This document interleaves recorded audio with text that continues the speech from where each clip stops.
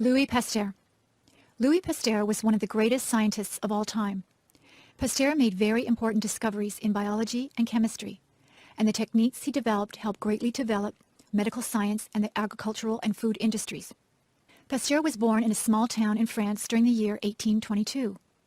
When he was a young man, Pasteur studied science at a university in the city of Paris. He soon did some excellent work in chemistry, and later began his famous study of germs. Pasteur was one of the first scientists to understand that many diseases could be caused by extremely small invisible organisms. Only a few other scientists had believed this before Pasteur. He advised doctors to wash their hands thoroughly before treating patients. Pasteur also demonstrated that life forms did not arise spontaneously. His research confirmed the idea, developed by previous scientists, that a living organism would not appear unless other individuals of its kind were present. One of Pasteur's most important contributions was a technique that has been named after him, pasteurization. Pasteurization kills the germs that are found in drinks, such as milk or beer. Because of Pasteur's technique, people are no longer infected with diseases by drinking these liquids. Just as important as pasteurization was a technique called immunization. Pasteur found that a person or animal could be made safe or immune from a disease by injecting the person with some weakened germs that cause the disease. The body can resist the disease after being immunized in this way. Today, many diseases are prevented by the use of this technique. Pasteur's discoveries also helped to save people who had already been infected with diseases. One such disease is rabies. Rabies is a disease that sometimes occurs in animals. This disease usually kills the animal, but before dying, the animal becomes very aggressive and may spread the disease by biting a person or another animal. One day, the parents of a young boy came to Pasteur. Their son had been bitten by a dog that had the rabies disease. The parents knew that their son would die from the disease unless something could be done to save him. Pasteur agreed to help the boy, and the immunization technique saved the boy's life. Pasteur died in 1895. He was greatly admired around the world for his achievements, which have helped all of mankind. Today, Pasteur is considered to be the greatest figure in the history of medicine. Psychology. Are you interested in the behavior of people and animals? If you are, then you might enjoy the study of psychology. Psychology is the study of behavior, but this is a very large area of study. There are several different branches of psychology, each of which studies a different aspect of behavior. Social psychologists study interactions among people. For example, a social psychologist might try to learn about the situations that cause people to behave aggressively. Another question studied by social psychologists is why certain people become attracted to each other. One of the interesting problems in social psychology is conformity. What causes people to behave in the same way and to follow what others do and say? Cognitive psychologists study thinking, memory, and language. One problem studied by cognitive psychologists is how people remember numbers. For example, what is the best way to memorize some numbers? Is it better to repeat the numbers to oneself or try to attach some meaning to these numbers? A cognitive psychologist might also study language. For example, why can young children learn a second language so quickly and easily? Cognitive psychologists are also interested in the ways that people learn to solve problems, such as finding a new place. Clinical psychologists study mental illnesses. For example, clinical psychologists might try to find out the causes of depression and to figure out ways of helping people who are depressed. Other clinical psychologists might study the behavior of people who suffer from addiction to drugs so that this problem can be prevented and treated. Another topic of interest to clinical psychologists is violent behavior. It is very important to find ways of preventing violence and to change the behavior of persons who act violently. Some psychologists are interested in the measurement of psychological characteristics. For example, psychologists might develop tests to assess a person's intelligence, personality traits, or interests. These tests can be used to help people make decisions about education, occupation, and clinical treatment. Psychologists who study the behavior of animals are called ethologists. Ethologists often go into the wilderness areas to watch the activity of birds, fish, or other animals. These psychologists try to figure out why it is that some animals have instincts for various behaviors, such as parenting, mating, or fighting. Some ethologists have learned very much about the unusual behaviors observed in many animals. These are only a few of the many areas of psychology. Truly, psychology is one of the most interesting areas of knowledge. Corruption. When an official of a government or business is acting dishonestly, we say that this person is corrupt. Corruption is a serious problem in many countries around the world. There are several different kinds of corrupt practices, including bribes, kickbacks, nepotism, and embezzlement. A bribe is a payment of money or some other benefit in exchange for a decision that would not otherwise be made. For example, an accused criminal might bribe a judge so that the judge would make a decision of not guilty. Another example is that a business owner might bribe a government official so that the official would allow the construction of very unsafe buildings. A kickback is similar to a bribe, except that the official receives some part of the money in a dishonest business deal. For example, governments sometimes decide which company should build a road. A company might offer money to a government official who makes the decision, so that this company will be chosen, even if it's not the best company for the job. Nepotism happens when an official unfairly gives advantages to his or her relatives. For example, a government official might hire a brother or sister to do a job, even though other people would be much better qualified for that job. Of course, all of us want to help our relatives, but it is wrong to do this at the expense of the public. Embezzlement happens when an official secretly steals some money from a company or government. For example, a manager at a company might secretly move some of the company's money to his or her own bank account, and that manager might lie about his or her expenses in order to receive more payment from the company. Corruption has very bad effects on people in several ways. Sometimes it can lead to very dangerous situations. One example of this is when unsafe construction projects are approved by officials who have been bribed. Another example is when criminals are freed as a result of bribes. Also, a country's economy can be damaged by corruption. For example, if companies must pay bribes in order to do business, then they may decide to leave the country. Also, if people's tax money is stolen by corrupt officials, this makes the people poorer. In addition, when company officials are corrupt, it makes the company less able to compete with other companies. How can corruption be stopped? An important step is for each person to decide not to act in ways that are corrupt. People must agree to take this problem seriously. Also, each company and each government must have strict rules about corruption. It must be very clear to all employees, from the lowest to the highest, that corruption is totally unacceptable. Canada, provinces and territories. Canada is one of the largest countries in the world. It is located in the northern half of the continent of North America, above the United States. Canada is divided into 10 provinces and 3 territories, each of which is different from the others. The province of British Columbia is located at the far western end of Canada. British Columbia stretches from the Pacific Ocean at the west to the Rocky Mountains at the east. British Columbia contains the city of Vancouver, where 2 million people live. Most of the land of British Columbia is very mountainous, with vast forests covering the mountains. In British Columbia, forestry is an important industry, providing wood for people around the world. Moving east from British Columbia, the next provinces are Alberta, Saskatchewan, and Manitoba. These are known as the Prairie Provinces because they are mostly made of flat, grassy land called prairie. Alberta is the province where the flat prairie meets the tall, beautiful Rocky Mountains. In Alberta, there are many fields where oil and gas are found, and there are also many farms where cattle are raised. Saskatchewan is the province that grows the most wheat. Wheat from Saskatchewan is sent around the world to make bread and pasta for many people. Manitoba is the other prairie province. Its largest city, Winnipeg, is about halfway between the Pacific and Atlantic Oceans. Winnipeg has the coldest winters of any large city in the world, with temperatures sometimes reaching -40 degrees Celsius. Moving east, the next province is Ontario. The land in the northern part of Ontario is very rocky and contains many thousands and thousands of lakes. Many mines are found in northern Ontario.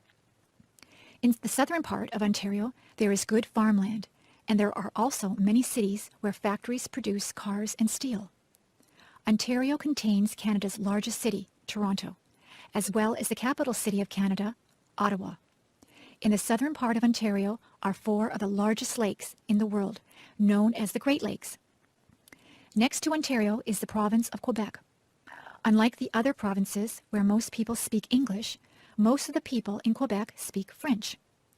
The capital of Quebec is called Quebec City, and this is one of the oldest cities in North America. Quebec City contains many buildings that are hundreds of years old. Also in the province of Quebec is the city of Montreal. Of all the French-speaking cities in the world, only Paris is larger than Montreal. In the eastern part of Canada are the Atlantic provinces, which are next to the Atlantic Ocean. These provinces are New Brunswick, Nova Scotia, Prince Edward Island, and Newfoundland. In the Atlantic provinces, fishing is an important industry. Tourism is also important, as many people come to see the beauty of these provinces. The people in these provinces are said to be the friendliest in Canada. In the far north of Canada are the 3 territories that lie beside the Arctic Ocean: Yukon, Northwest Territories, and Nunavut. Many of the people in these territories are the native people of Canada, known as the Indians and the Inuit. The northern areas have very cold, dark winters. The summer is short, but the days are very long and bright. 2 great artists, Leonardo and Michelangelo. Many people admire the paintings and sculptures that artists create. Some very beautiful paintings and sculptures were created by 2 men who lived in the same country at the same time. These men were Leonardo da Vinci and Michelangelo. They both lived in Italy around the year 1500. Leonardo da Vinci is most famous for his painting called the Mona Lisa. This is perhaps the best-known painting in the world. The Mona Lisa shows the head and shoulders of a dark-haired woman. When people look at this painting, they are often captivated by her smile and by her eyes, which have a look of mystery. Another painting of Leonardo's is called The Last Supper. This painting shows a famous scene from the Christian religion. In this painting, Jesus Christ is seated at the middle of a long table, with his followers, the disciples, seated around him. Many of the paintings that were created at this time have a religious theme. Leonardo was not only an artist, he was also interested in engineering. He actually worked for some time as an advisor to a military leader, helping him to develop new machines for use in war. Leonardo also made rough drawings of machines that are similar to those that were invented much later, such as submarines and helicopters. Obviously, Leonardo was an extremely creative man. Michelangelo was about 23 years younger than Leonardo. In addition to being a painter, Michelangelo was also a sculptor, and many experts consider him the greatest sculptor of all time. One of his most famous sculptures is David, which is a statue of a young man who was a famous figure in the Bible. Another great sculpture of Michelangelo is called the Pieta. The Pieta shows Mary, mother of Jesus, holding the baby of her son across her lap. Michelangelo is also famous for painting the ceiling of a church known as the Sistine Chapel. The leader of the Roman Catholic Church, Pope Julius, asked Michelangelo to paint the ceiling of this new church. This project required many years of hard work, and the Pope complained that it took too long. However, when the work was finished, the ceiling of the Sistine Chapel was covered with beautiful paintings of many scenes from the Bible. Fortunately, many of the works of Leonardo and of Michelangelo can still be seen today in art galleries of Europe. During the past 500 years, the color of the paintings had faded somewhat, but in recent years, some work has been done to restore the paintings to their original appearance. The Vikings. About 1,000 years ago, people known as the Vikings were known and feared throughout Europe. The Vikings were the people of the northern part of Europe called Scandinavia, which includes the modern countries of Denmark, Norway, and Sweden. The Vikings made their living by farming and fishing. However, by about the year 700, they began making attacks or raids upon towns along the coast of Europe in order to steal the wealth of those towns. The Vikings made their attacks very quickly and without any warning. They were very cruel to the people of the towns they attacked, and they sometimes destroyed the towns by burning down the buildings. In some parts of Europe, the local kings would often fight against the Vikings. Sometimes, however, the kings would pay the Vikings in order to persuade them not to attack. Although the Vikings were known as fierce warriors, they also built excellent ships. The wooden Viking ships, called longboats, were able to sail even in very bad weather. Many Viking longboats were about 20 meters long, but some were nearly 90 meters long. The Viking sailors used both sails and oars to move their ships. The Vikings traveled across a large area. They made many of their attacks in Britain, France, and Germany, but sometimes sailed south into the Mediterranean Sea. Other Vikings moved to the east and then south along the rivers of Russia. Some even went as far as the area that is now the country of Turkey. In some places, the Vikings decided to stay. Many Vikings settled in England and in France, and eventually they mixed with the local people. Other Vikings settled in Russia and also mixed with the people there. The most famous travels of the Vikings were in the Atlantic Ocean. Vikings sailed westward to the island of Iceland, where many of them stayed. Today, the people of Iceland were descended from the Vikings. Some Vikings sailed further west to the cold island of Greenland. Vikings lived in Greenland for several generations, but eventually they died out.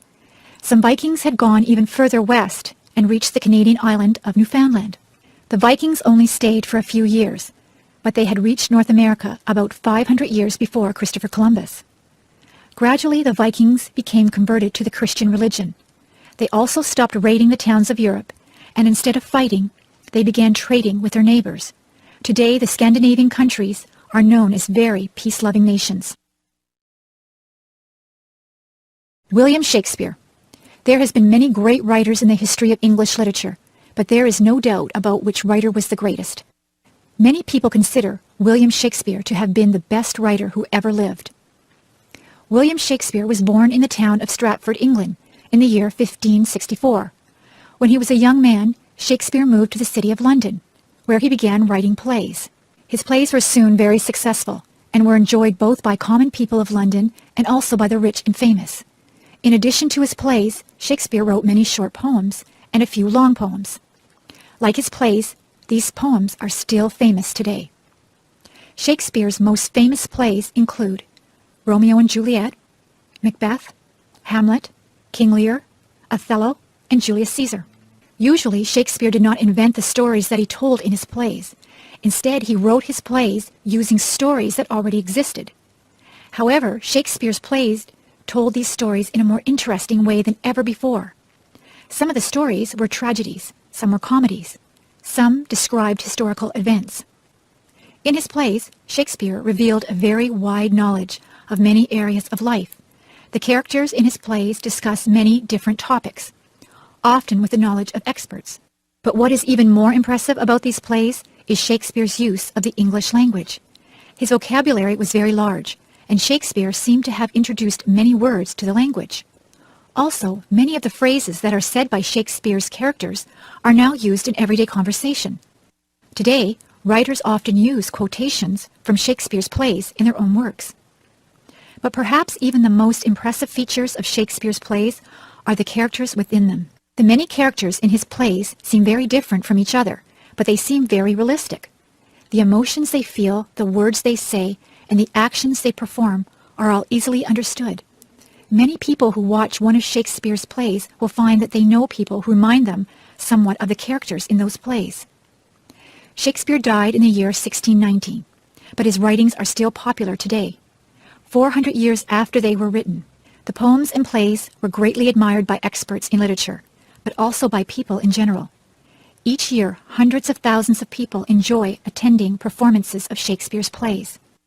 No other writer in the English language has remained so popular for such a long time. Ice hockey. One of the most popular sports in northern countries is the game of ice hockey.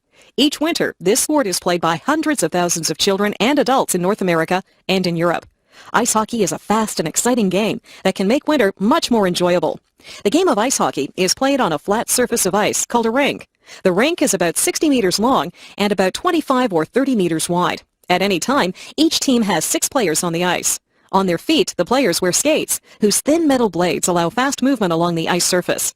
Learning to skate requires time and practice, but many people can skate very quickly and smoothly. In many ways, ice hockey is similar to soccer. However, unlike soccer, there is no large ball used in hockey. Instead, the players use a hard black rubber disc, which is called a puck. The players skate around the ice, trying to get the puck. They do not use their hands or feet to control the puck. Instead, they carry long wooden sticks, which are shaped in such a way that it is easy to push the puck along the ice.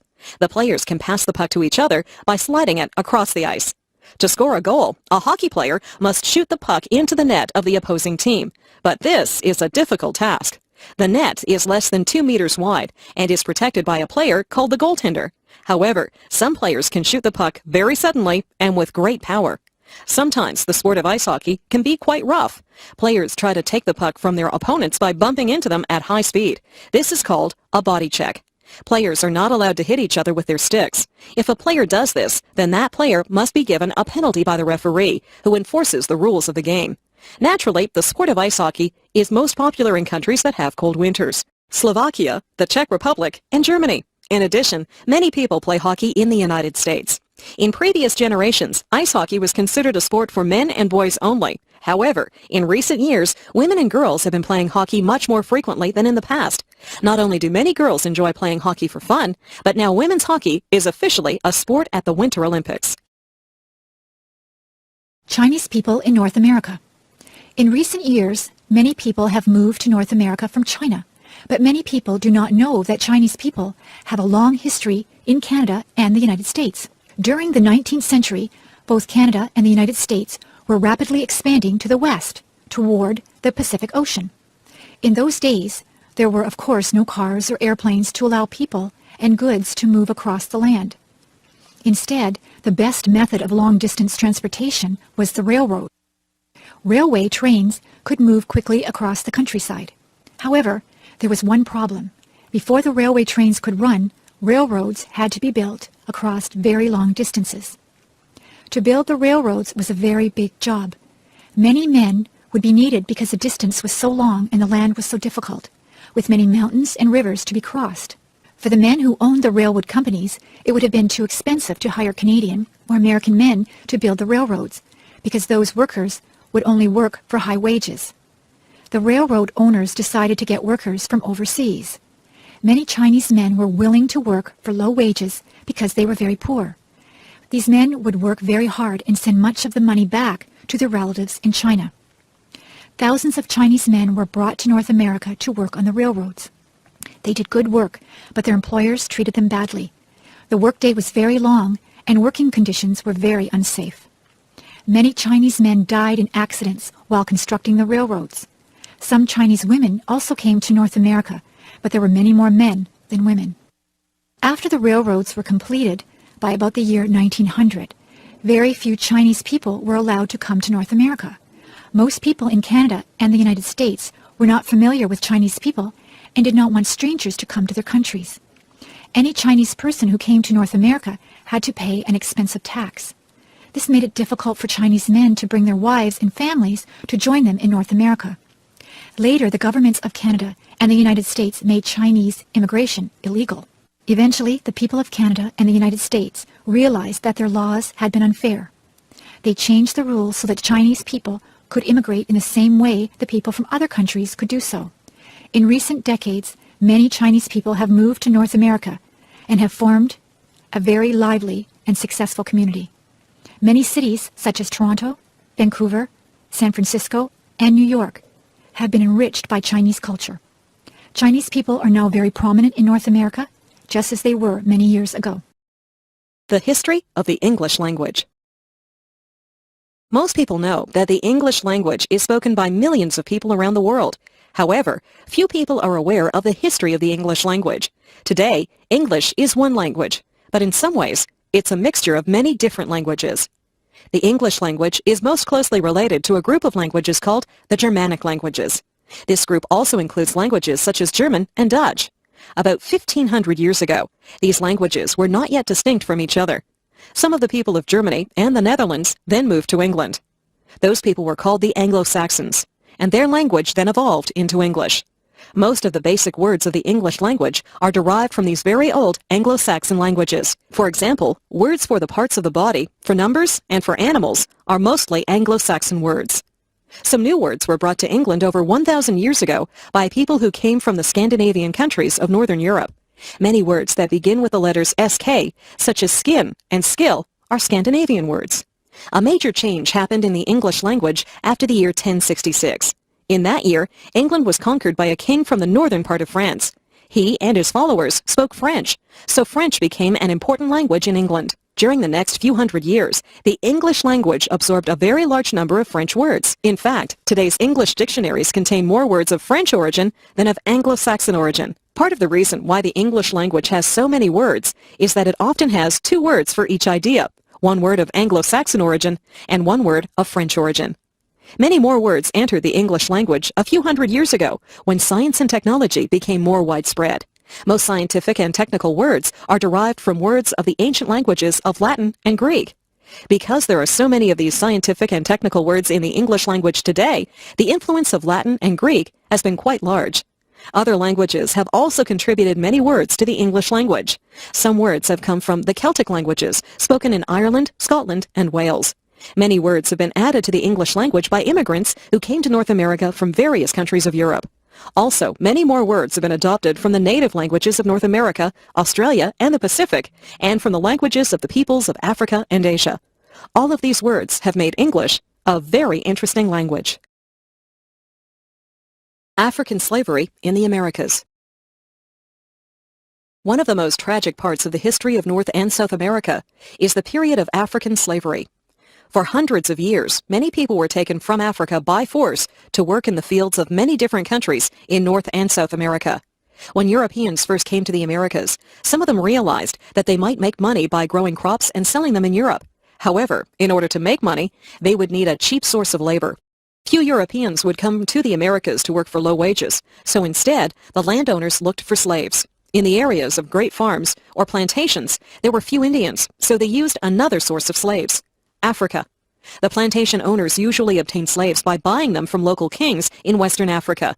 This led to many wars between rival kings within Africa who tried to capture each other's people in order to sell them as slaves. A few kings tried to avoid the slave trade, but this was very difficult. During a period of several hundred years, from the 1500s to the 1800s, about 12 million people were taken from Western Africa to the Americas. Many more people died as slaves before leaving Africa, and many more died on the ships that took them to the Americas. This was because the conditions on the ships were extremely unhealthy. The ships were far too crowded, and there was little food and water. When the African slaves arrived in the Americas, the plantation owners made them work on farms that produced goods such as cotton and sugar. In many places, they worked very hard, and many of the slaves died from overwork. They were then replaced by other slaves who arrived from Africa. However, many slaves survived despite the brutal conditions. In some places, the African slaves were able to revolt against the plantation owners. However, this was difficult because the slaves who had recently arrived spoke many different languages. Some slaves escaped into wilderness areas and were able to remain free from the plantation owners. As time went by, many people in Europe and in the Americas realized that slavery was wrong. By the 1830s, slavery had been ended or abolished in islands owned by the British and in parts of the United States. In the southern United States, slavery was ended in the 1860s during the Civil War. In some countries, such as Brazil and Cuba, slavery only ended in the 1880s. Today, many millions of people in North and South America are descendants of slaves who were brought from Africa. The effects of slavery have lasted for many generations, and there was much racial prejudice against African people when slavery ended. However, some have achieved success despite these disadvantages. Today, the people of African background in North and South America are a very important part of the population in many countries. Worries about physical appearance.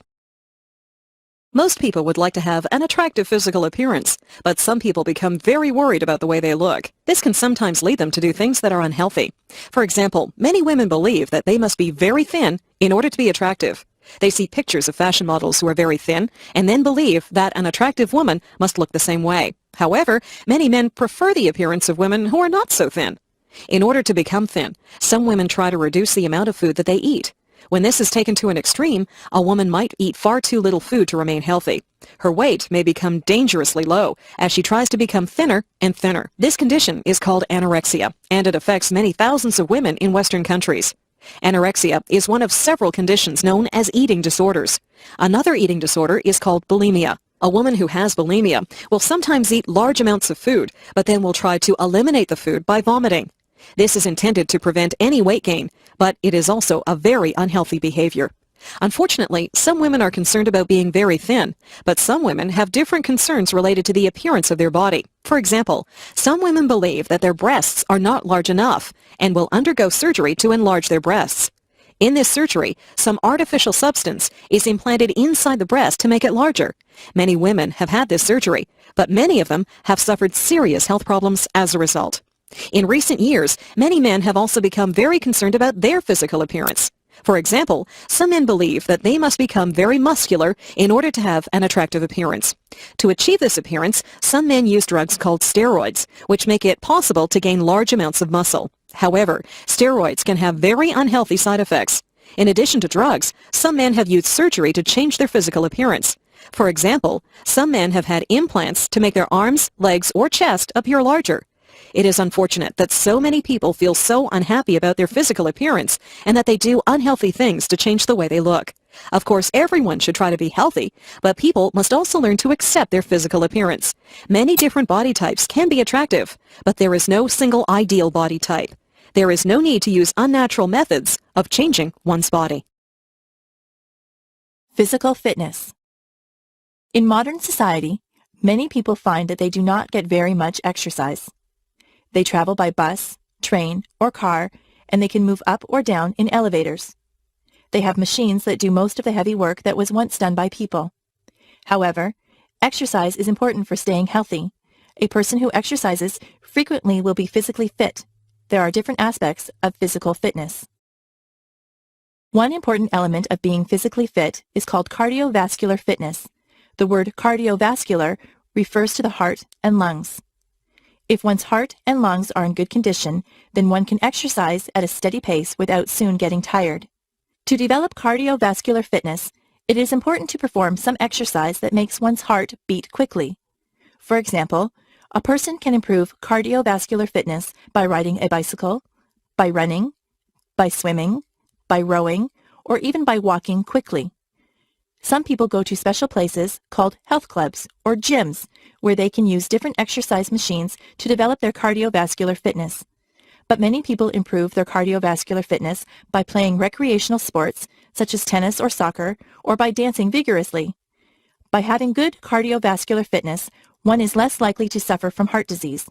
Of course, there is one way to improve cardiovascular fitness that does not involve exercise. Stop smoking. Another important aspect of physical fitness is called flexibility.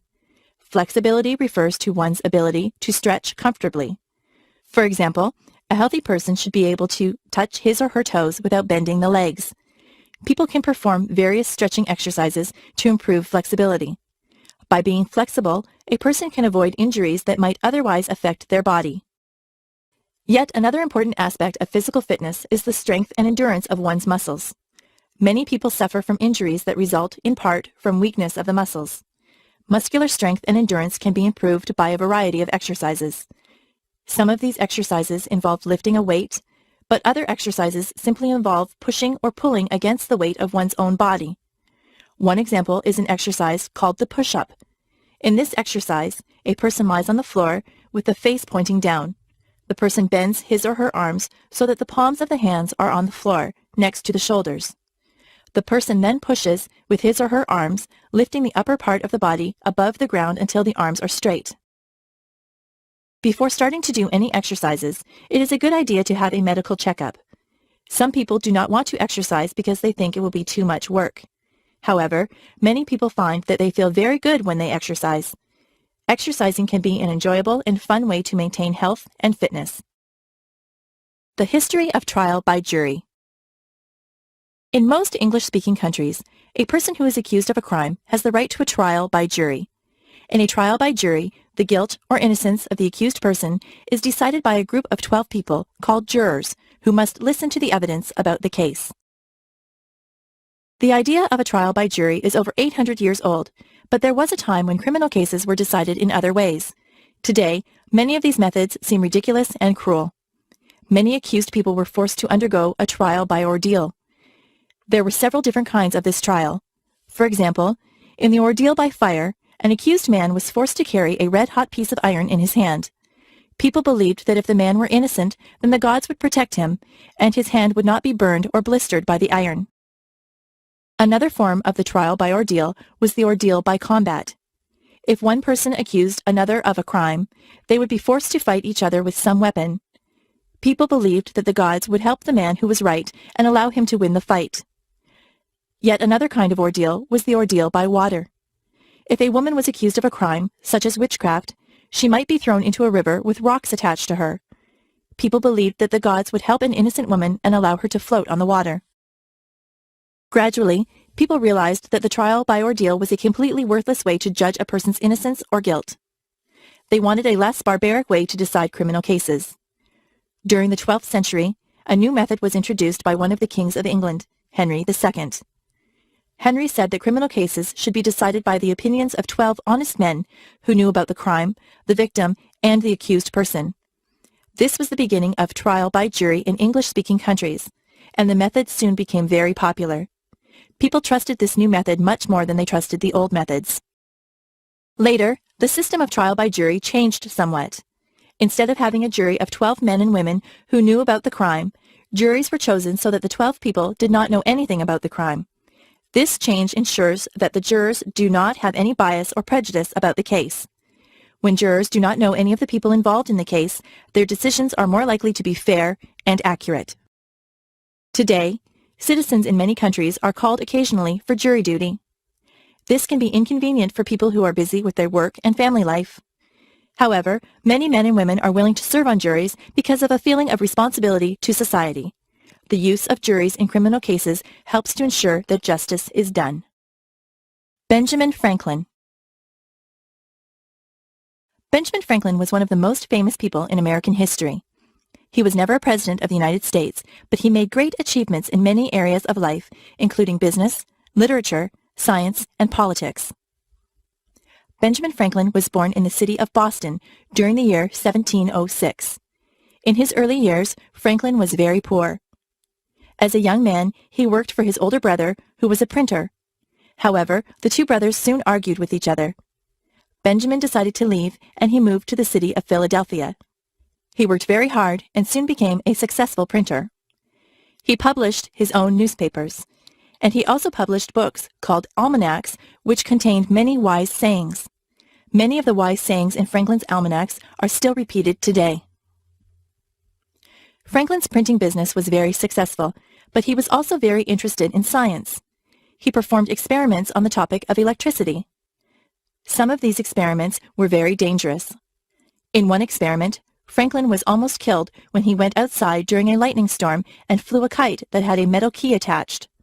However, Franklin was lucky enough to avoid injury, and he learned new facts about electricity. In addition to scientific research, Franklin was also an inventor. He invented a new kind of eyeglasses called bifocals. Bifocals are eyeglasses that allow people to see things that are far away, but also allow them to read things that are very close. Another invention was a new kind of stove for burning wood. This new stove was much more efficient than the older stoves had been. He also invented a lightning rod, which keeps houses safe from lightning. Franklin was also interested in making his city a better place to live. He started a public library, and he helped to organize a hospital and a fire department. In addition, he supervised the postal service, which operated profitably under his command. In his later years, Franklin became heavily involved in politics. For most of Franklin's life, the United States was not yet a country. Instead, the United States were still colonies of England, but Franklin encouraged other Americans to become an independent country. When the United States became a country, Franklin became the American ambassador to France. The French people liked Franklin very much. Franklin later returned to the United States, and he died in 1790. Today, many Americans still admire the brilliant achievements of Benjamin Franklin, who did so much to improve people's lives. The picture of Benjamin Franklin can be seen on the American $100 bill. Preservation of forests. Many thousands of years ago, much of the world's land area was covered in forests. Since that time, people have needed to clear the forests by cutting down the trees in order to make room for their farms and cities. Today, forests are still being cleared, and many people are worried that too much forest area is being lost. There are many reasons why it is important to preserve forests. One reason is that the trees inside the forests help to remove carbon dioxide from the air and put oxygen back into the air. This is important because scientists believe that too much carbon dioxide in the air might be causing the world's temperature to increase quickly. The forests might help to reduce this problem by absorbing carbon dioxide from the air.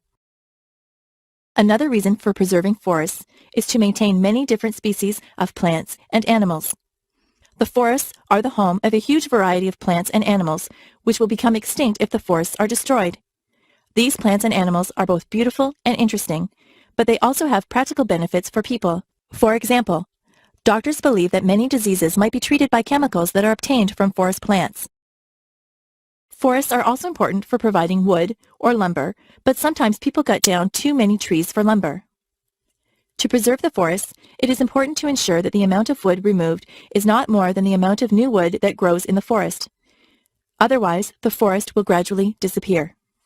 In many parts of the world, forests have already been cleared. In recent years, many forests have been cleared in South America, Africa, and Southeast Asia. In other parts of the world, the forests have already been cleared a long time ago. There are only a few areas of the world where very large areas of forests have not yet been changed by people. These areas include the Amazon rainforest of Brazil and the northern forests of Canada, Alaska, and Siberia. Some countries have passed laws to protect their forests from being cleared. For example, a country can declare its forest areas to be a national park and prevent the forest from being cut down. However, this is very difficult for poor countries to do. The people may want to cut down the forest to obtain wood, to gain access to natural resources in the forest areas, or to have new land for farming. When forests are cut down to gain new farmland, however, people usually find that the soil is not very good for farming. It is a difficult challenge to provide opportunities for poor people of the countries and to protect the forests at the same time. However, it is very important that this challenge be met successfully because the forests will be needed by future generations of people. Violence on television. Nowadays, the issue of violence on television is often debated. Many people are concerned that the images of violent acts might cause the viewers to become more aggressive. Some of these people believe that there should be restrictions on violent television programs. Other people feel that individuals should be able to choose what they want to watch on TV. Many of these people believe that violent television is unlikely to affect people's behavior. One of the concerns that some people have about violent TV is that the viewers might imitate aggressive acts. For example, consider a TV program that shows professional wrestlers. Some people believe that children who watch the program might copy the actions of the wrestlers and that this could lead to serious injuries. As another example, consider a TV program that shows people shooting guns at each other. Some people believe that viewers of such a program might be more likely to use a gun in their disputes with others. Another concern that some people have with violent TV is that it might make people less sensitive to the effects of violence. In other words, people who watch many acts of violence on television might no longer be shocked by violent acts. They might then become quite tolerant of the use of violence. Some people do not believe that violence on television is likely to have harmful effects. They point out that many terrible acts of violence occurred long before television. They also argue that people can tell the difference between television and real life. That is, they say that people are unlikely to imitate violent acts and are unlikely to become less sensitive to violence in real life. Also, they argue that parents are able to prevent their children from watching violent television. Psychologists have conducted some research studies on the effects of violent television. Some studies have shown that children who watch a lot of violent TV do become slightly more aggressive as adults. Other studies have found that people behave somewhat more aggressively after watching a violent program. This is especially true for people who have an aggressive personality. Finally, some other research has found that rates of murder tend to increase slightly in the days following a televised boxing match. Nearly all psychologists now agree that violence on television does contribute to aggressive behavior in everyday life.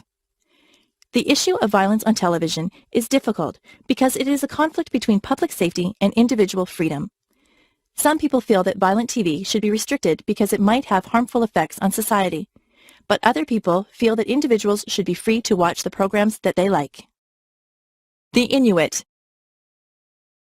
Not many people would want to live in the Arctic areas of northern Canada, Alaska, and Greenland. In these places, the summers are very short, and the winters are extremely cold and dark.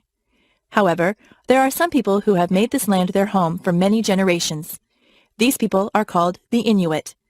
The word Inuit means person in the language of the Inuit, which is called Inuktitut. Before modern times, the Inuit had to survive by hunting. Because their homeland was in such a cold northern place, the Inuit could not make a living by farming or by gathering plants. Many of the animals that the Inuit hunted are mammals that live in the water. For example, the Inuit used boats to hunt whales.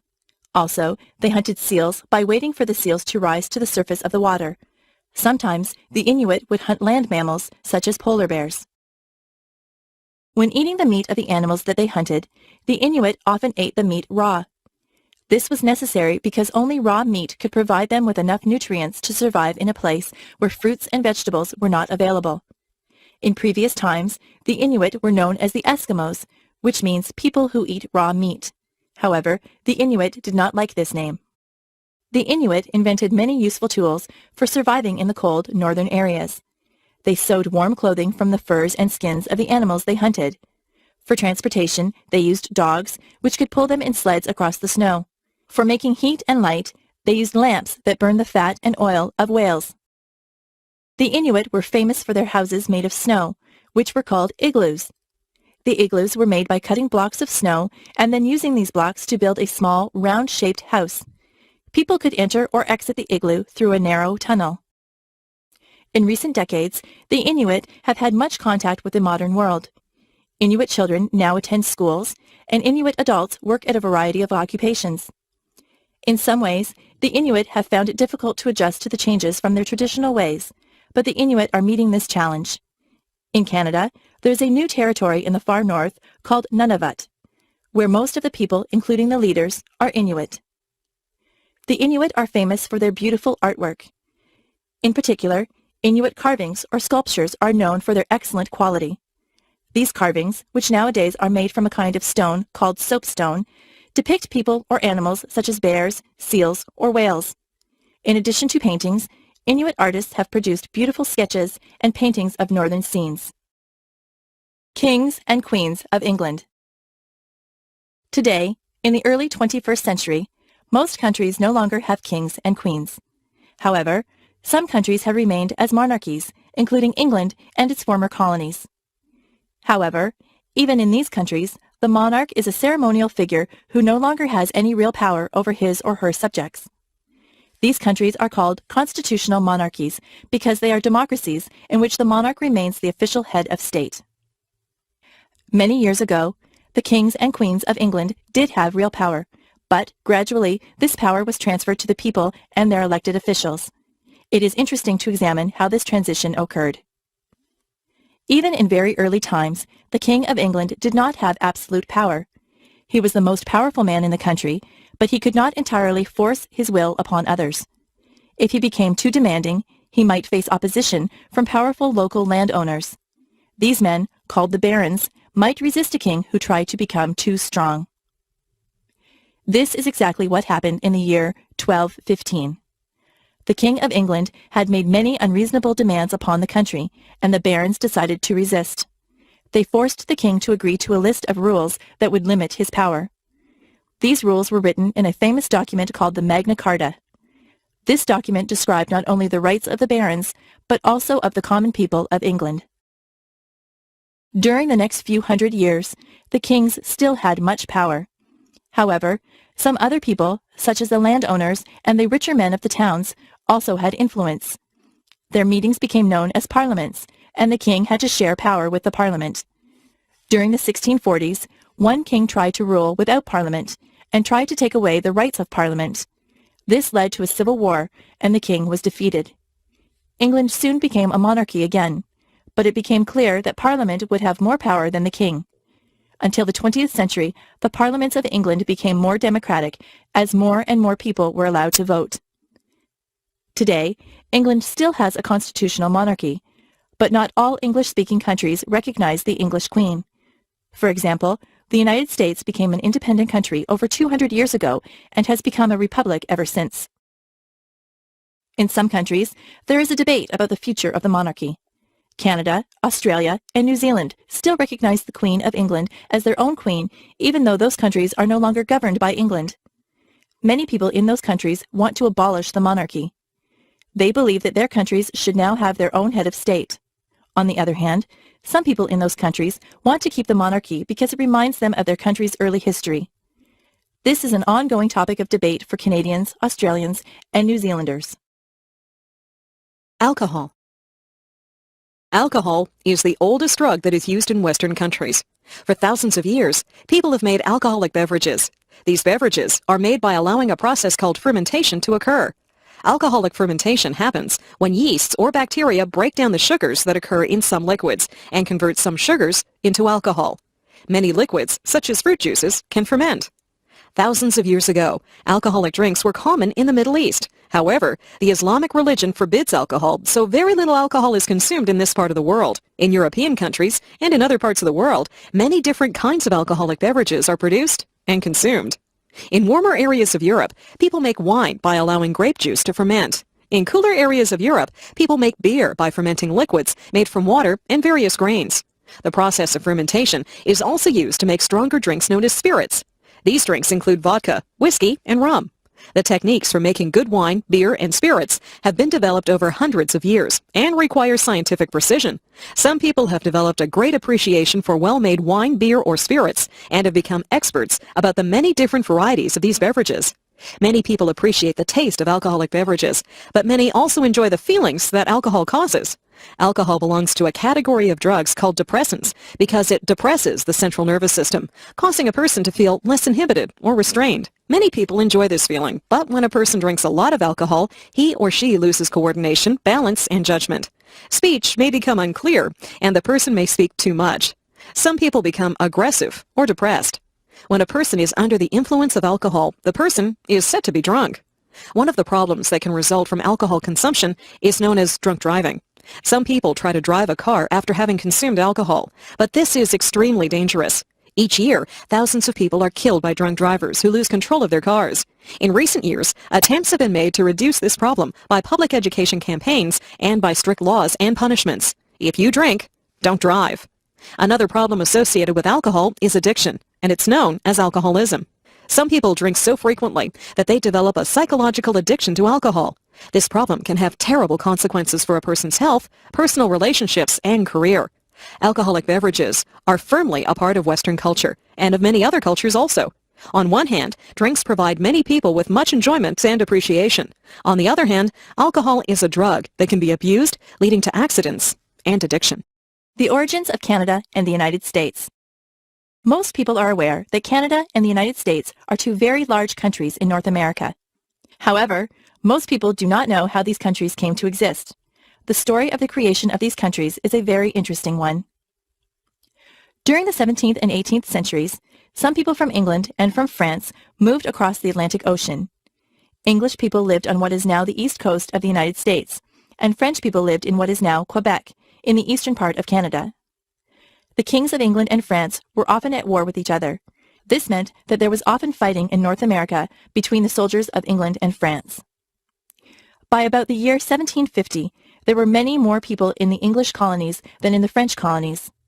When the next war began, the English king was determined to defeat the French and gain complete control of North America.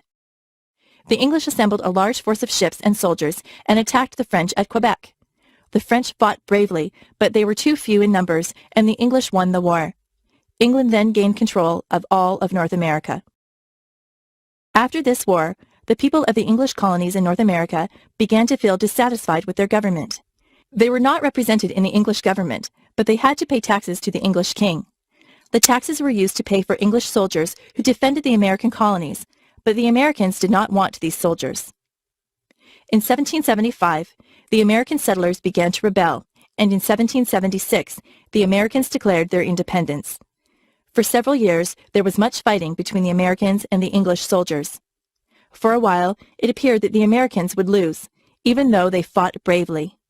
Then, the King of France decided to help the Americans. He sent his ships and soldiers to America, and they helped the Americans to defeat the English forces. England recognized the United States of America as an independent country in 1783. However, England kept control of Canada. When the American colonies rebelled against England, some of the people who lived in those colonies did not rebel. Those people were called Loyalists because they were loyal to the king. When the war ended, the Loyalists had to leave the country. They moved northward to Canada, where they started new English-speaking colonies. During the year 1812, the Americans invaded Canada, but they were not able to conquer the country. During the 19th century, the people of Quebec continued to speak French and to maintain their French culture. Meanwhile, many more people moved to the English-speaking areas of Canada. In the year 1867, Quebec and the English-speaking colonies agreed to form a single country, Canada. By this time, there were two very large countries in the northern part of North America. Hawaii. Of the 50 states in the United States, 49 are located on the mainland of North America.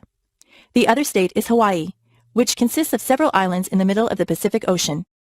Hawaii is known as an especially beautiful and interesting place. The Hawaiian Islands were formed by volcanic eruptions that pushed molten rock called lava above the surface of the ocean. Some of the islands no longer have any volcanic activity, but there are still active volcanoes on two Hawaiian islands, Oahu and the Big Island, which is known simply as Hawaii. One of these volcanoes, Mauna Loa, still erupts sometimes with spectacular explosions of lava. Another volcano, called Mauna Kea, is now dormant. These volcanoes are both very tall and reach over 4,000 meters above sea level. The air above Mauna Kea is so clear and thin that scientists use the mountain as a base for observing the stars. The islands of Hawaii are located in the tropics, and they are known for their beautiful weather. The temperatures are usually in the range of 20 to 30 degrees Celsius, and the days are usually sunny. This weather allows people to enjoy swimming and surfing on the beautiful beaches of Hawaii. Despite the sunshine, most of the islands also receive enough rainfall to support many beautiful flowers and trees.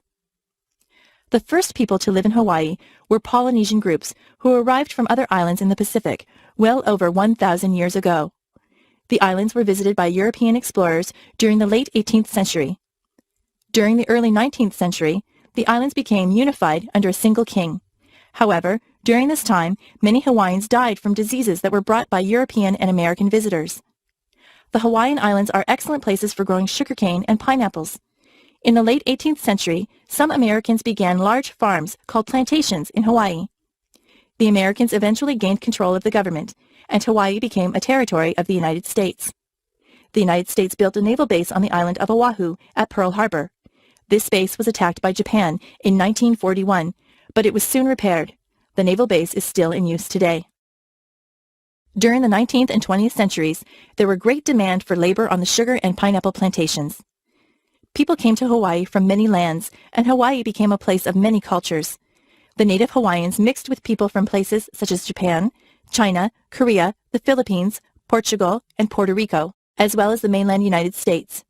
Today, many Hawaiians can claim a diverse heritage. In 1959, Hawaii became the 50th state of the United States, with the city of Honolulu as its capital. Today, there are more than 1 million people in Hawaii, more than half of whom live in Honolulu. Each year, many more people visit Hawaii as tourists to experience the beauty of these islands. Charles Darwin.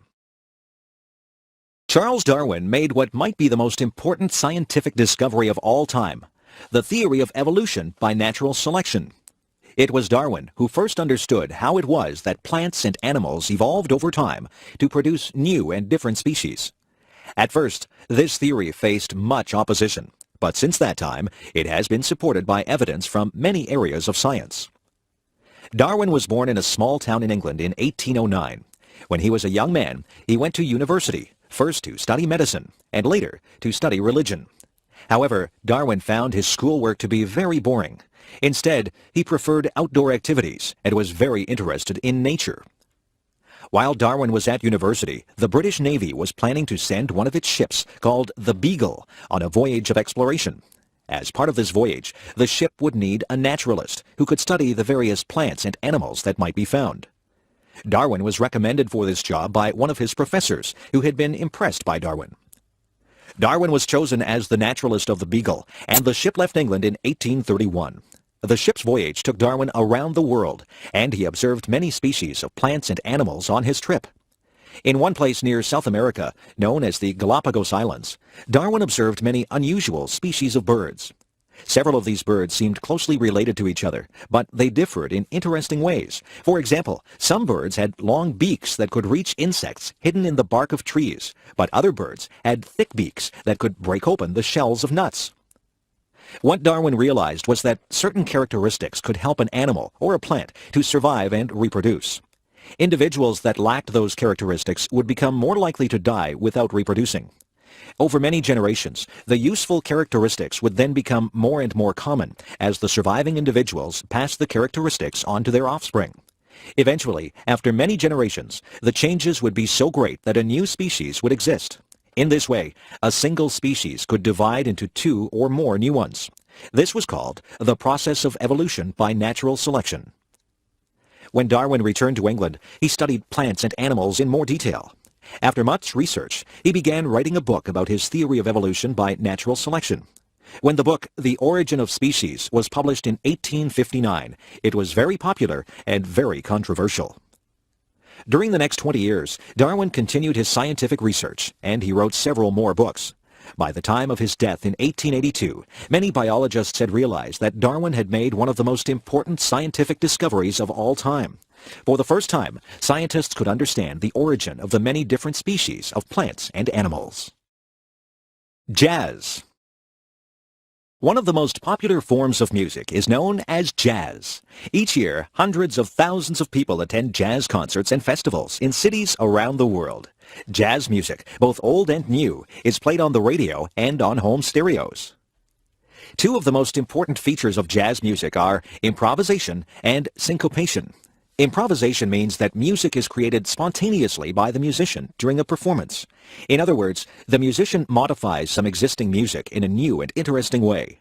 Syncopation means that the regular patterns found in music may be broken up, with new accents and uneven patterns being created.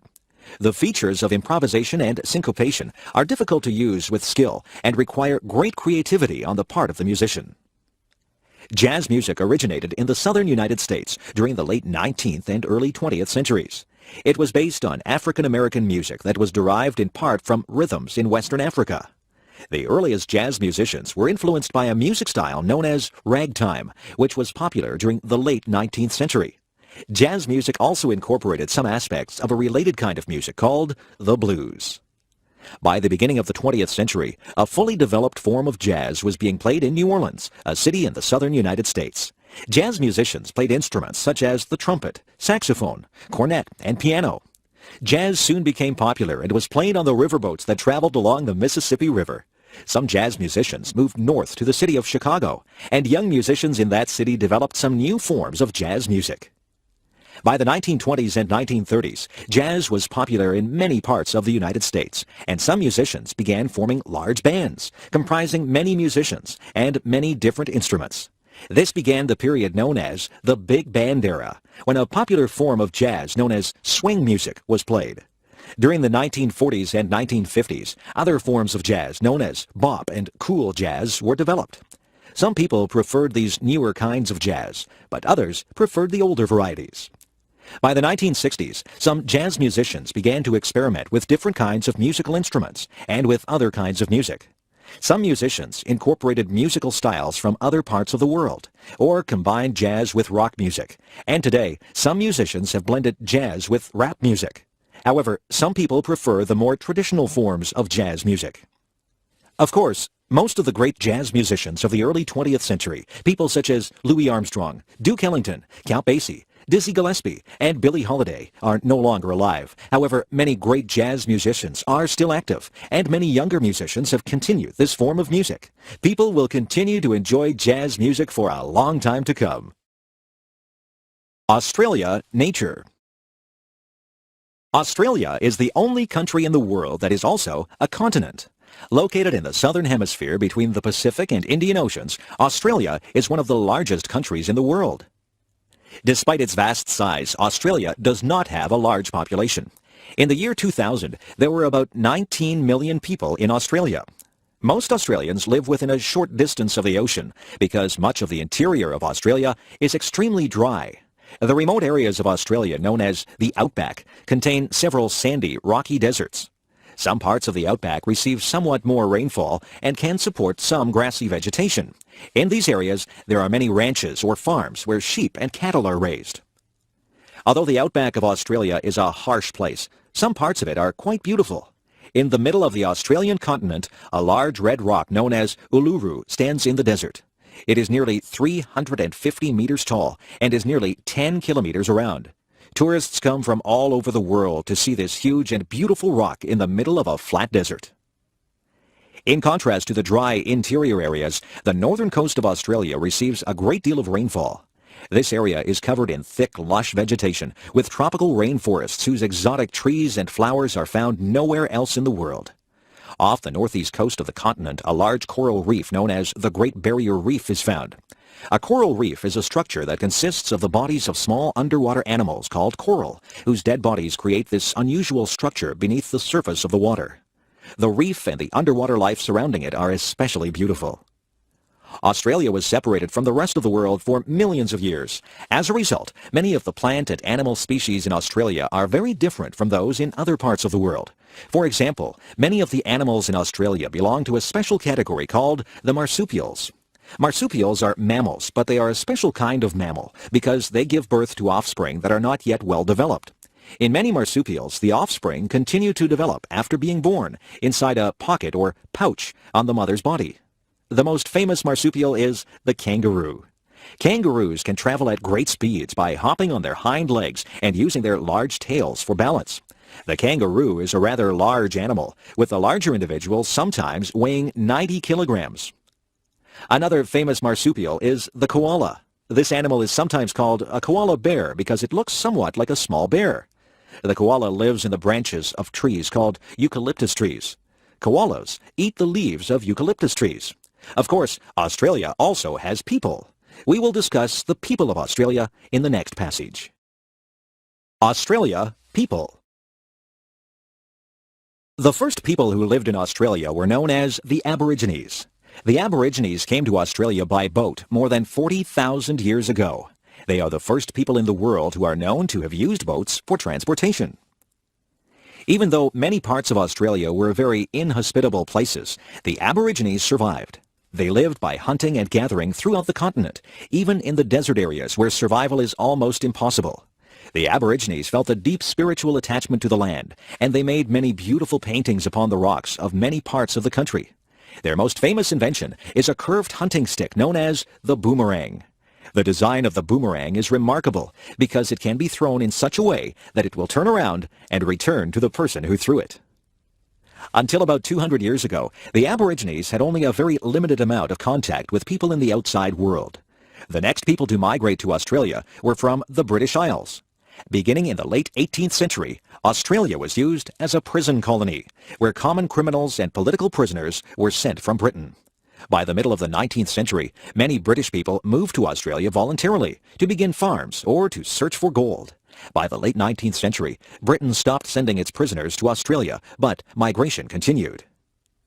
After the arrival of the British colonists, the Aboriginal population declined sharply. This was partly due to disease, partly due to cruel treatment by settlers, and partly due to the loss of their traditional way of life.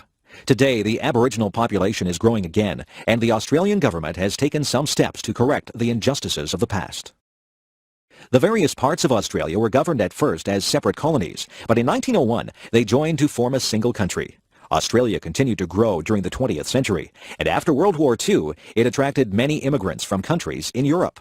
During the past few decades, many people have moved to Australia from various parts of Asia and from other parts of the world. Today, Australia consists of one territory, the Northern Territory, and 6 states: Western Australia, South Australia, Tasmania, Victoria, New South Wales, and Queensland. Tasmania is a small island off the southern coast, and Victoria, New South Wales, and Queensland are found in the eastern part of the country. The 2 largest cities in Australia are Sydney and Melbourne, both of which are in the southeastern part of the country. Sydney has a beautiful harbor that is one of the largest in the world, and Melbourne has many beautiful parks and gardens. The capital city of the country is Canberra, which is located between Sydney and Melbourne. Other large cities in Australia are Brisbane in the northeast, Perth in the southwest, and Adelaide in the south. The Earth revolves around the sun. 1 year is the time required for the Earth to travel around the sun. For most of history, however, people did not know that the Earth moved around the sun. Instead, people believed that the sun moved around the Earth. The old idea that the sun moved around the Earth is known as the geocentric theory. This idea was first made famous by an ancient Greek scientist, Ptolemy, who lived in Egypt nearly 2,000 years ago. Some other Greek philosophers had suggested instead that the Earth might travel around the sun. However, this idea, which is known as the heliocentric theory, was not widely accepted. For centuries, people in Europe did not seriously question Ptolemy's geocentric theory. During the early 15th century, however, a Polish astronomer named Nicholas Copernicus began to think that the heliocentric idea was right and that the geocentric idea was wrong. Shortly before his death, Copernicus wrote a book that described the mathematical details of his theory that the Earth revolved or traveled around the sun. Later, astronomers came to agree with Copernicus's view. One of the most famous of these was Galileo, an Italian scientist. Galileo is famous for demonstrating that light and heavy objects fall at exactly the same speed, unless an object is so light that it is slowed by the air. Galileo was also the first astronomer to use a powerful telescope to observe the sky. He discovered many unknown features of the moon, the sun, and the planets. When Galileo announced that he believed in Copernicus's theory that the Earth revolved around the sun, some officials of the Roman Catholic Church were angry. They argued that this theory was against the beliefs of the Church. Some church officials disagreed with his view, but the authorities decided that Galileo should be punished by house arrest. In other words, Galileo was not allowed to leave his house. Also, Galileo was forced to make a public statement that renounced his belief in the heliocentric theory. At about the same time that Galileo supported the heliocentric idea, another astronomer did some important work that supported Copernicus's view. This astronomer was Johannes Kepler, who lived in Germany. Kepler used the observations of previous scientists to figure out the motion of the planets around the sun. He realized that the planets did not travel in circular paths, but instead in paths that were elliptical or oval in shape. Kepler's discoveries showed mathematically how the planets would revolve around the sun. Today, everyone knows that the Earth moves around the sun, but for a long time it seemed more reasonable to believe that the sun moved around the Earth. We can thank the great scientists of the past who discovered the surprising truth. George Washington Carver. George Washington Carver is possibly the most famous agricultural scientist of all time. He invented hundreds of products that could be made from crops such as peanuts and sweet potatoes, and he changed the methods of farming in the southern United States. The story of George Washington Carver's life is interesting and inspiring, as it shows how some people can achieve success despite adversity. George Washington Carver was born in a small town in the American state of Missouri in 1864 or 1865. He was named after the first president of the United States. George's parents were slaves. His father was killed in an accident, and his mother was kidnapped and later died. George and his brother were raised by a married couple, the Carvers, who had owned George's mother. George was often sick during his childhood, but he showed an intense interest in nature. The Carvers taught George to read and write, and he became known locally as an expert on plants. Later, the Carvers sent George to a school for African-American children in a nearby town. After his graduation, George Washington Carver continued his education in the state of Iowa. While a student in Iowa, Carver had very little money and had to work at many jobs to afford the costs of his education. However, his knowledge of plants was very impressive, and after receiving his master's degree, he became a teacher at the college he had attended as a student. Soon, however, Carver moved south to the state of Alabama, where he worked as a teacher and researcher at a college for African-American students. It was here that Carver stayed for the rest of his life, and it was here that he performed his important agricultural research. One problem for farmers in the southern United States was that the most widespread crops, cotton and tobacco, tended to remove nutrients from the soil. Carver realized that this problem could be solved to some extent by rotating the cotton and tobacco crops with other kinds of crops, such as peanuts and sweet potatoes, which could help to preserve the nutrients in the soil. Carver's discoveries made the peanut, the sweet potato, and the soybean very useful to southern farmers. He invented the food product known as peanut butter, plus hundreds of other products. For example, Carver found ways to produce plastics, ink, cooking oil, paints, and cosmetics from peanuts and other crops. Carver also developed a new variety of cotton. Carver received many awards for his scientific research, but he was never interested in fame or fortune. When Carver died in 1943, the American government made his birthplace a national monument. Today, Carver is still known as a great agricultural scientist. The rights of the accused. In English-speaking countries, the rights of an accused person are taken very seriously. Over many centuries, laws evolved in such a way that people could not be arrested or charged without a very good reason. Of course, every country needs to enforce its laws. This means that police officers are needed, and so are prosecutors, the lawyers whose job is to make criminal charges against people who break the laws, and to prove that those charges are true. However, it is very important that people's freedoms are not taken away wrongly. People should not be punished unfairly, and people who are accused of crimes must have the opportunity to defend themselves. In some parts of the world, people can be arrested and imprisoned for long periods of time without any criminal charges being made against them. One of the most important principles of justice in English-speaking countries is that a person cannot be held by the police unless that person is charged with a crime. This principle is known by the Latin term habeas corpus. According to the idea of habeas corpus, the police are not allowed to detain a person for more than a certain period of time, usually 24 hours, unless some charge is made against the person. A judge will order the release of a person who is not charged with a crime. Another important feature of justice systems in most English-speaking countries is that accused individuals have the right to be represented by a lawyer. Most accused people want to hire an expert lawyer. However, even if a person cannot afford to hire a lawyer, the criminal court must provide a lawyer who will represent that person. The lawyer for an accused person is required to defend that person as thoroughly as possible. One of the most important aspects of justice systems in the United States and the British Commonwealth is that an accused person must be fully informed of any charges made against them. Also, any evidence that will be used to show the accused person's guilt must be shared with the accused person and with that person's lawyer. In this way, accused persons can challenge the truth of any evidence that will be used against them. Similarly, any person who acts as a witness against an accused person can be cross-examined by the accused person's lawyer. This means that the statements of a witness can be challenged by the accused person. Another important element of most English-speaking justice systems is that evidence must be obtained fairly. Police officers cannot simply enter a person's home to look for evidence of a crime. They must first have a good reason to believe that a crime has been committed, and they must obtain permission from a judge to enter the person's property. This permission is called a search warrant. Because search warrants are required, people are free from arbitrary invasions of their property by police. Finally, another important aspect of most English-speaking justice systems is that trials must be held in public, where other citizens can watch the trial. An accused person is not tried secretly. Moreover, as discussed in another passage, the accused person has the right to be tried by a jury of other free citizens. All of these rules ensure that order can be maintained without taking away the freedom of innocent people. New York City. New York City is the largest city in the United States and one of the largest cities in the world. The city of New York has a population of over 7 million people, and the surrounding urban areas bring the total to about 20 million people. However, New York City is not merely a very large city. It is also known as one of the world's leading centers of financial, artistic, and media activities.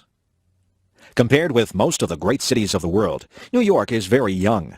The first permanent settlements were established during the 17th century by settlers from the Netherlands. Those people named their town New Amsterdam. Soon, the colony was taken over by English settlers who renamed the city New York. New York grew quickly, and by the 19th century, it was the largest city of the United States. New York was usually the place where new immigrants to the United States would arrive. In the 19th century, immigrants from Germany and Ireland were numerous in New York. In the early 20th century, New York City was the home of many Jewish immigrants and also immigrants from Italy. In addition, many African American people arrived in New York from other parts of the United States, and many persons came to New York from the American territory of Puerto Rico, a Spanish-speaking island in the Caribbean. In more recent decades, immigrants have arrived in New York from places all over the world. One of the most famous features of New York City is its dramatic skyline. New York has more tall buildings, called skyscrapers, than any other city in the world. Many of the tallest and most interesting buildings in New York, including the Woolworth Building, the Chrysler Building, and the Empire State Building, were constructed during the early decades of the 20th century. In addition to these impressive buildings, New York is also known for the huge bridges that join the island of Manhattan to the surrounding areas. The Brooklyn Bridge is the most famous of these remarkable and old bridges. Of course, New York is famous for much more than just its architecture. New York City's financial district, Wall Street, and its theater district, centered on Broadway, are the most important in the United States. Central Park is one of the world's great urban parks, and the art galleries, museums, and concert halls are among the greatest to be found anywhere. The United Nations has its headquarters in New York City. People around the world recognize the famous Statue of Liberty, which stands on an island in the harbor of New York, and the bustling Times Square, located in the Midtown Manhattan area. Visitors to New York find it to be an extremely busy, fast-paced city and are struck by the extremes of wealth and poverty that surround it. Many people love New York City, but even those who would not want to live in New York do agree that it is a very interesting place. California. By far the most populous state of the United States is California. Located in the southwestern corner of the United States, California is home to a great diversity of natural environments and cultural influences. In the year 2000, over 33 million people lived in California. California's many mountains and valleys produce a wide variety of climates and natural regions. In the interior, southeastern parts of the state are many areas of desert. For example, Death Valley, which is so deep that it is below sea level, is extremely dry. Temperatures in Death Valley sometimes exceed 50 degrees Celsius. Other valleys are more pleasant and hospitable places. In the Central Valley, many farms grow vast amounts of fruits and vegetables. California also contains many tall, snow-covered mountains. On the slopes of some mountains are forests that have very large trees. Some of the giant redwood trees of California reach heights of 100 meters or more. Many of the cities in California have Spanish names. This is because many of those cities began as religious missions that were started by Spanish priests. Mexico owned California during the early 19th century, but few Mexican people lived there. The United States gained control of California during the 1840s, and the discovery of gold brought many Americans and others to California. Today, California contains some of the largest cities in the United States. Within the greater Los Angeles area, one can find Hollywood, known as the movie capital of the world. Many rich people live in suburbs such as Beverly Hills, and many poor people live in other neighborhoods throughout the city. The Los Angeles area is home to over 15 million people, many of whom have immigrated to the United States from Mexico and from many Asian countries. Los Angeles is a very large city that has spread across a great area. As a consequence, the city has many traffic jams, and air pollution, or smog, is sometimes a problem. Further north is the city of San Francisco, one of the most beautiful cities of the United States. The image of the Golden Gate Bridge, which crosses the harbor of San Francisco, is famous around the world. Also famous are the hilly streets of San Francisco and the trolley cars that provide transportation along them. San Francisco's Chinese community is one of the largest in North America, and the city also contains a vibrant artistic and cultural life. San Francisco was destroyed by an earthquake in 1906 and was damaged again in 1989. California has always had a special place in the imagination of Americans. This is hardly surprising given the variety and diversity of this vast state. Drug use among athletes. Drug use is a common problem in many sports competitions today.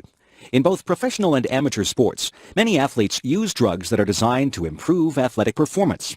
The use of these drugs may have harmful effects on the future health of athletes, but they also give an unfair advantage in athletic competitions. Some of the most widely used performance-enhancing drugs are called anabolic steroids. Anabolic steroids are drugs that are very similar to the male hormone testosterone. These drugs allow athletes to develop larger and stronger muscles and to increase the intensity of training. For sports that require strength, power, or speed, the use of steroids can provide advantages. In past years, many famous sprinters and weightlifters have been found to have used steroids. However, anabolic steroids have many negative side effects. To give just a few examples, steroids can cause changes in mood, including irritability and anger, and can also cause skin problems, such as acne. In men, steroid use can lead to reduction in the functioning of the testicles. In women, steroid use can interfere with menstruation. In both men and women, long-term side effects include an increased risk of some forms of cancer. Another widely used drug is known as EPO. EPO is a hormone that helps to produce red blood cells which carry oxygen to the muscles. When taken by athletes who compete in sports that require great endurance, EPO may provide an advantage by allowing the athletes to maintain their speed for a longer time and distance. During 1998, there was a scandal at a famous bicycle race, the Tour de France, when it was found that many of these long-distance cyclists were using EPO to gain an advantage over their competitors. EPO has side effects. For example, it increases the likelihood of developing blood clots, which increase the risk of a stroke or heart attack. One difficulty in preventing the use of performance-enhancing drugs is that it is not always possible to detect the use of the drugs. Tests have been developed to detect the drugs, but new varieties of the drugs are often not detected. Also, athletes who stop using the drugs well before a drug test may avoid being detected. Preventing the use of performance-enhancing drugs in athletes is difficult, but it is important. Most athletes want to compete without using artificial substances that provide easy advantages, and they do not want to risk their health by using these substances. If those athletes are to have a fair chance, it is necessary to prevent other athletes from gaining advantages due to the use of these drugs. Scotland. Scotland is the country that is located on the northern part of the island of Great Britain. The Scottish people are one of the four main nationalities of the British Isles, together with the English, the Welsh, and the Irish. Scotland and its people have played an important part in the history of the English-speaking world. Scotland can be roughly divided into two main regions. The lowland areas in the southern part of Scotland contain most of the population and the two main cities, Edinburgh and Glasgow. Most of Scotland's agriculture and industry are located in the lowland areas. The highland areas, together with the islands that lie off the coast of Scotland, are not so heavily populated. The lakes and mountains of the highlands are known for their beautiful scenery. One of the main themes of Scottish history is conflict with England. During the Middle Ages, the English and Scottish kings were often at war.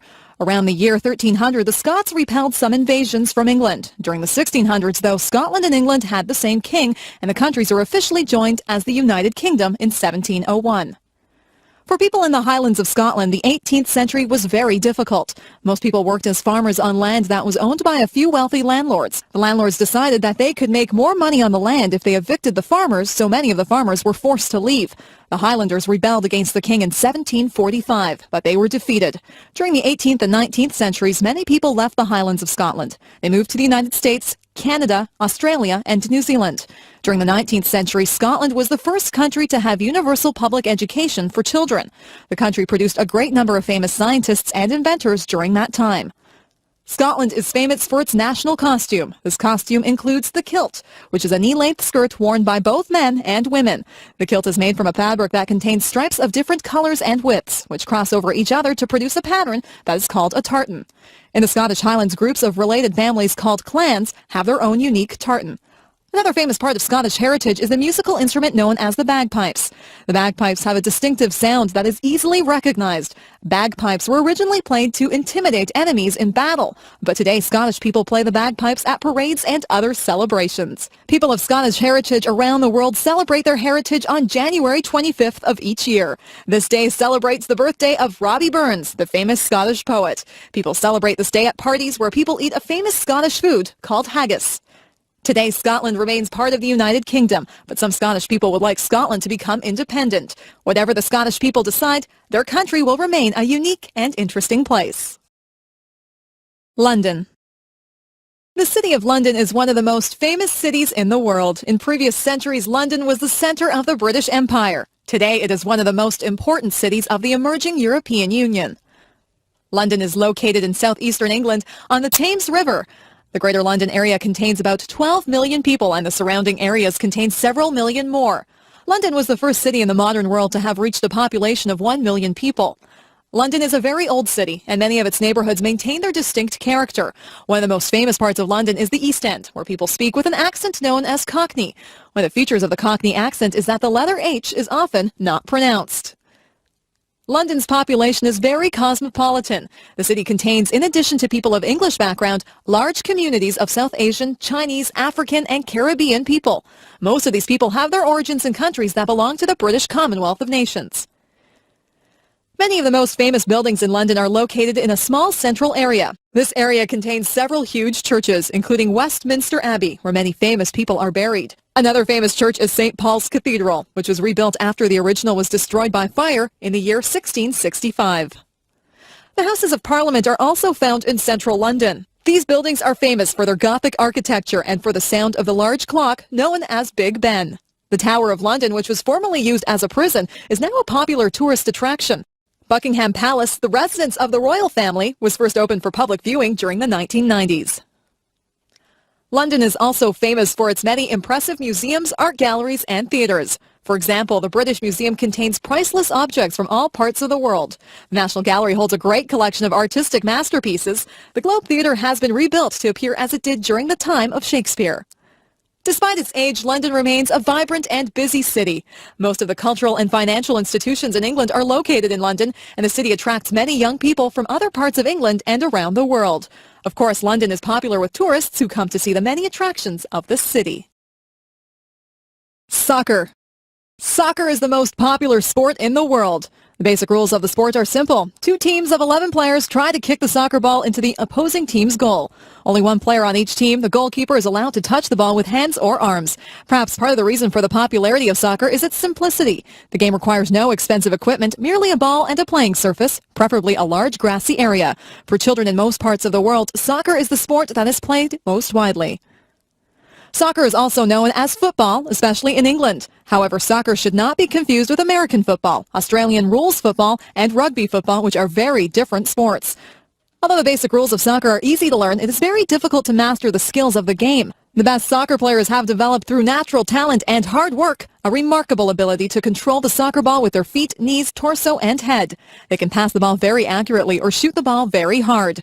The most famous soccer tournament is the World Cup. Every 4 years, teams representing countries from around the world play in a tournament to decide which country has the best soccer team in the world. Because soccer is such a popular sport, it is not possible for every country in the world to be represented at the World Cup tournament. To decide which countries may participate in the World Cup, it is necessary to have tournaments within various regions of the world. The countries that perform well within their parts of the world can then proceed to the World Cup. In the past, most of the available places at the World Cup have been reserved for teams from Europe and from South America. The reason for this is that soccer has been extremely popular in these continents, which have produced the winning teams in previous World Cup tournaments. Recently, however, several African and Asian countries have played quite well at the World Cup, so there are now additional places provided for teams from Africa and Asia. Someday, teams from these areas will win the World Cup. However, there will no doubt be strong competition from countries that have traditionally had very strong teams, such as Argentina, England, Brazil, France, Germany, Italy, and the Netherlands. In many parts of the world, soccer has been an increasingly popular sport for women. There are now many soccer leagues and tournaments available for women athletes, and it seems likely that the number of women who play soccer will someday equal the number of men who play soccer. Among children in many parts of the world, soccer is equally popular for boys and girls. Extinctions. Ever since human beings appeared on the earth, we have had a serious impact on other living things. One of the most serious results of the human presence has been the extinction of other species. Since the arrival of humans, many species of animals and plants have died out as a result of human activity. The extinction of species is a serious problem. When certain species are eliminated, this may disrupt the balance of nature, leading to overpopulation of some species and extinction of others. These changes may have an impact on humans. Also, some of the species that become extinct might have had benefits for human beings. For example, scientists believe that some of the plants growing in rainforest areas might be valuable for treating human diseases. If these plants become extinct as a result of human activity, then these treatments will never be found. The earliest extinctions caused by humans occurred very long ago. Modern humans emerged in Africa over 100,000 years ago, and some of those people migrated to other parts of the world. When they reached new areas, they found that it was very easy to hunt the large animals, which had not previously been hunted by humans. As these prehistoric people moved into Europe, Australia, and the Americas, they killed large numbers of large animals. Within a few hundred years, many species of animals had become extinct. For example, prehistoric people reached New Zealand less than 1,000 years ago, but they soon hunted a huge bird called the giant moa to extinction. With the beginnings of modern technology several hundred years ago, many other species were driven to extinction. Hunters armed with guns were able to kill vast numbers of animals. In North America, this led to the extinction of bird species such as the passenger pigeon, which had previously been very numerous. Other species were nearly wiped out, such as the large prairie mammals called bison. There were once millions of these animals, but now only a few thousand remain. Today, many more species of animals and plants are going extinct. Sometimes this happens because of human expansion into areas that are the habitat of certain species. When people clear a forest, some species may be lost. In the near future, many other extinctions are possible or likely. In some cases, the problem is due to human greed. For example, some people buy ivory that is taken from the bodies of animals such as elephants or rhinoceros. Hunters sometimes kill these animals simply to take their ivory, and the result is a tragic decline in populations. Another example involves bears in North America. Some people buy the sexual organs of these animals for use as aphrodisiacs or sexual stimulants. The result is that hunters kill bears simply to obtain these organs, and this leads to a reduction in the number of bears. Fortunately, many countries have laws to prevent the hunting of species that are facing extinction, known as endangered species. However, some hunting of these endangered animals continues. Only by refusing to buy the products that are made from endangered species can we prevent this terrible crime. Obesity and nutrition. For people in many countries, one of the great triumphs of modern life is that there is a great abundance of food. In those places, problems such as starvation and malnutrition are no longer prevalent, and people do not worry about going hungry. Despite the fact that there is plenty of food in modern countries, people still face many health problems that are related to their diet. One problem is that modern technology has made it possible to produce cheap and tasty food that is not very healthy. This leads to the problem that many people are obese or very overweight. One example of this is the fast food that is served by many restaurants. This food is often cooked by frying. Fried foods contain a high proportion of fat. Also, fast food meals are often very large. When people frequently eat large amounts of fried fast food, they will likely eat too much fat. This excess can lead to weight gain. Of course, many people enjoy the taste of fried fast food and like to eat it occasionally. However, eating this kind of food too often is bad for one's health. Another example of health problems caused by modern food products involves soft drinks and other sweetened beverages. These drinks, sometimes called pop, have a sweet taste that many people enjoy on occasion. However, these drinks contain large amounts of sugar. When people drink soft drinks very frequently, they consume a great deal of sugar. This excess sugar can lead to weight gain. The weight gain that can result from consuming too much fast food and too many soft drinks can have several harmful effects. For example, people who are very obese have an increased risk of heart disease and of diabetes. Of course, fast food and soft drinks are not the only causes of obesity. Other eating habits may be involved, and so are lack of exercise and genetic factors. To avoid the health problems that are associated with obesity, it is important that one does not eat too much food. However, this does not mean that one should try to eat as little as possible. People need an adequate amount of food in order to stay healthy. Also, it is important to avoid new fad diets that become popular from time to time because these are often unsafe. Some of the diets that are recommended in popular books do not contain adequate amounts of nutrients, such as vitamins and minerals. Instead, one should try to eat foods that are nutritious. For example, foods such as fruits, vegetables, grains, and lean meats have many vitamins and minerals that are needed for good health. People whose diets consist mainly of these foods will probably be much healthier on average than people whose diets contain too many foods that have high levels of fat or sugar. In addition, many of these nutritious foods are also very tasty and enjoyable to eat. Sexual harassment. When an employee is subjected to unwanted sexual advances or comments by a coworker or an employer, we say that the employee is experiencing sexual harassment. In some workplaces, sexual harassment is a serious problem. In its most blatant form, a boss may demand sexual favors from an employee and threaten to fire the employee if she fails to comply. Similarly, the employer might promise a promotion or raise in exchange for some sexual favor. Whenever an employer uses the prospect of reward or punishment as a way of obtaining sexual access to an employee, sexual harassment has occurred. This is not the only form of sexual harassment. Sometimes an employee may be subjected to demeaning comments by her employer or coworker. For example, a boss might make vulgar comments about the physical appearance of the employee. Another example is that a coworker might make remarks that speculate about the sexual behavior of the employee. In both of these cases, the employee is treated disrespectfully on the basis of her sex, so both cases would represent sexual harassment. Some forms of sexual harassment are more subtle. If a group of workers exchanges offensive jokes of a sexual nature in such a way that they can be easily overheard by other workers, then this is also a form of sexual harassment. Similarly, if workers post pornographic pictures in their workplace in such a way that they can be seen by other workers, then this also represents sexual harassment. In both cases, the workplace becomes an environment in which the employee is made to feel uncomfortable because of her sex. Sexual harassment usually involves a female employee who is being bothered by a male employer or coworker. In some cases, a woman might sexually harass a man, or one person might sexually harass another person of the same sex. However, these cases are not as common. Also, in some cases, the person who commits sexual harassment is not a boss or coworker, but a customer or a visitor to the workplace. Sexual harassment is a form of intimidation and abuse of power that causes much stress for many employees. In recent years, many steps have been taken to reduce the occurrence of sexual harassment. Educational campaigns have been designed to teach people that sexual harassment is wrong. Stronger penalties for sexual harassment have been introduced. Another way to reduce the prevalence of sexual harassment is to develop a culture of respect in the workplace. People need to be aware of how their jokes or comments might be perceived by others, and to imagine how they would feel if one of their relatives were subjected to sexual harassment. Employers and employees must recognize that sexual harassment is a serious concern and treat potential cases of sexual harassment very seriously. Each company should have clear policies about sexual harassment, and each should establish a fair and efficient process for dealing with complaints of this kind. In this way, the workplace can be a comfortable environment for all persons. Cultural differences, individualism and collectivism. The many cultures of the world differ in a great variety of ways. One of the most interesting ways in which cultures vary is in the extent to which they are individualistic or collectivistic. An individualist society and a collectivist society are different in many ways. In an individualistic culture, each person tends to think of himself or herself in terms of his or her own characteristics and preferences, the things that make the person unique or different from others.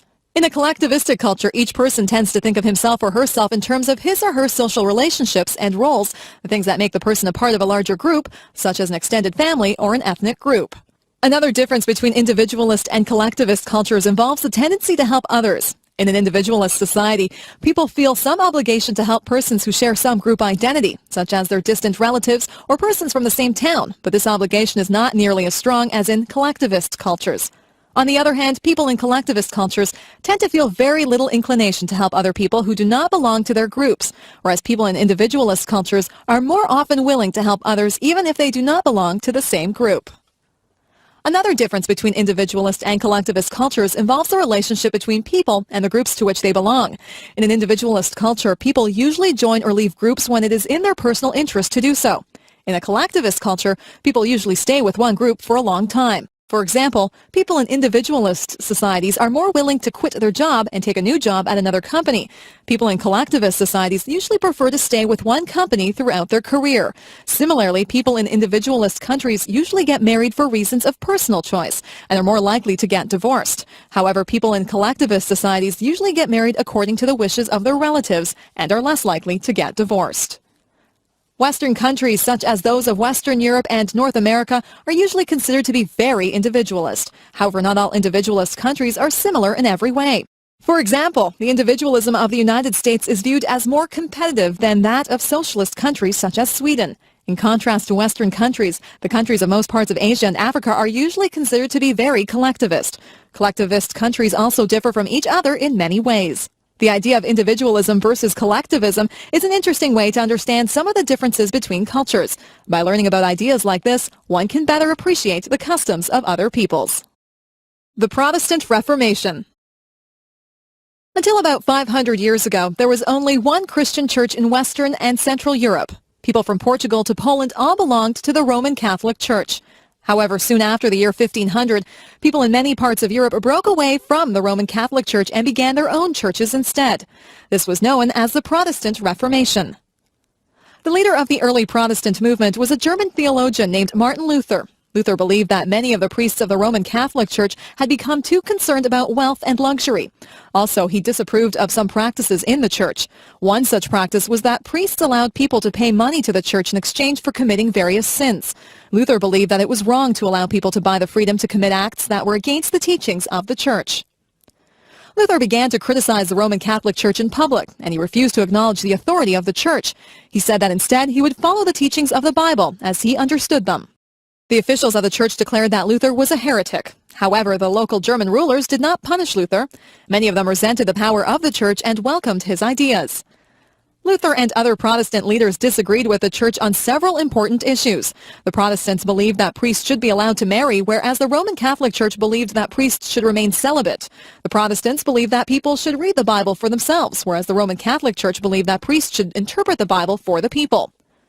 During the decades that followed Luther, the Protestant movement spread throughout much of Europe. Over time, many different Protestant churches were formed. During this period, many wars were fought between local rulers who favored Protestantism and other local rulers who supported the Roman Catholic Church. In the end, many parts of Europe became Protestant, such as Scandinavia, England, and parts of Germany, Holland, and Switzerland. However, the people and rulers of many other areas of Europe preferred to remain in the Roman Catholic Church. These areas included most of southern Europe as well as Poland and Ireland. The Roman Catholic Church changed a few of its practices in response to Protestant criticism, but kept its most important beliefs. In recent times, relations between the Roman Catholic Church and the various Protestant churches have become much more friendly. Some discussions have been held between Catholic and Protestant officials in order to resolve some of their disagreements. Modern engineering wonders. During the 20th century, there were great improvements in engineering technology. These new developments allowed the construction of many amazing tunnels, bridges, towers, and office buildings. For centuries, people had dreamed about the possibility of connecting the island of Great Britain to the mainland of Europe. However, it was only in 1994 that such a link was completed when a tunnel was dug under the English Channel between England and France. The Channel Tunnel, also known as the Channel, actually consists of 3 separate railway tunnels. These tunnels are about 50 kilometers long. They are located about 150 meters below the bottom of the sea. Obviously, this was an extremely challenging project to undertake. As a result of the tunnel, it is now possible to travel between London and Paris by train, and the trip takes only 3 hours, of which only 20 minutes are spent inside the tunnel. A suspension bridge is a bridge that is supported by strong wires that hang from tall towers. The world's longest suspension bridge is the Akashi Kaiko Bridge near the city of Kobe, Japan. This bridge is nearly 4 kilometers long, and the 2 towers near the middle of the bridge are about 2 kilometers apart. It took almost 20 years to design this bridge and 10 years to build it. This bridge was designed to withstand extremely strong winds because Japan often experiences windstorms called typhoons. The bridge was also designed to withstand powerful earthquakes, which sometimes hit Japan. At the beginning of the 21st century, the world's tallest freestanding tower was the Canadian National Tower, or the CN Tower. The CN Tower is 553 meters tall.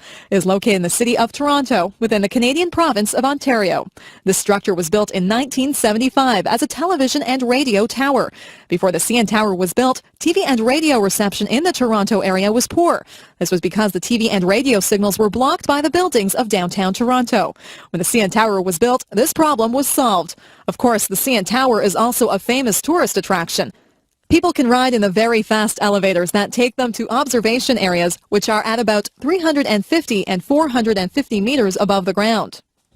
Although the CN Tower is the world's tallest tower, it is not an office building. The tallest buildings in the world are the Petronas Towers in the city of Kuala Lumpur, Malaysia, and the Sears Tower in the American city of Chicago.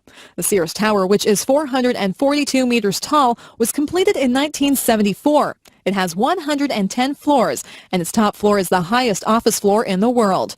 However, the Petronas Towers reach slightly higher, to a height of 452 meters. The Petronas Towers were completed in 1998. Obviously, the late 20th century witnessed some amazing achievements of engineering. It will be very interesting to see what new wonders will be constructed in the 21st century.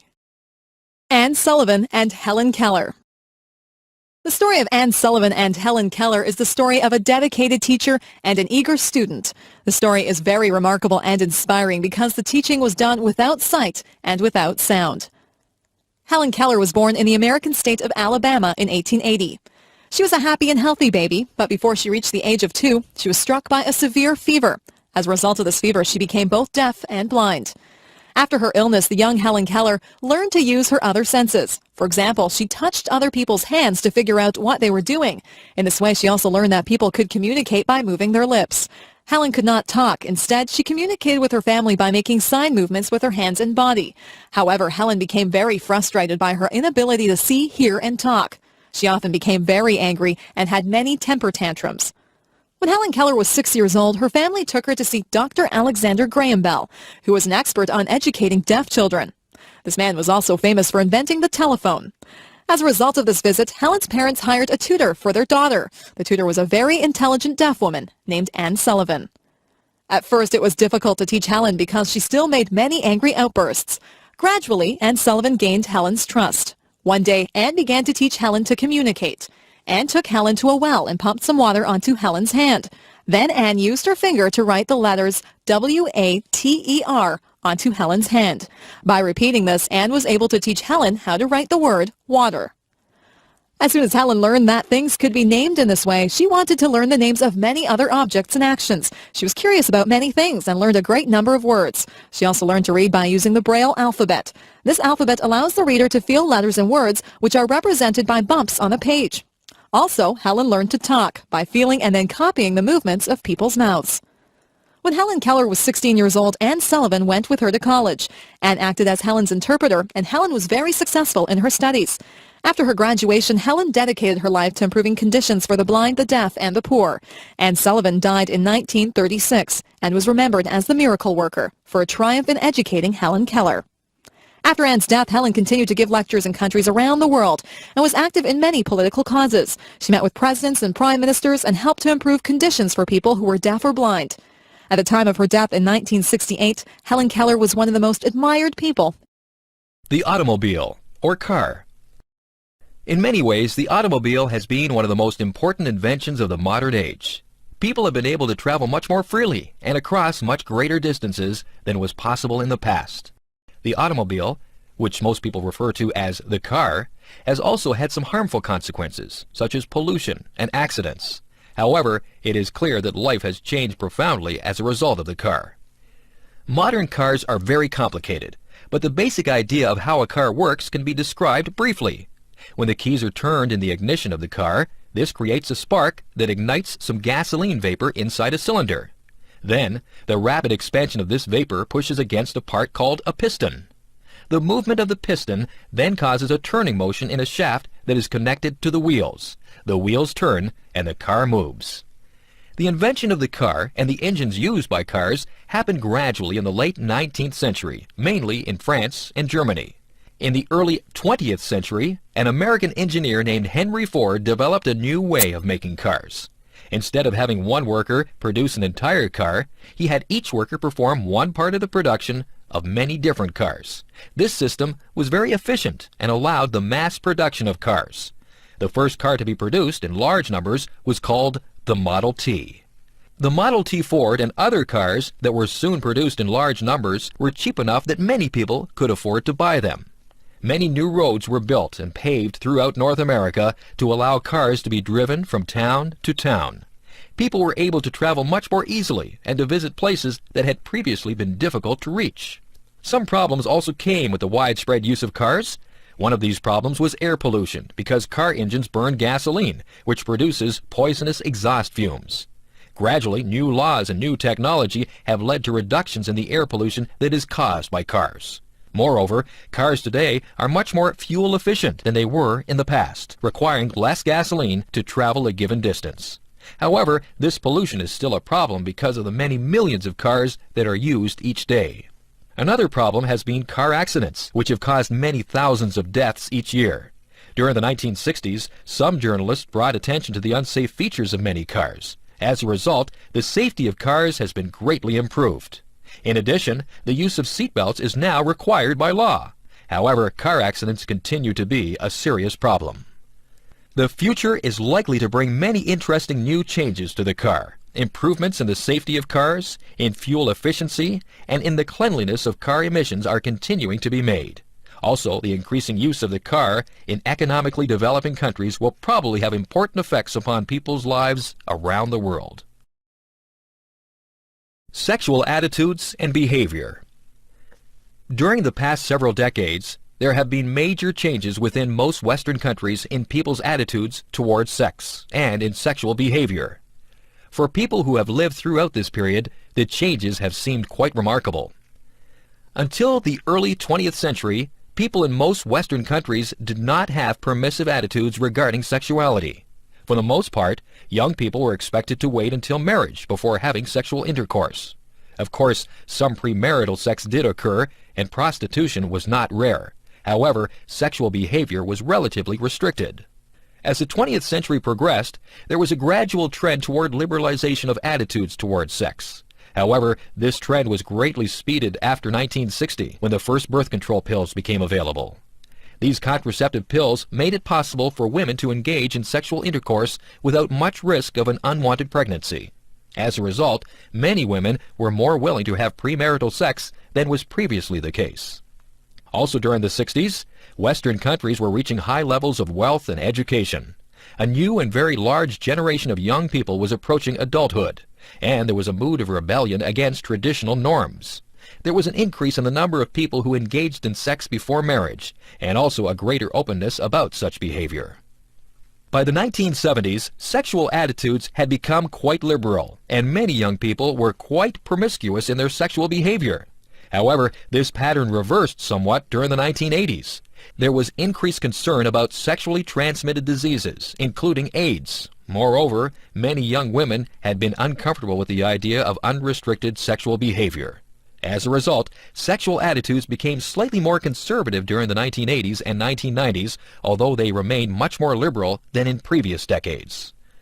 In the early 21st century, most young people in Western countries begin having sex during their high school years, although some people wait until they are considerably older. Some young people are promiscuous, but most engage in monogamous relationships that typically last for a period of several months or a few years. When one relationship ends, another usually begins soon after. This pattern usually continues until marriage. After marriage, most people have sex exclusively with their spouse. However, some people do commit adultery.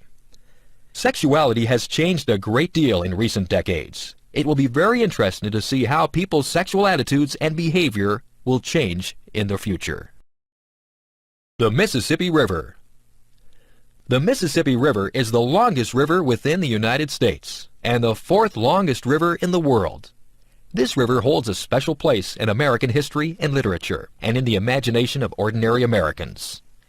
The Mississippi River begins in the hills of northern Minnesota near the Canadian border and flows southward about 3,700 kilometers through 10 states before draining its water and silt into the Gulf of Mexico. Traditionally, the river is viewed as a natural boundary between the eastern and western halves of the United States. Until the year 1803, the areas to the west of the Mississippi River and the areas around the mouth of the river were claimed by Spain and by France. In that year, the French Emperor Napoleon decided to sell this land to the United States of America. This sale, which is called the Louisiana Purchase, was very important for the United States. By controlling the Mississippi River, the Americans would be able to use it for transporting goods and people in this rapidly developing area. For many years, riverboats were the main method of long-distance transportation for people living near the Mississippi. Steam-powered boats with large paddle wheels that pushed the boat forward were very popular in the time before cars and airplanes. One of the famous cities along the Mississippi River is St. Louis. This city is known as the Gateway to the West. During the 19th century, St. Louis was the last large town that people would pass through on their way to a new farmland farther west. Today, St. Louis is famous for the Gateway Arch, a tall monument that welcomes people to the west. St. Louis is also known as the city where the music known as the blues began. Near the mouth of the Mississippi River is another famous city, New Orleans. In terms of the styles of buildings, New Orleans is said to be the most unusual American city because it is influenced so strongly by Spanish and French traditions. Even today, the traditional festival of Mardi Gras is celebrated in New Orleans each year. New Orleans and the surrounding areas of the state of Louisiana are famous for spicy Cajun food. This style of cooking was developed by the French-speaking settlers of Louisiana. The Mississippi River is famous in many stories of American literature. For example, The Adventures of Tom Sawyer and Huckleberry Finn, which were written by the author Mark Twain, are both set along the Mississippi River. Today, the federal and state governments of the United States are working to preserve the natural environment along the Mississippi River. People recognize the importance of keeping this river healthy and clean. Doctors Without Borders. In 1999, the Nobel Prize for Peace was won by the organization known as Doctors Without Borders. This is the English name for the organization, based in Belgium, which won the prize for its humanitarian assistance to people around the world in areas that have been struck by disaster. The fundamental ideas of Doctors Without Borders is that people who suffer from a disaster have the right to receive professional help as soon as possible. The organization helps people regardless of their nationality, race, religion, ethnicity, sex, or political opinions. Also, the assistance provided by Doctors Without Borders is given in response to all kinds of disasters, such as famines, earthquakes, and wars. The people who belong to Doctors Without Borders are experienced medical workers who volunteer their time, effort, and skills in an attempt to help people who are in need. These volunteers include doctors, nurses, surgeons, anesthetists, laboratory technicians, and other medical workers. There are also some non-medical volunteers who work for Doctors Without Borders in positions of administration or logistics. Volunteers must first take a course before participating in a humanitarian mission. They promise to abide by a code of professional ethics, and they promise to remain neutral in any conflicts within a disaster area. A mission typically lasts about 6 months, but the duration varies. The volunteers are insured by the organization, but they are not paid in any way for their work. When Doctors Without Borders began in 1971, it consisted of only a few French doctors who wanted to provide humanitarian aid to people in disaster areas. Over the years, it grew rapidly, and by 2001, Doctors Without Borders had 2,500 volunteers working in 80 countries around the world. They have helped people by providing emergency health care, vaccinations, medicine, water, and basic food, and also by developing improved water and sanitation systems. In many areas, Doctors Without Borders has also helped to provide basic medical training to local people. Although Doctors Without Borders remains neutral in any conflicts within a disaster area, the organization does speak out against abuses of human rights. By remaining independent of the influence of governments and corporations, Doctors Without Borders is able to criticize the people and organizations who cause suffering. The volunteers are witnesses who tell the world about the cruelty that is inflicted upon innocent people. Obviously, the work of Doctors Without Borders is extremely important. The volunteers of this organization are brave and selfless people whose efforts have relieved the suffering of millions of people. Chicago. Chicago is one of the most famous American cities. Some cities in the United States, such as New York, Los Angeles, and San Francisco, may be more glamorous, but many people agree that Chicago is the city that best represents the United States. Located in the middle of North America, Chicago has derived much benefit from its geography.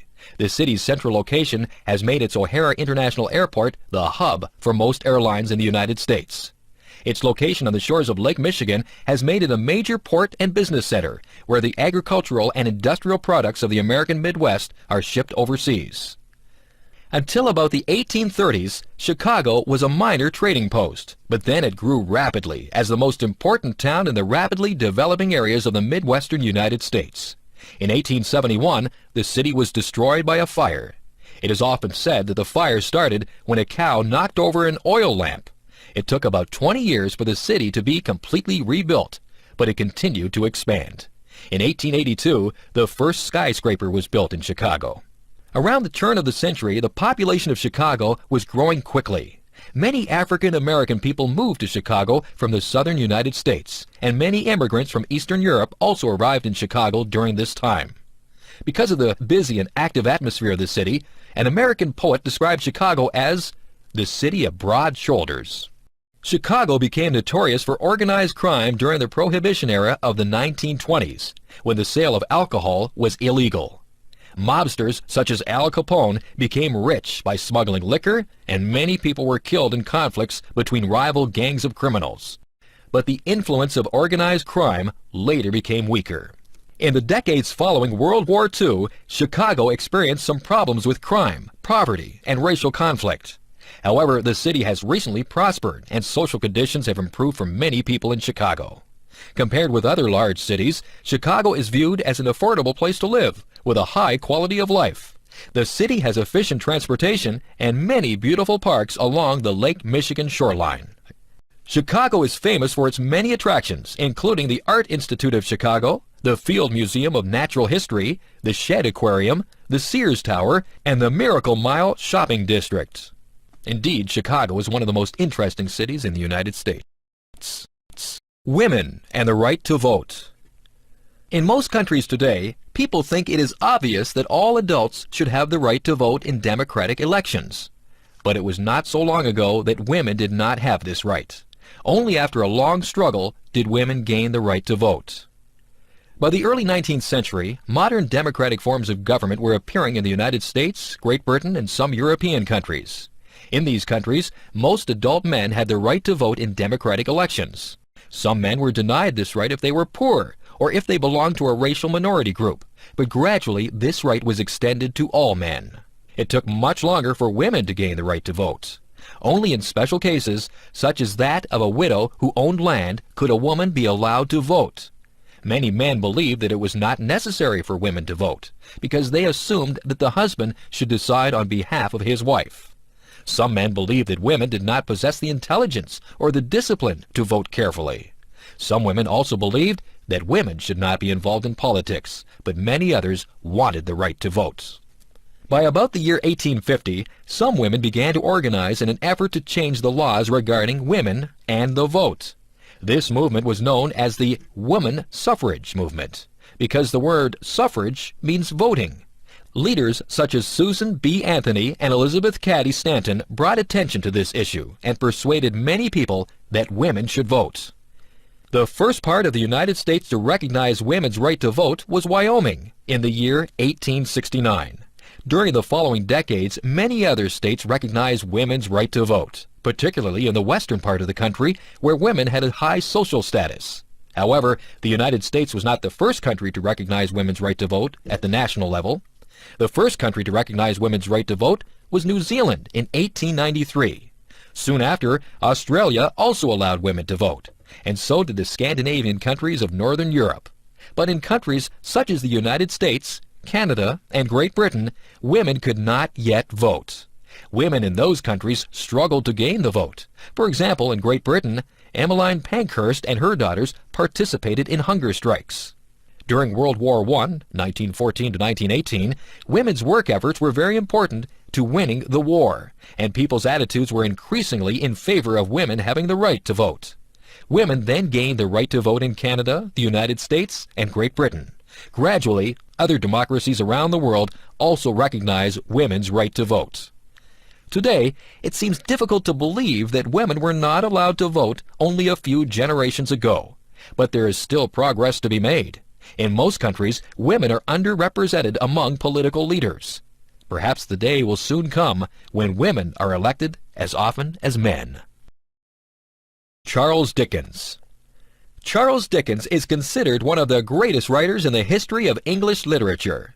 Dickens wrote his many novels during the 19th century, but those novels remain popular even today. Literary experts admire his genius at describing the lives and personalities of the many characters in his books. Charles Dickens was born in England in 1812. His father was a clerk who worked for the Navy.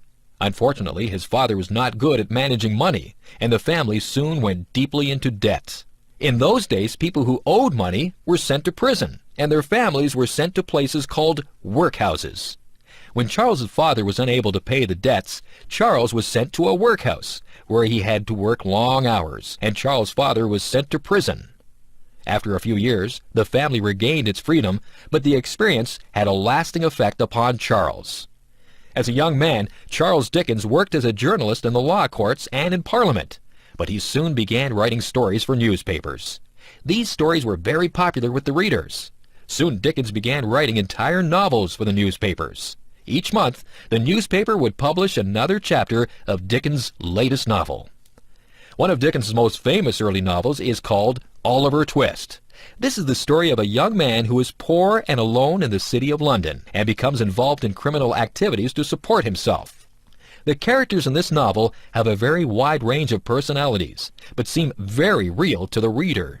The book exposed the conditions that faced the poor people of London and helped to encourage reforms aimed at improving those conditions. Perhaps Dickens' most popular novel is A Christmas Carol. In this story, a rich but stingy old man, Ebenezer Scrooge, refuses to give his employee a day off at Christmas and refuses to donate money to help the poor. But while sleeping, Scrooge is visited by ghosts from his past, present, and future. These ghosts show Scrooge how badly he has behaved.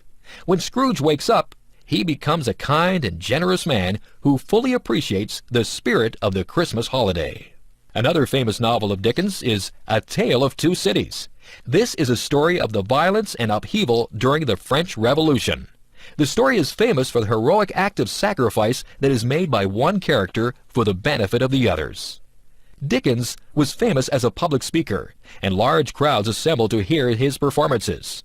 When he died in 1870, he was a very famous man. The novels of Charles Dickens allow the reader to experience the life of 19th century London, showing the poverty and injustice that were so common. The characters of these novels show the range of human behavior, from cruelty and selfishness to kindness and love. It is no surprise that Dickens is viewed as one of the great figures of English literature. Samuel Clemens, or Mark Twain. Mark Twain was the author of some of the greatest works of American English literature, such as Tom Sawyer, Life on the Mississippi, and The Adventures of Huckleberry Finn. Mark Twain's real name was Samuel Langhorne Clemens. He used Mark Twain as his pen name. Samuel Clemens was born in the American state of Missouri in 1835. As a child, he enjoyed many outdoor activities, such as swimming and fishing. When Samuel was 11 years old, his father died, and he began working to help support his family. As a young man, Samuel Clemens began to write stories for newspapers. However, he took a job working as a navigator on the steamboats that traveled up and down the Mississippi River.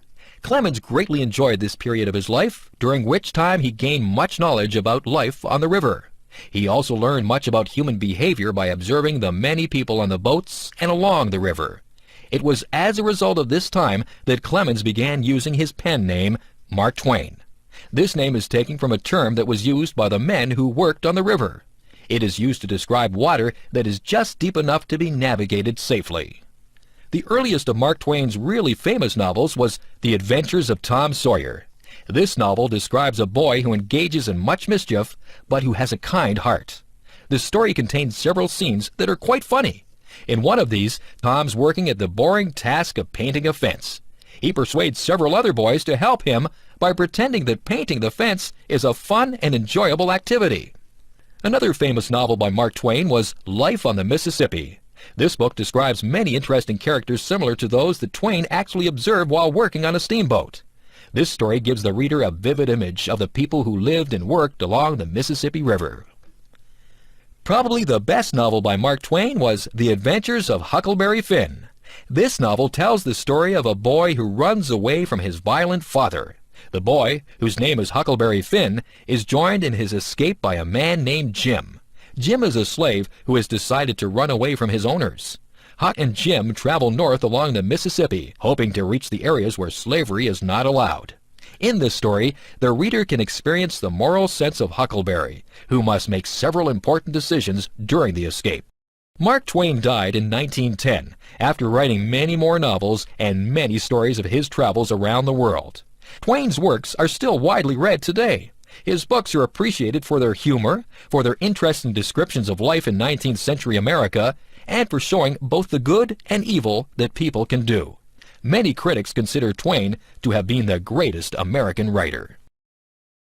The Islands of the Caribbean. The Caribbean Sea is the large body of water that lies north of the northern tip of South America. Within the Caribbean Sea are many islands that have played an important role in the history and culture of the Western Hemisphere. By far the largest island in the Caribbean is Cuba. Cuba was formerly a colony of Spain, but became independent in 1902. Cuba became a communist country in 1959 when a revolution overthrew an unpopular government. After the revolution, many Cubans fled to the United States. Today, the American city of Miami in the state of Florida has been greatly influenced by Cuban culture. Tobacco is widely grown in Cuba, and the country is famous for the cigars that are produced in the capital city, Havana. The island of Hispaniola is located just east of Cuba. This island is divided into two countries. In the west is Haiti, where the people speak a variety of the French language that has been influenced by African languages. In the east is the Dominican Republic, where the people speak Spanish. Another important Caribbean island is Puerto Rico. This was previously a Spanish colony, but is now governed by the United States. Many people from Puerto Rico have moved to the mainland United States, especially the New York area. In many other islands in the Caribbean, English is the main language. The largest of these islands is Jamaica, which is located just south of Cuba. Most Jamaicans are the descendants of African people who were brought to work as slaves on sugar plantations. Jamaica is famous as the birthplace of the style of music called reggae, which was popularized in other countries by Bob Marley, a famous Jamaican musician. Another important English-speaking Caribbean island is Trinidad. This island is located just north of South America. The population of Trinidad is very diverse. The largest groups of people are descended from people who came from Africa and India, but there are many other nationalities also. Trinidad is famous for a style of music known as calypso, and for musicians who produce pleasant sounds by playing steel drums. There are also many other smaller islands in the Caribbean, each with its own unique features. Many of these islands possess fine beaches and are popular tourist destinations. The warm weather of the Caribbean makes it a popular place for North Americans who must live through cold winters. North American Indians. The first people who lived in North America were the Indians. The name Indians is actually not very accurate because the people are not from India. But when the first Europeans came to North America, they mistakenly believed that they had reached India, so they referred to the people as Indians. In different parts of North America, the Indians had very different cultures and very different ways of making a living. On the west coast of North America, many large rivers flow into the Pacific Ocean. In these rivers is an abundance of fish, such as salmon. The Indians in these areas obtained much of their food by fishing. They lived in settled villages and became experts in carving wood from the tall trees of the area. They carved large canoes for traveling on the rivers and oceans, and they also carved tall totem poles. Totem poles were carvings of various animal or human figures, and often the poles had a mythical or spiritual significance for the people who carved them. Many beautiful totem poles can be seen in cities such as Vancouver or Victoria, in the Canadian state of British Columbia, or Seattle in the American state of Washington. The Plains Indians lived in the central prairie of North America. The various nations of the plains lived by hunting large animals called buffalo or bison. Horses were brought to North America in the 16th century by the Spanish. The Indians who lived in the prairie areas had learned to become experts at riding horses, and on horseback they could hunt the giant herds of bison. They followed the buffalo from place to place. The Plains Indians lived in portable houses called teepees, which were made by sewing together buffalo skins and holding them in place with wooden poles. In the southwestern United States, some Indians lived by farming. In this dry area, the Indians raised several crops, such as corns, beans, and squash. Many of the Indians in these areas lived in large settlements where the houses were made from stone or dried mud. The people were experts at weaving, and they made clothing and blankets that had beautiful artistic designs. Near the eastern coast of North America, many Indians lived by a combination of farming and hunting. These people lived in fortified villages, some of which were inhabited for many years at a time. In some places, they built large earthworks that can still be seen today. In the forests of northern Canada, the Indians lived primarily by hunting, fishing, and gathering. Like the Indians of the prairie regions, they often moved from place to place in search of game animals to hunt. Today, the Indians of North America no longer live in their traditional ways. However, several Indian languages are still spoken by many thousands of people. Also, many Indians in the United States and Canada are very interested in maintaining the cultural traditions of their ancestors. How the First World War started. During the summer of 1914, many people in Europe felt very optimistic about the future. Modern technology was improving people's lives. Political freedom was gradually increasing in many countries. New artistic styles and scientific discoveries were being made. But later that summer, a terrible war began. In the early 20th century, the various countries of Europe competed with each other in an attempt to be the most powerful country on the continent. In each country, many of the political leaders wanted to control more land, more people, and more resources. The First World War began when the Archduke of Austria-Hungary was assassinated. Austria-Hungary wanted to punish the assassin, who was from the small country of Serbia. This led to a serious dispute, and soon other countries were involved. Within a few weeks, a war had begun. On one side were Germany and Austria-Hungary, and on the other side were Russia, France, and Britain. The people in these countries at first welcomed the news of a war. Many people were intensely patriotic and supported the war effort without thinking carefully about the reasons for the war. Some people thought that war would bring adventure and glory to their lives, and they cheered enthusiastically in the streets. After the war started, it soon became clear that it was a terrible disaster. In the western part of Europe, the opposing sides fought many bloody battles. Soldiers on both sides lived in filthy trenches that had been dug out of the ground.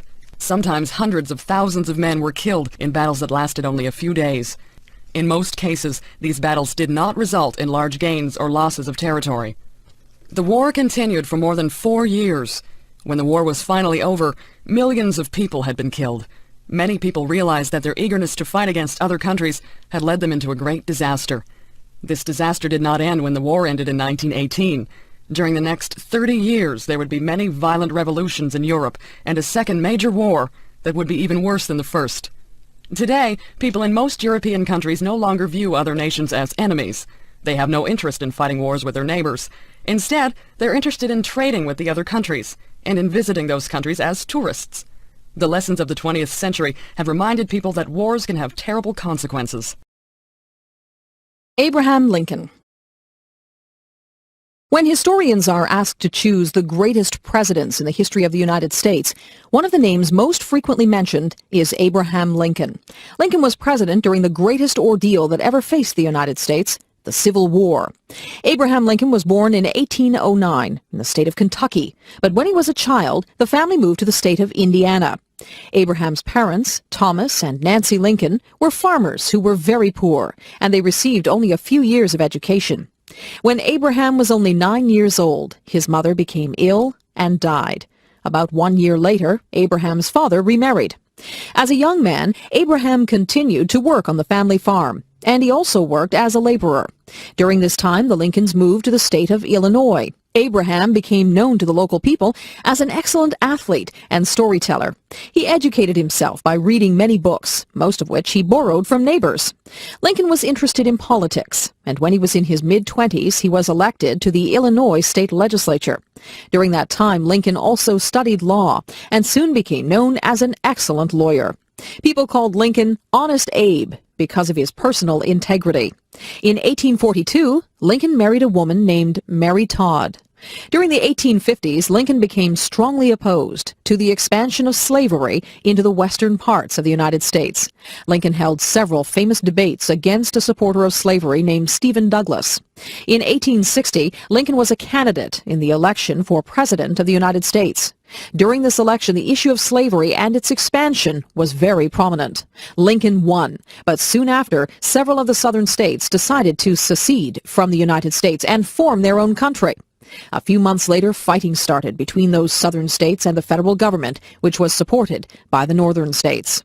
Lincoln managed the Civil War with skill and determination. Gradually, the North began to win the war. In 1863, Lincoln made the Emancipation Proclamation, which freed the slaves. Later that year, Lincoln gave his most famous speech, the Gettysburg Address. The Civil War had brought terrible suffering to many Americans, and people were very bitter after the war.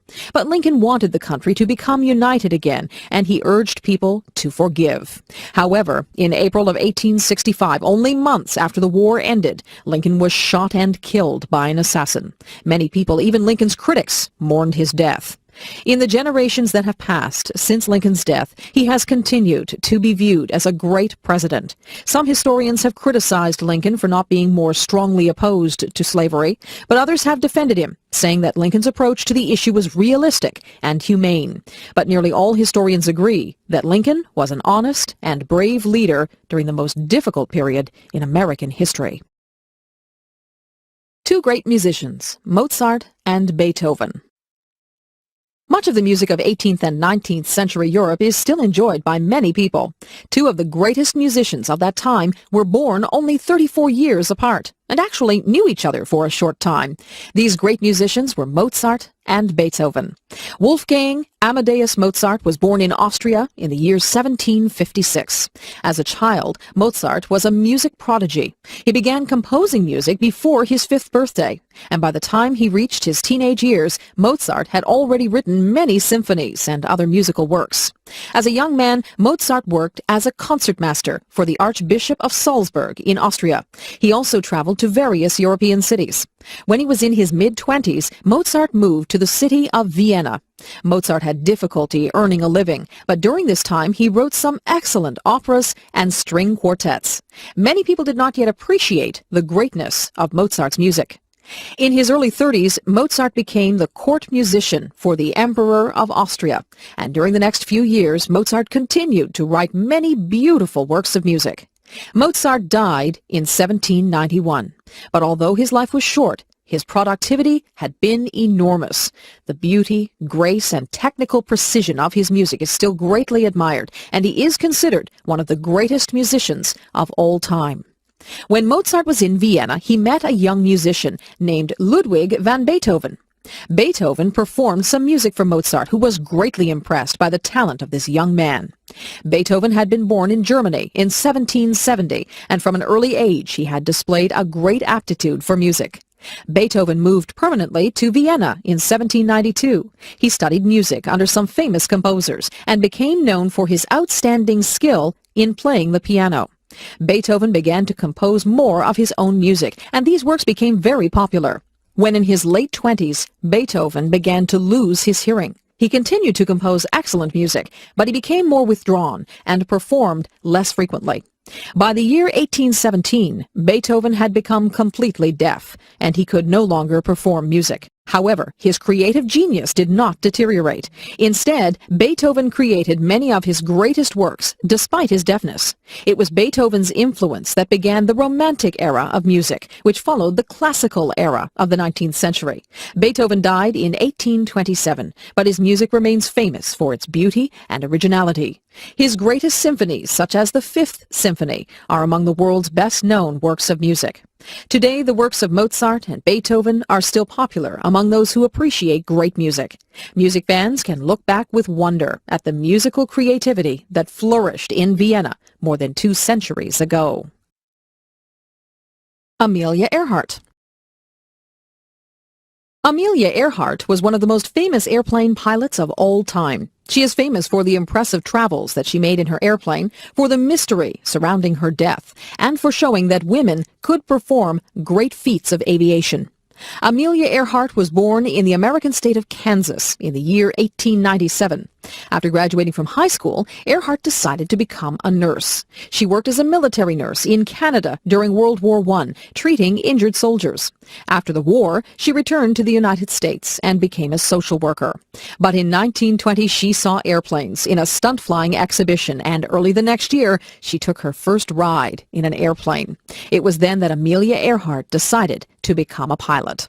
Within a few months, Earhart saved her money and bought a small airplane. She flew frequently and improved her skills as a pilot. In 1928, she joined 2 men in a flight across the Atlantic Ocean. But Amelia Earhart's greatest exploits were still to come. In May 1932, she attempted to become the first woman to fly solo, or alone, across the Atlantic Ocean. She flew east from the island of Newfoundland and faced cold weather, high winds, and dense fog. But she successfully crossed the ocean and landed her airplane in a farmer's field in Ireland. When news of her flight reached the United States, Amelia Earhart had become very famous. Later flights by Amelia Earhart were equally impressive. She became the first person to fly from Hawaii to California, across 4,000 kilometers of Pacific Ocean. She also became the first person to fly from Mexico City to the New York City area. But in 1937, she planned her most ambitious flight, a journey around the world. On June 1st, 1937, Amelia Earhart took off from Miami, Florida. She was accompanied by her navigator, Fred Noonan. They flew east, making stops along the way. Within 1 month, they had flown across 3/4 of the globe, reaching the Pacific island of New Guinea. On July 2nd, Earhart and Noonan took off from New Guinea, flying toward Howland Island. This very small island was over 4,000 kilometers from New Guinea and was very difficult to find in the middle of the vast ocean. During this flight, Earhart and Noonan were in radio contact with some ships from the U.S. Navy. However, bad weather made it impossible to see the stars at night, so navigation was very difficult, and the plane became lost. Earhart and Noonan never arrived at Howland Island. The U.S. Navy undertook a massive search, but they never found the lost airplane. Earhart and Noonan had been lost at sea. Amelia Earhart's death was a great tragedy, but she had lived an exciting life that was full of achievements. She had helped to show that very long flights could be made and that women could perform feats of flying that were equal to those of men. Even today, many people are inspired by the courage and endurance of Amelia Earhart. Life in academia. A person like me who teaches and conducts research at an academic institution is called academic. The academic institution may be a form of a university, a college, or another post-secondary institution. I have been working in universities for almost 11 years. While enjoying my life in academia, we academics also have a lot of stress and often go through a large amount of stress and frustration. Firstly, we have pressure from the university we are working at to become effective teachers. As the environment, in terms of the society and the marketplace, has become more dynamic and competitive, we as teachers must provide students with necessary skills and knowledge so they can become successful in their society. It requires a lot of preparation, updating of material, self-learning, and continuous improvement in teaching. For these reasons, teaching and learning should complement each other. Secondly, we have pressure from both our university and our academic peers to become active and effective researchers. What we teach to our students in class is no doubt closely related to what we have learned or discovered from our research activities. Thirdly, we have pressure from the university and the community to become good corporate citizens through active participation in various university committees and/or the community at large. A university and the community it belongs to must work closely together to identify common interests and to conduct projects that could benefit both parties. Even with a high degree of the aforementioned pressures, I love my job as a teacher, scholar, and citizen. There is a high level of freedom and flexibility. Academia is a place to meet new people, to create new ideas, and for everyone in that community to learn. It is a place where both teaching and learning always take place. Education systems in Canada. In Canada, each province is responsible for its own education systems. In general, there are 3 levels of education systems in Canada. 1, kindergarten to grade 8. 2, grade 9 to grade 12. 3, post-secondary education. Kindergarten may further be divided into junior and senior kindergarten for 4- and 5-year-old children, respectively. Grades 9 to 12 students are enrolled in a secondary school system, which is similar to a high school system in the USA. Some cities and towns may have a junior high school system, which accommodates children from grade 7 to grade 9. In the province of Ontario, there is grade 13, which is a required step for all students who want to attend a degree-granting university. This feature has been unique for Ontario, but the province has decided to abolish it in order to be consistent with other provinces' secondary education systems. By year 2003, when grade 13 is completely abandoned, the number of students entering a university or college is expected to be almost doubled, called double cohort.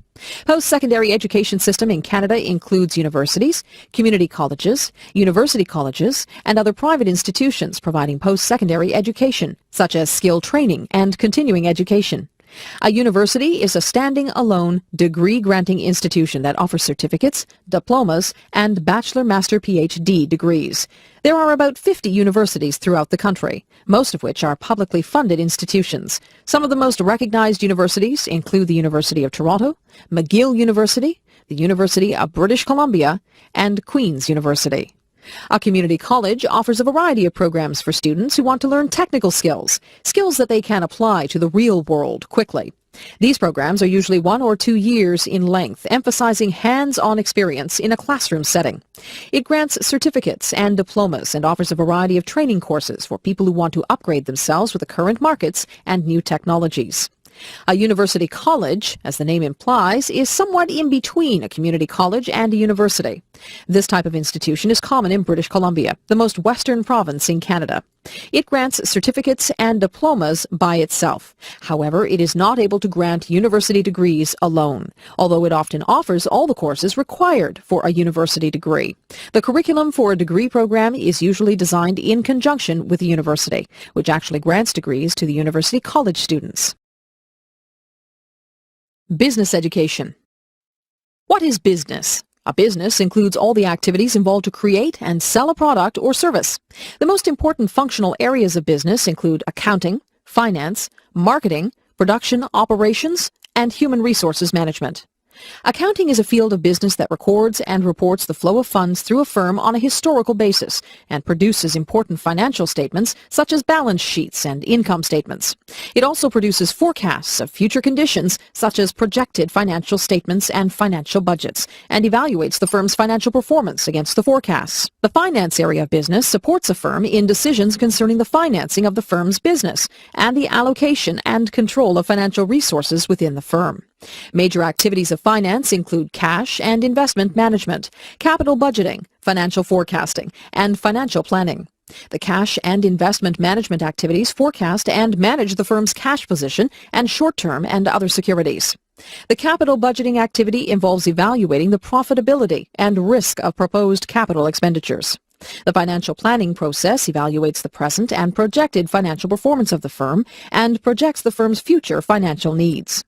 The marketing function of business is concerned with the planning, promotion, sale, and distribution of existing products or services in existing markets, and the development of new products and new services in order to better serve existing and potential customers with quality products and services. It is also responsible for customer relationship management, product planning, pricing, advertising, after-sales service, and market research and forecasting. The production operations function focuses on the management of all activities concerned with the planning and control of the process producing goods or services. These activities include purchasing of raw material and parts, product design, inventory, manufacturing processes, facilities, location and layout, quality control, and such other logistics as distribution and transportation. The human resource management function involves the recruitment, placement, evaluation, compensation, and development of a firm's employees. With the main goal of the effective and efficient use of a firm's human capital, the human resources management function supports planning to meet the personal needs of the business, development of employees to their full potential, and control of all personnel, policies, and programs. While each of the aforementioned functional areas within a firm used to operate somewhat independently with its own objectives and resources, information and other computer technologies have integrated all business functions within the firm and created something called an Internet-worked e-business enterprise.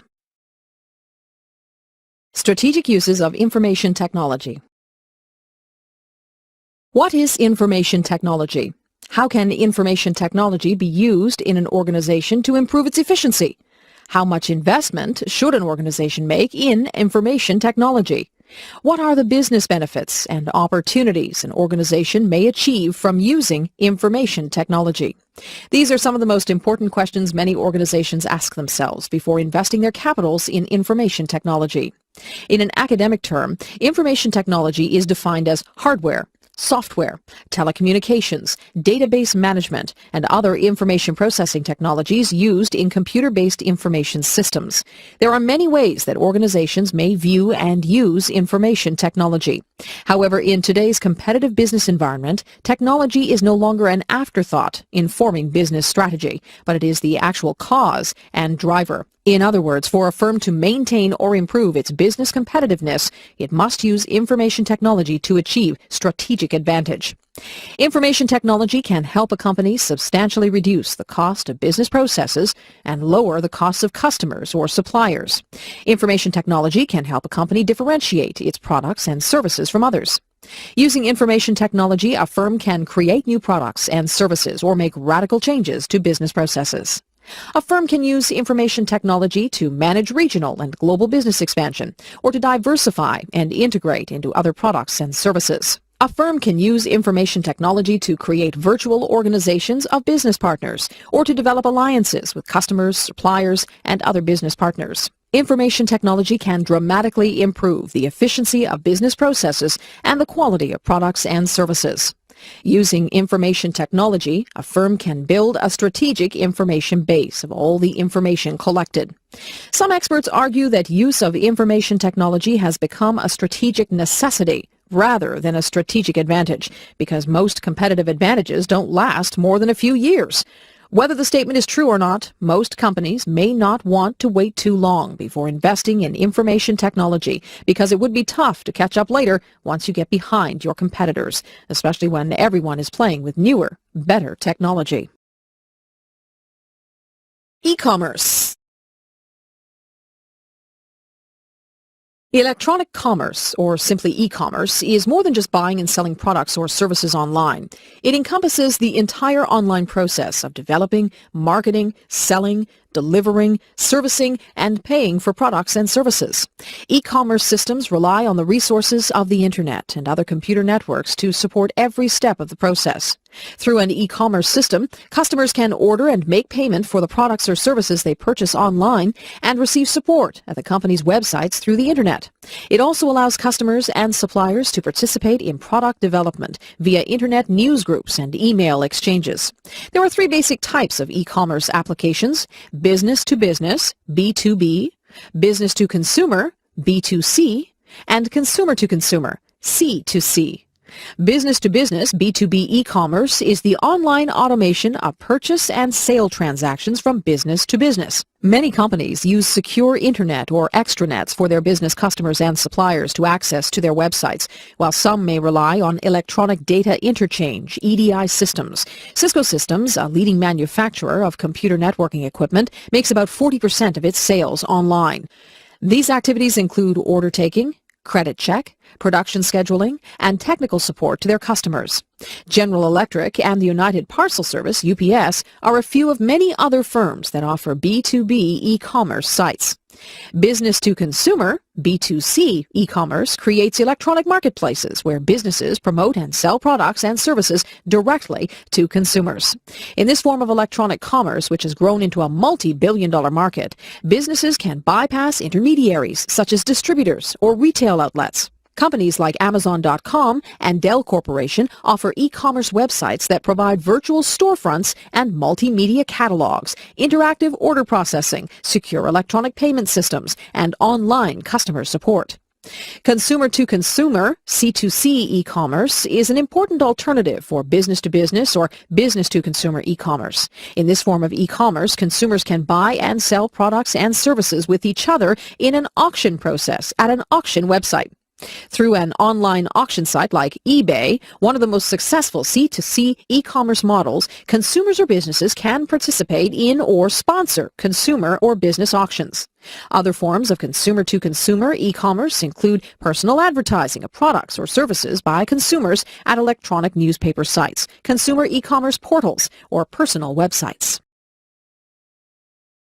The first 5 years of my life in Canada. I left Korea 25 years ago for Toronto, Ontario, Canada. I was 17 years old at that time. Now everyone knows how old I am. As any immigrant who left his or her own country for a new place looking for a better life, I believe the first 5 years of my living in Canada were the most challenging ones. It did not take a long time for me to realize that I would have to face one of the biggest challenges in my life, the language problem. Although I had learned English in high school for almost 5 years before coming to Canada, I did not find it useful in day-to-day living at this new place. My frustrations stemming from lack of my English conversation skills included ordering food at a fast food restaurant, phone conversation, and conversations with neighbors. The most frustrating moment was my inability to explain to other people when I was accused of something I did not do. Knowing that I was not able to defend myself properly due to lack of conversation skills, a few people often took advantage of me for their own benefits. However, throughout the years, I met a lot of good people who gave me strength and encouragement. Among those people in my heart, I still remember Mrs. Overholtz. Mrs. Overholtz was working in the counselor's office at the high school I attended for 2 years, and she gave me a lot of valued advice and direction in regards to my academic life as well as my personal one. My dear friends in my high school also helped me, not only to survive in the new country, but also taught me the new cultures and systems. Some of them went to the same university as I did, while others went to different institutions. I am still in contact with many of them, but wherever they are, I believe they are making a positive contribution to the society. I owe the most to my father, my mother, who passed away 7 years ago, and my brothers. We were neither rich nor poor, but we stuck together all the time. My parents taught me love, care, and kindness through their actions, not just their words. It was from my family that I got strength when I was weak. It was my family who listened to me when I needed to talk. It was my family who really was happy for me when I told them good news. The first 5 years of my life in Canada surely was one of the most difficult times in my life. I believe, however, that it was also an important time in my life for me to become a more mature and independent human being. I thank all of those who played a role in some way to help me out during the transition period of my life. Great Lakes. The Great Lakes are a group of 5 large freshwater lakes in North America that are interconnected by natural and artificial channels. They are, from east to west, Lake Ontario, Lake Erie, Lake Huron, Lake Michigan, and Lake Superior. Most of them, except Lake Michigan, which lies entirely within the United States, form part of the border between the United States and Canada. The Great Lakes are bordered by the Canadian province of Ontario and by 8 U.S. states, including, from west to east, Wisconsin, Minnesota, Illinois, Indiana, Ohio, Michigan, Pennsylvania, and New York. Large cities like Chicago, Detroit, Cleveland, and Toronto lie on the shores of the Great Lakes system. The Great Lakes system, with a combined surface area of 244,100 square kilometers, holds about 20% of the world's fresh surface water. Lake elevations decrease to the east and south. Lake Superior, the largest lake, at 82,100 square kilometers, is also the largest freshwater lake in the world. Its outlet is the St. Mary's River, which enters Lake Huron after falling about 7 meters over a series of rapids. Lake Huron and Lake Michigan lie at the same elevation. Water flows from Lake Michigan to Lake Huron. Lake Michigan is deeper than Lake Huron, but the latter is larger in area, at 59,600 square kilometers. Lake Huron drains into the St. Clair River, which falls about 3 meters between Lake Huron and the small, shallow basin of Lake St. Clair. Lake St. Clair is connected to Lake Erie by the Detroit River. At its northeast end, Lake Erie empties into the Niagara River, which drops 99 meters as it flows north to Lake Ontario, which is the smallest of the Great Lakes, at 19,010 square kilometers. Lake Ontario is linked with the Atlantic Ocean via the St. Lawrence River. The Great Lakes, interconnected by rivers, straits, and canals, are a natural resource of tremendous significance in North America. They serve as the focus of the industrial heartland of the continent, and together form one of the world's busiest shipping arteries. The lakes also form an important recreational resource, with about 17,000 kilometers of shoreline, rich sport fisheries, and numerous beaches and marinas. Canadian Rocky Mountains. Some of the best-known mountain scenery on Earth is concentrated in a set of 7 parks in the Canadian Rocky Mountains. There are 4 national parks in the Canadian Rockies: Banff, Jasper, Yoho, and Kootenay, and 3 British Columbia provincial parks: Mount Robson, Mount Assiniboine, and Hamburg. The 7 preserves located along the Alberta-British Columbia border attract more than 9 million people annually. Banff National Park became Canada's first national park in 1885 and the birthplace of Canada's national park system. It is home to a variety of distinctive natural features and cultural and historical sites. Rugged mountains, glaciers, ice fields, alpine meadows, beautiful blue cold water lakes, mineral hot springs, deep canyons, and hoodoos compose the natural landscape and habitat for a great variety of mammals such as elk, bighorn sheep, black and grizzly bear, and caribou. Jasper National Park is the largest and most northerly of the Canadian Rocky Mountain parks.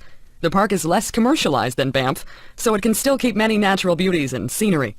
Its scenery includes deeply gouged Malign Canyon, picturesque Malign Lake, the thunder of Sunwapta Falls, the serene beauty of glacier-covered Mount Edith Cavell, and Miette Hot Springs. As one of 39 national parks in Canada, Kootenay National Park represents the southwestern slopes of the Canadian Rocky Mountains. From glacier-clad peaks to semi-arid grasslands, where even cactus grows, Kootenay is rich in variety and is one of the largest protected areas in the world. Yoho National Park, representing the western slopes of the Rocky Mountains region, holds the secrets of ancient ocean life, the power of ice and water, and unique plant and animal communities that continue to evolve today. Awe and wonder is a natural response for this place of rock walls, spectacular waterfalls, and soaring peaks. The Burgess Shale contains one of the world's most significant finds of soft-bodied, Middle Cambrian-age marine fossils, with about 150 species, including some bearing no resemblance to known animals. These 4 Canadian national parks account for 14,300 square miles. The 4 national parks, along with the 3 British Columbia provincial parks, form the UNESCO Rocky Mountain Parks World Heritage Site, one of the largest protected areas in the world. For the record, what is the world's tallest mountain and highest elevation?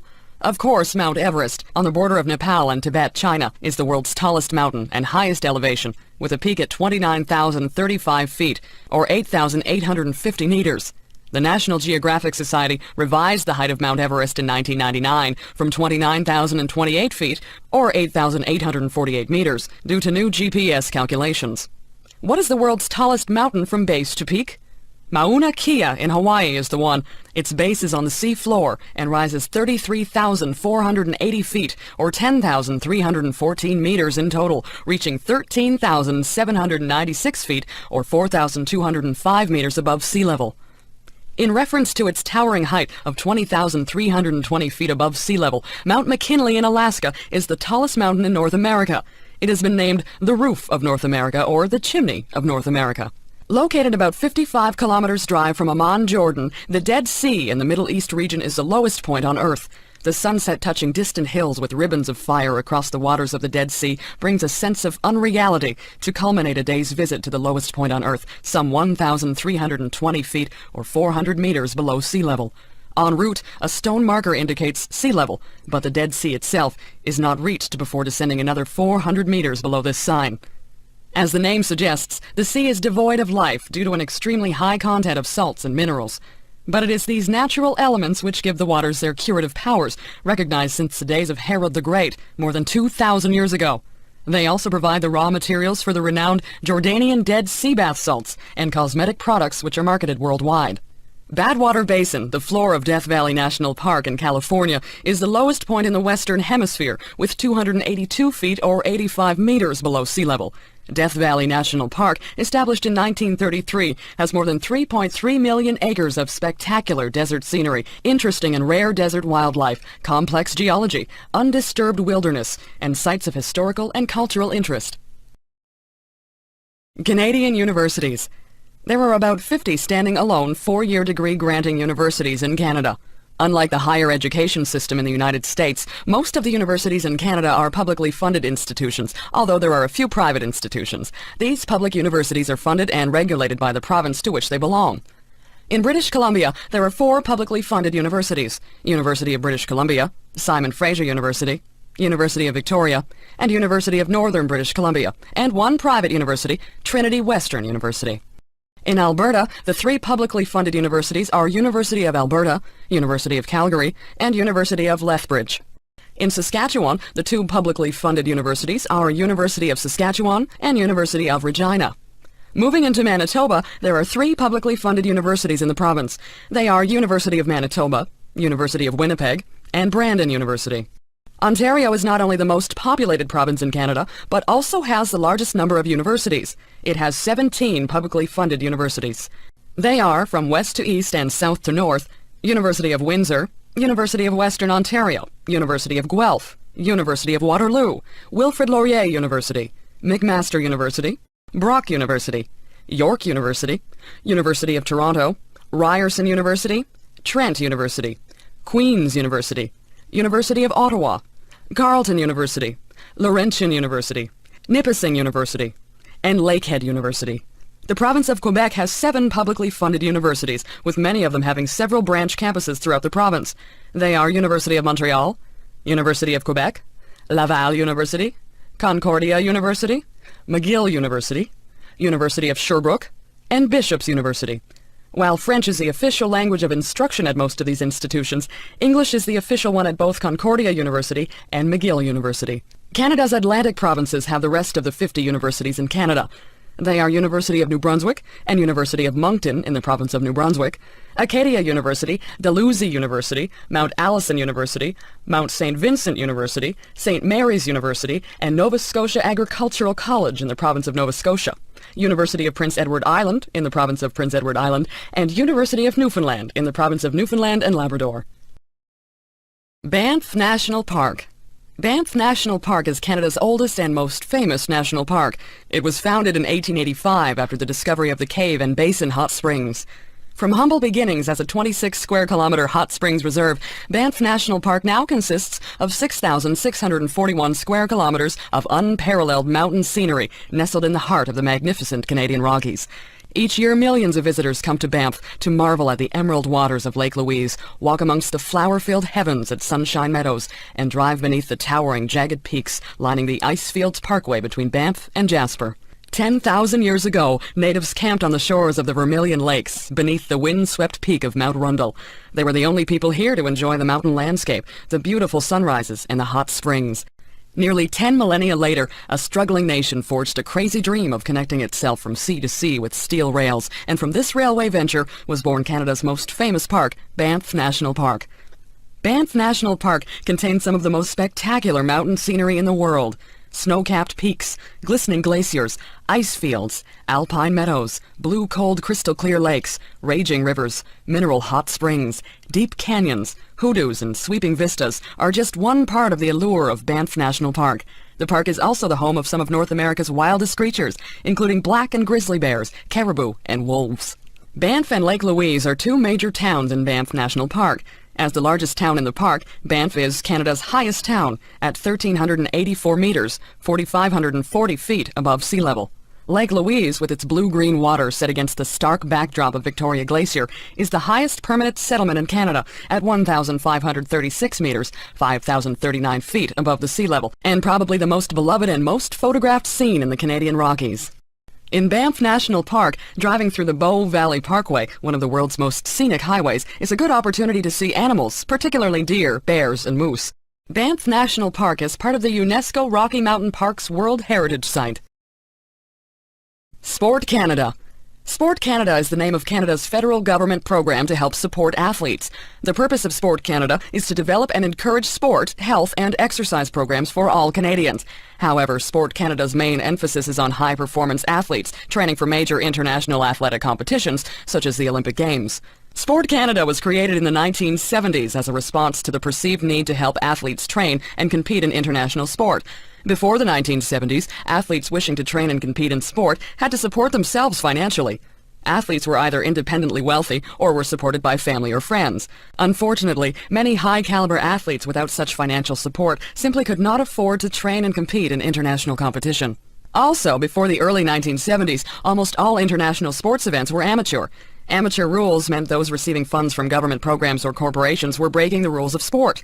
Athletes receiving money were disqualified from competition. As a result, the amateur rules generally limited training and competition to those athletes who came from wealthier families. Less fortunate athletes, many of whom likely would have performed well for Canada in international competitions, simply could not afford to do so. Sport Canada has been a role model for many government-run sport programs around the world. With its central administrative offices in Canada's capital of Ottawa, Sport Canada efficiently provides administrative, coaching, and financial help for athletes across the country. Athletes can concentrate their efforts full-time on training and competition. As a result, Canada's share of the medal totals in the Olympic Games has risen since the 1970s. Recently, Sport Canada's programs have been criticized by some who feel that the program does not provide enough money for athletes. While it does provide financial assistance to athletes, the amount paid is well below Canada's minimum wage. Critics point out that athletes work full-time and perform an important function for the Canadian government and people. As a result of this criticism, the Canadian government has provided more money for athletes. However, the amount is still below the minimum wage level. As a result, the amount paid to athletes is likely to rise in the future. As long as it effectively manages problems such as funding, Sport Canada will continue to provide the Canadian public with international caliber athletes who compete with the very best in the world. The National Hockey League. The National Hockey League, or NHL, is the largest and most successful North American professional hockey league.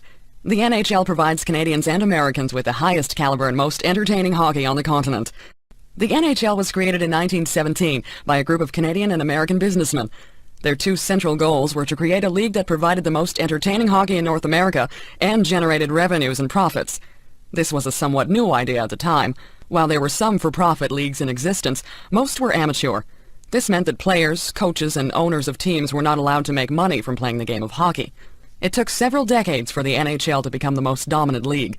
In the early days, a few professional or commercial leagues competed with the NHL for the public's entertainment dollar. Leagues competed vigorously for the best players in order to be successful and attract spectators and fans. While this was beneficial to players because they could command higher salaries, it was bad for business because owners' expenses skyrocketed.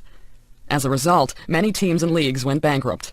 By the 1930s, however, the NHL remained as the only major professional league in North America. This effectively kept players' salaries down and reduced expenses. The NHL's team owners realized that in order for the league to be a successful commercial business, they would have to stop competing against each other off the ice.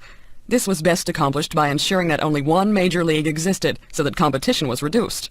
To this day, the same business model is followed, and the NHL is still the only major professional hockey league in North America. For several decades in the mid-20th century, the NHL owners were extremely successful financially. They generated very high profits because, having a monopoly in the hockey market, they could limit the sale and trade of players. When players signed onto a team, they generally did so for life, and at the pay rate determined by the owner. Players were forced to accept these conditions because there were no other leagues in existence. This all changed in the 1970s when players organized to form a players' union. Through the collective bargaining process, players gradually fought owners for higher pay and greater rights. Today, many players are very wealthy for this reason. If it was not for the players' union, it is likely they would still be working in similar conditions to those during the early days of the NHL, low pay and little freedom to move from team to team. With NHL owners and players cooperating, the NHL continues to be the most successful and entertaining hockey league in North America. Teams across Canada and the United States compete for the prized Stanley Cup, the most sought-after trophy in North American hockey. Drug use in sport. Athletes using drugs to enhance performance has become one of the greatest problems facing elite international sport. Major sports organizations, such as the International Olympic Committee, are putting a lot of time, effort, and money into the detection of drugs. The race between athletes using drugs and detection agencies seems to be just as fierce as sport competition itself. Athletes have been using drugs or other stimulants to enhance performance for centuries. Even athletes in the ancient Olympic Games in Greece used various stimulants to enhance performance. However, since the 1950s, the degree of drug use has risen to a level never before seen in human athletic history. Drug testing began in the Olympic Games in the 1960s. One of the first sports to encounter drug use was cycling. During the 1960 Summer Olympic Games in Rome, Italy, a cyclist died from an amphetamine use. In 1967, another cyclist died in the Tour de France cycling race. Around the same period, bodybuilders in the United States were experimenting with newly developed synthetic steroids that built muscle mass.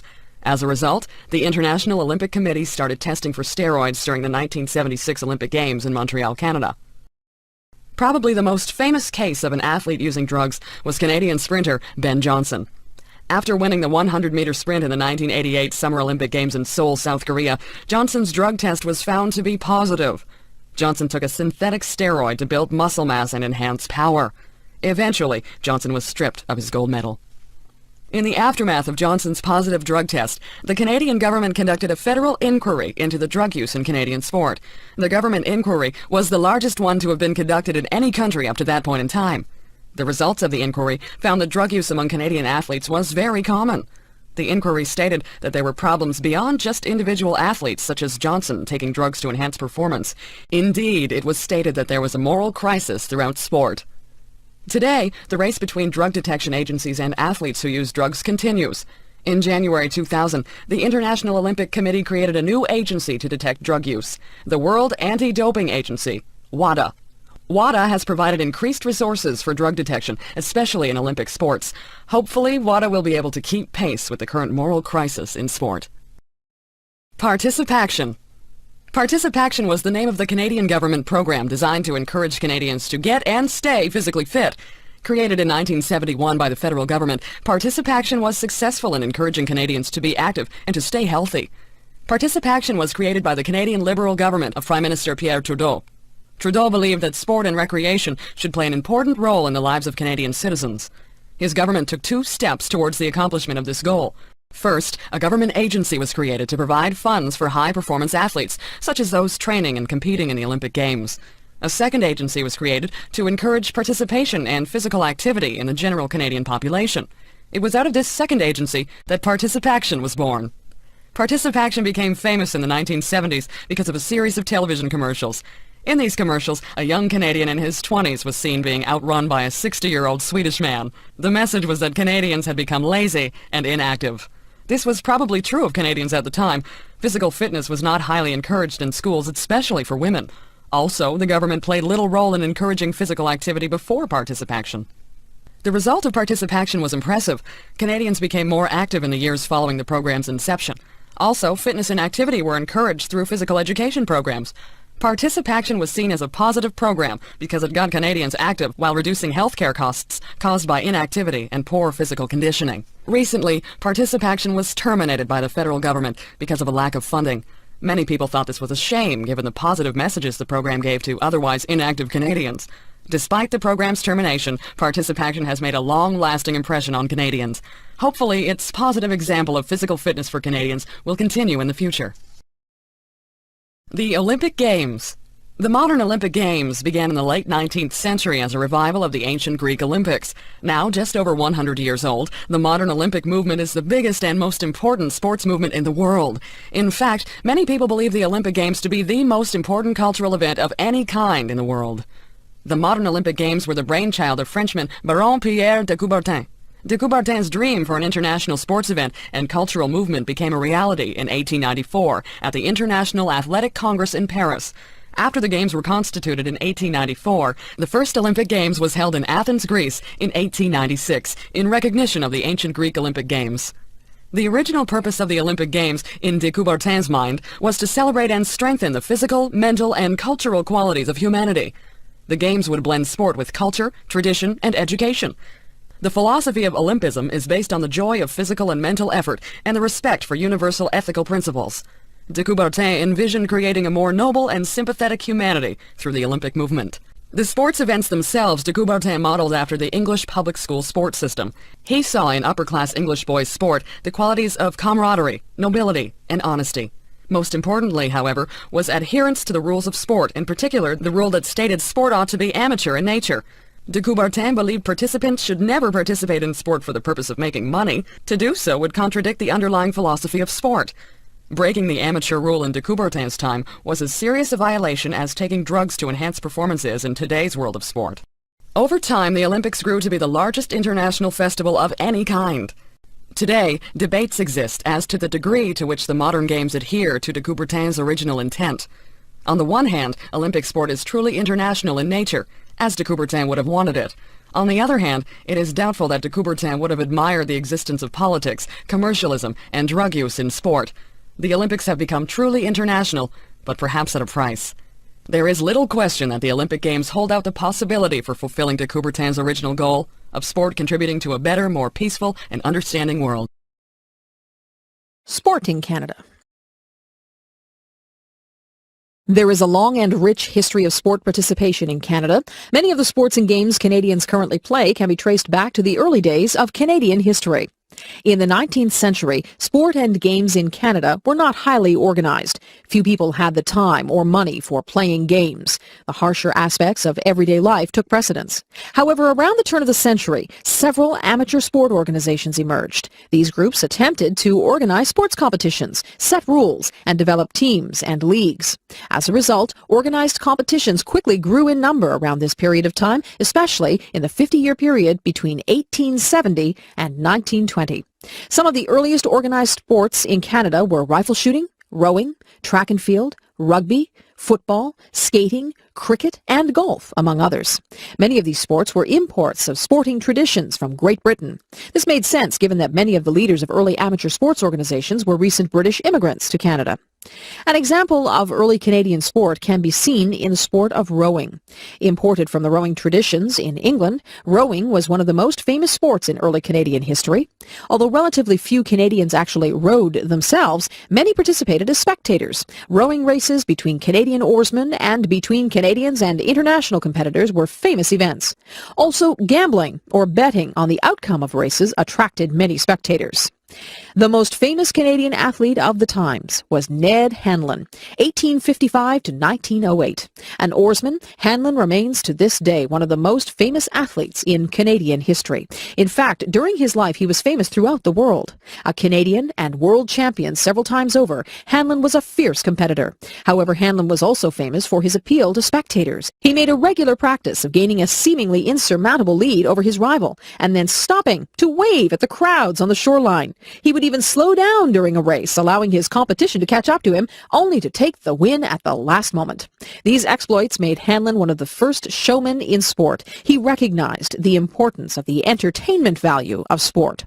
Sport in Canada has developed rapidly since Hanlon's time. Today, Canada has a complex system of amateur sports organizations and professional leagues. In addition, in the 1960s, the federal government of Canada became directly involved in the pursuit of healthy lifestyles and sporting traditions of Canadians.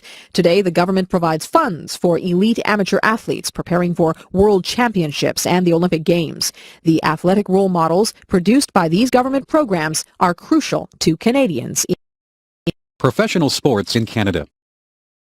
Canada is a relatively young country, existing as a separate national and political entity only since 1867. As a result, its sporting traditions are relatively young as well. Most of the professional teams and leagues in Canada developed only in the last 30 years or so.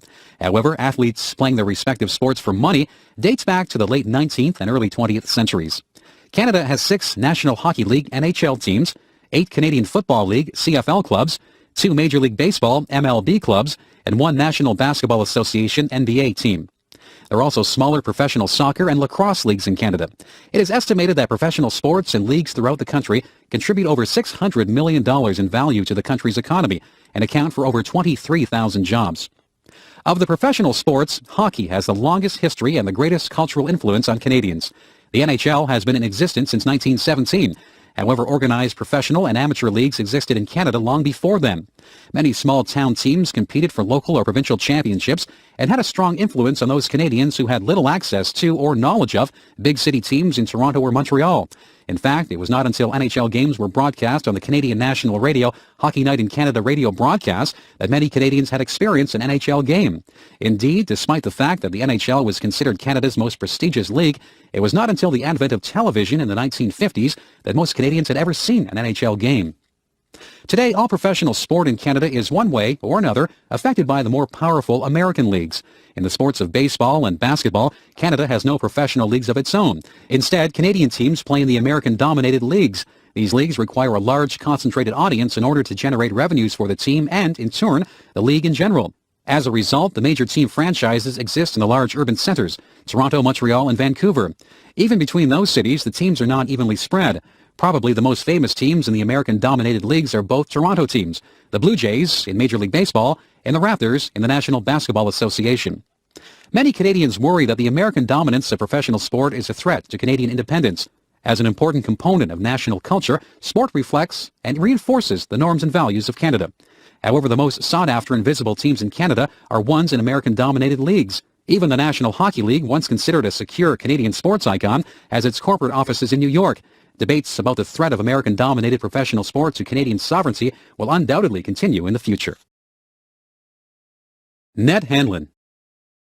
Edward Ned Hanlon, 1855 to 1908, was one of the most important athletes in Canadian history. Hanlon, an oarsman, helped shape the direction of Canadian sport in its early formative years. His combination of athletic success and popularity with rowing spectators helped promote the cause of rowing and professional sport. In the late 19th century, rowing was one of the, if not the, most popular sports in Canada. The sport received as much, if not more, press coverage and general public interest than any other sport. In addition, the sport's long history in Canada, Great Britain, Australia, and the United States developed into well-organized national and international championships, including one of the first regularly held world championships in any sport. In fact, Hanlon was a regular winner of world championship titles. Part of the popularity of rowing involved gambling and lucrative prizes. Spectators regularly bet on single sculling, in much the same way they do on horse racing today. Hanlon quickly rose to fame in the late 19th century through a combination of careful financial planning of his athletic career and his mastery of the sport. Perhaps his most ingenious invention was the now common sliding seat. By fixing wheels onto a wooden seat, Hanlon gained an advantage over his competitors who slid back and forth in the boat on grease. The extra use of his legs translated into greater boat speed for Hanlon. Hanlon was also noteworthy for his methods of gaining popularity with fans. Recognizing the importance of the entertainment value of sport, Hanlon would regularly wave to the crowds and perform rowing tricks such as removing his hands from the oars in the middle of the race. He was even known to fake an injury in the middle of a race, only to recover just in time to win the race. Of course, the additional purpose of this strategy was to raise gambling odds, thus making himself and his financial handlers wealthier from his victories. In the 1870s and 1880s, Hanlon won and then successfully defended his world championship title 7 times. He also competed in commercial exhibitions and rowing tours around the world. After his competitive career ended, Hanlon went on to coach younger oarsmen in 2 North American universities, Toronto and Columbia. So famous was Hanlon that one major newspaper in Canada claimed he was the single greatest agent for attracting new immigrants to the young country. Today, a bronze statue stands in Toronto in honor of his success, and an island just off the shores of the city of Toronto is named after Hanlon. Rowing.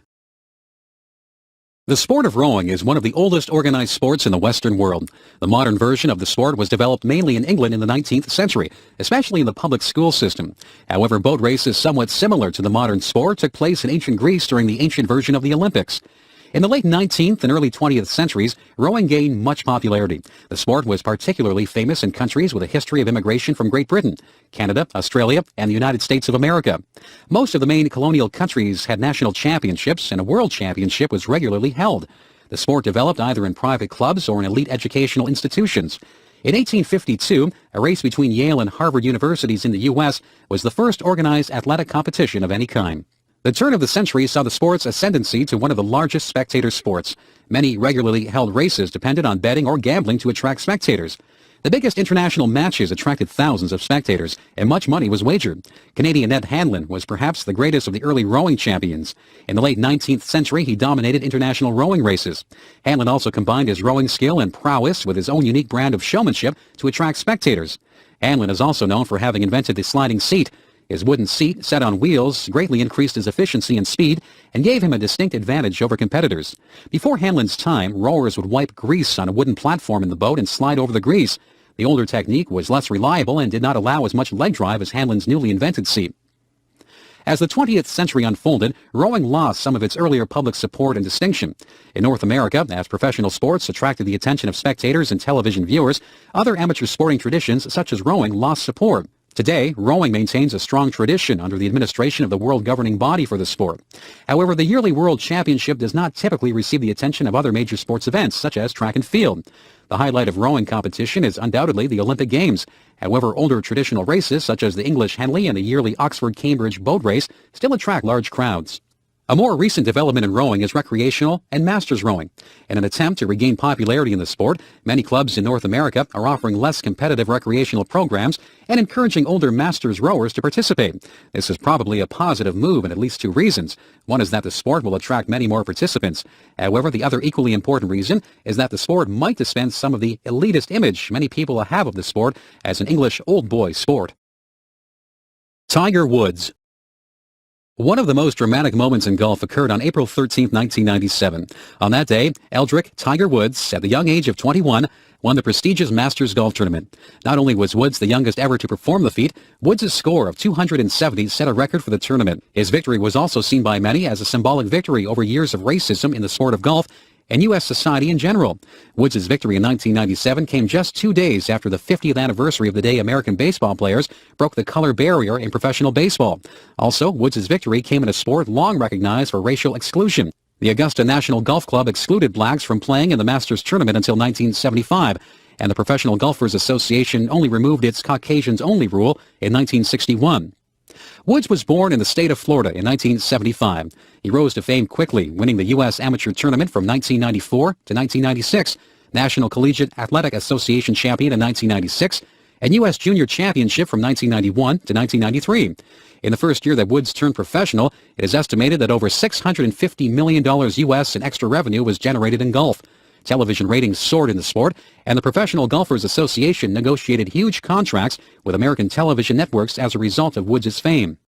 Woods has also negotiated record-breaking private sponsorship deals with major firms such as Nike, Buick, Titleist, American Express, and many others. In fact, Woods negotiated deals in the millions even before he turned professional. Truly an international sports celebrity, Woods sees himself as someone destined not only to be a great athlete, but also a person who will have some significant social or political impact on the world. It is not clear, however, what that impact will be. But there is little question that he will be one of the, if not the, richest athletes in history. Woods is destined not just to be a multi-millionaire, but a billionaire. Heralded by some as the first black champion in a traditionally racially secluded sport, he has also been received more cautiously by those who see the limitations of using black sports stars as role models for youth. Only a tiny fraction of African Americans have even the remote chance of becoming sports stars in any sport, especially golf. The odds, in fact, are so small that there is a much greater chance of winning a lottery. However, by some accounts, as many as 80% of African American youth aspire to make a living from playing sports. Meanwhile, 45% of African American children live below the poverty line in the U.S. If the trajectory of Woods' career continue on its current path, it is possible he will satisfy his father's wishes for Tiger, to make an impact on the world. It will be spiritual and humanitarian, and it will transcend the world of golf. Globalization and sport. One of the most recognized and widely debated terms in recent times is globalization.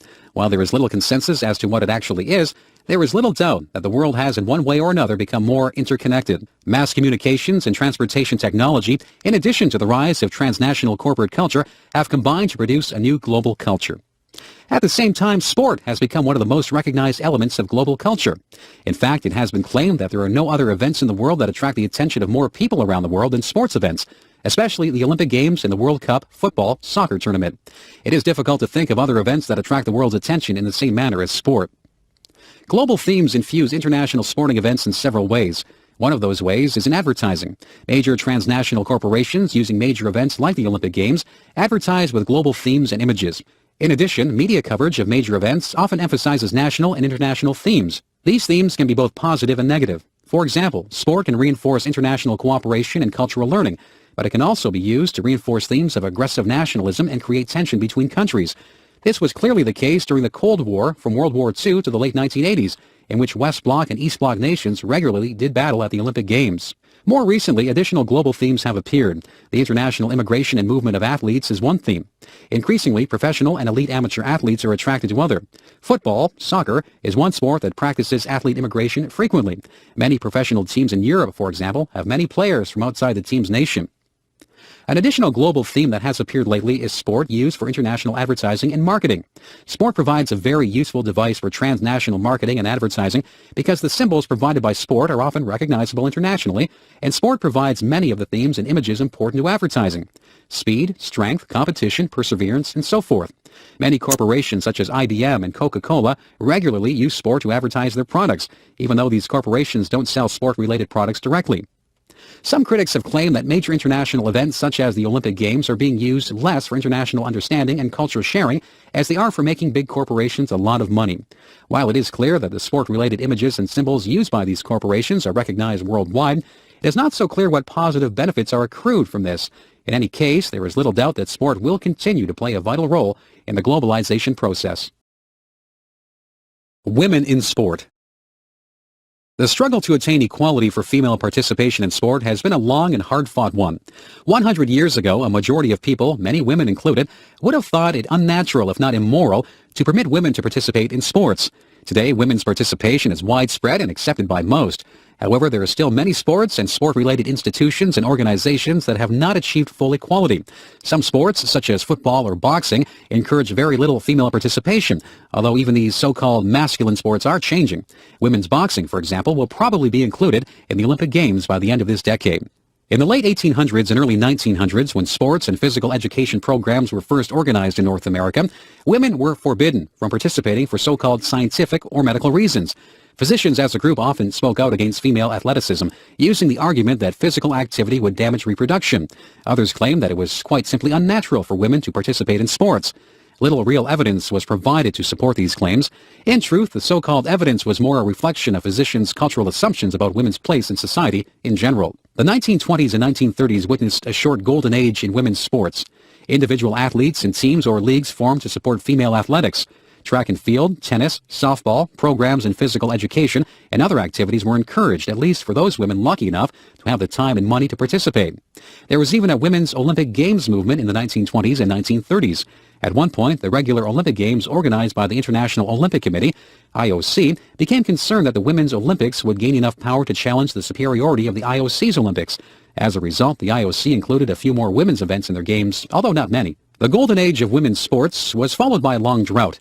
The post-World War II era was one of very conservative traditional family values in North America. However, in the 1970s, the current boom in women's sports began. One of the driving forces in the movement was East Bloc countries, particularly the Soviet Union and East Germany, both of which encouraged female athletes at the highest level, the Olympic Games. Female athletes with strong and muscular bodies emerged on the international sports stage. At first, this raised concern among the male-dominated sports establishment. However, after years of struggle, the muscular and strong female athletic body has become common in international sport. In the late 19th century, the founder of the modern Olympic Games, Pierre de Coubertin, said that the sight of women participating in sport was an affront to the human eye and unnatural. We've come a long way since then. Sport and television. There is little question that television has radically changed the sporting world. Television has done more than just make existing sports more accessible to a mass audience. It has argued that the very nature of sport and spectators' experiences of sport has been shaped by the medium of television.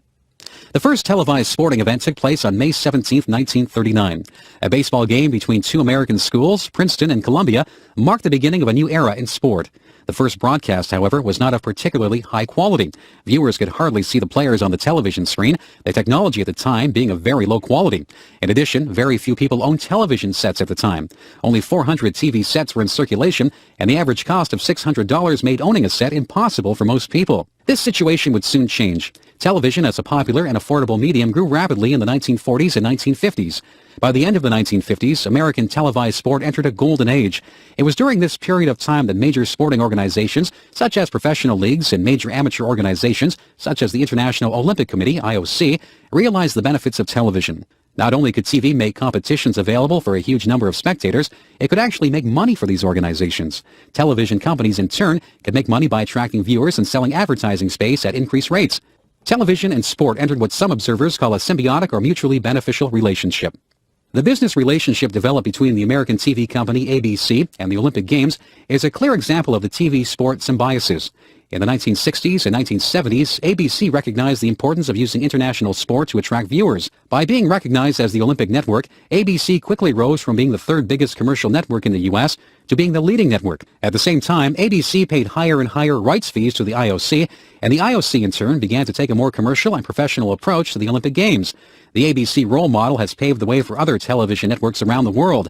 Today, television rights pay for the majority of Olympic Games expenses. The television and sport relationship has come a long way since the first Princeton-Columbia baseball game. Today, more people experience sport as spectators through the medium of television than they do as regular participants in sport. The television and sport relationship, then, presents a bit of a paradox. While on one hand it has made sport more visible for more people, it has perhaps done so at the expense of actual participation in sport. Nike. Nike and its swoosh corporate symbol are among the most recognized brand names in the world, alongside McDonald's, Coca-Cola, and Disney. Starting in 1964 as a sports shoe outlet, the company grew to become the market leader in footwear and apparel. Nike has since diversified into a range of activities, including sports event promotion. Owned by Phil Knight, Nike has become synonymous with world-class sport, especially through its sponsorship of events and elite athletes such as Michael Jordan and Tiger Woods. Nike is so ever-present in the sports consumers' minds that a survey conducted during the Atlanta Summer Olympic Games in 1996 revealed an extremely high awareness of Nike, despite the fact that Nike was not an official sponsor of the Games. Nike's success has, to a great extent, been due to the fact that the company and its swoosh symbol have become ubiquitous in consumers' minds. Nike has even run television commercials without even mentioning its own name, being confident enough that the checkmark swoosh is more than enough to make the company known. Phil Knight has been the main inspiration behind Nike and its corporate direction. A competent, although not elite, middle-distance runner at the University of Oregon, Knight went on to Harvard Business School, where the Nike idea emerged out of a paper he developed for a class on entrepreneurship. Knight's former coach, Bill Bowerman, developed lightweight running shoes that became the new company's trademark in the early days. From these modest beginnings, Nike eventually grew to become the sports giant it is today. Ironically, part of Nike's status in the world of competitive sports merchandising has come from the attention it's received by critics. A short article published in the early 1990s in Harper's Magazine quickly mushroomed into an international outcry against Nike's practice of placing their factories in underdeveloped countries and paying workers below subsistence wages. Nike quickly responded to the criticisms with a number of tactics to either divert attention away from the criticisms, ones that Knight, interestingly, at first denied, or by acknowledging the practices but claiming Nike was cleaning up its act. In many cases, Nike has made an effort to create better working conditions for those in underdeveloped countries making shoes and other merchandise. However, the overall effect of Nike's changes is not known, and several groups around the world regularly check and often criticize Nike's labor practices. Nike's recent marketing extravaganzas include a $200 million U.S. deal with the Brazilian National Soccer Federation. It has been rumored that Nike's ego has much to do with Nike's marketing strategies. Some critics have suggested that Nike's hidden agenda is no less than controlling sports marketing and merchandising throughout the world. Nike's corporate headquarters in Oregon reflect these aspirations. Nike's buildings and surrounding grounds are constructed very much like a religious cathedral, only with elite athletes and Nike himself as the gods. Arthur Ashe. Arthur Ashe, 1943 to 1993, was one of the most exceptional tennis players in the history of the sport. Born in Richmond, Virginia, Ashe served in the United States Army and had a good early amateur career. By the end of his life in 1993, Ashe was recognized not only for his tennis, but also for his political campaigns on behalf of racial equality in the United States, Haiti, and South Africa. Also, as a victim of AIDS, Ashe campaigned for AIDS research near the end of his life. When Ashe turned professional in 1969, he was an African-American player in a sport completely dominated by whites. At the peak of his career in the 1970s, Ashe won the Australian Open, Wimbledon, and doubles titles at the French and Australian Opens. Interestingly, Ashe encouraged young blacks not to waste their energies on sports. Instead, he recommended channeling energy into academic and vocation-related studies. His recommendation seems appropriate to this day. While it is the case that sports can provide positive role models and encourage hard work and discipline, it is also the case that many young athletes dream unrealistically of professional careers at the exclusion of school. The odds of successfully making a professional league are statistically next to impossible. Despite his own success, Ashe recognized this. Mindful of racism in American society, Ashe always thought of his own career in terms of the general experience of blacks in America. He wrote several books recounting these ideas. Ashe's historical writing on the history of African Americans in sport spawned a multimedia series, A Hard Road to Glory. Today, while a few more blacks have been successful in sports traditionally dominated by whites, it is still the case that whites dominate. The recent successes of athletes like the Williams sisters in tennis and Tiger Woods in golf sometimes conceal the fact that these sports are still predominantly white. According to Ashe's thinking, it would be a mistake to take one role model such as Tiger Woods and from that conclude that race problems in sport no longer exist. Like any institution, race relations in sport should be thought of for their long-term trends, not individual exceptions. Arthur Ashe contracted the HIV virus through a blood transfusion and died of AIDS in 1993, aged 50. While since his death he has become revered and respected, in the 1980s, near the end of his life, he was unpopular for his ideas. However, his combination of political campaigning and athletic prowess made him a revered figure in American history. Bjorn Borg. The professional career of tennis player Bjorn Borg was one of the most interesting ones in recent sports history. Borg's success in his sport came at an early age. Borg won Wimbledon when he was only 20 years old. However, by the time he was 26 and in the prime of his career, Borg inexplicably retired from professional tennis. Borg, who began playing tennis at the age of 9, was the number one ranked junior player by the age of 14 and had won the Italian and French Open titles at the age of 18. These were the first of several major championships won by Borg in the late 1970s and early 1980s. Probably his greatest achievement was a winning streak at Wimbledon that spanned 5 years. Between the years 1976 and 1982, Borg enjoyed almost complete dominance in competitive tennis. His retirement in 1983 then was a bit of a puzzle. Although his tennis skills waned somewhat in the previous year, he was still one of the top players on the tour and only 26 years old. Even stranger was the fact that Borg refused to reveal the reasons for his retirement. Following his retirement, Borg encountered a number of personal problems, which kept him in the media spotlight even though he was no longer playing competitive tennis. 5 years after his retirement, an emergency hospital procedure saved his life. While Borg claimed he had food poisoning, it was suspected he had a barbiturate overdose. In 1991, Borg attempted to make a comeback on the professional tennis tour, only to fail miserably. His insistence on using a wooden racket at the time, when all of the world's top players were using synthetic fiber rackets, didn't help matters. At the same time, Borg's second wife attempted to commit suicide, and the couple divorced in 1993. Eventually, Borg disappeared into obscurity, and there's little news of his life today. These sad stories about the latter part of his career aside, Borg was an important figure in modern tennis history. He was the sport's first modern media star and icon. Teenage girls conferred upon him a status comparable to a rock star. His face adorned T-shirts and other merchandise, making him the most marketable tennis player in history. Borg's career was a catalyst for Swedish tennis players. Those who followed in his footsteps and held him up as their hero included tennis stars Mats Wilander and Stefan Edberg. Perhaps most important of all, Borg gave to the sport of tennis a degree of showmanship, visibility, and marketability that was used as a role model for the sport in future decades. Babe Didrikson. Mildred Babe Didrikson, 1913 to 1956, was one of the most celebrated female athletes of the first half of the 20th century. Competing in the 1930s and 1940s when conventional attitudes regarding women's participation in sport dominated North American culture, Babe Didrikson rose to fame by dominating not just one, but a number of sports. Didrikson flouted conventional notions of femininity and proper female activity by excelling in field events such as javelin and shot put, in addition to traditionally male-dominated sports such as baseball, swimming, and golf. Interestingly, Didrikson would always have to battle popular accounts that attacked or questioned her femininity and sexuality. As a woman with a large, muscular, and athletic body, Didrikson was often accused of having an unfair advantage over other women, and often regarded as not being a real woman. Born in the state of Texas, Didrikson rose to athletic fame quickly, representing the USA in the 1932 Olympic Games in Los Angeles, where she won and set records in the javelin and 80-meter hurdles. Later in her career, Didrikson turned her athletic attention mainly to golf, a sport in which she was immensely successful. Interestingly, however, Didrikson tired of the popular innuendo regarding her unfeminine appearance and made a conscious effort to change her image in favor of a more traditionally feminine one. She donned dresses and makeup in place of her sweatpants and makeup-less appearance. Didrikson's controversial career underwent a twist when she fought the American Athletic Union, AAU, which had stripped her of her amateur sports status after she allowed her image to be used in endorsements for cars. When offered amateur status reinstatement, Didrikson refused, challenging what she believed to be the AAU's antiquated rules and regulations. Aside from her incredible athletic accomplishments, Didrikson is an important historical figure because of the challenge she made to the male-dominated institution of sport.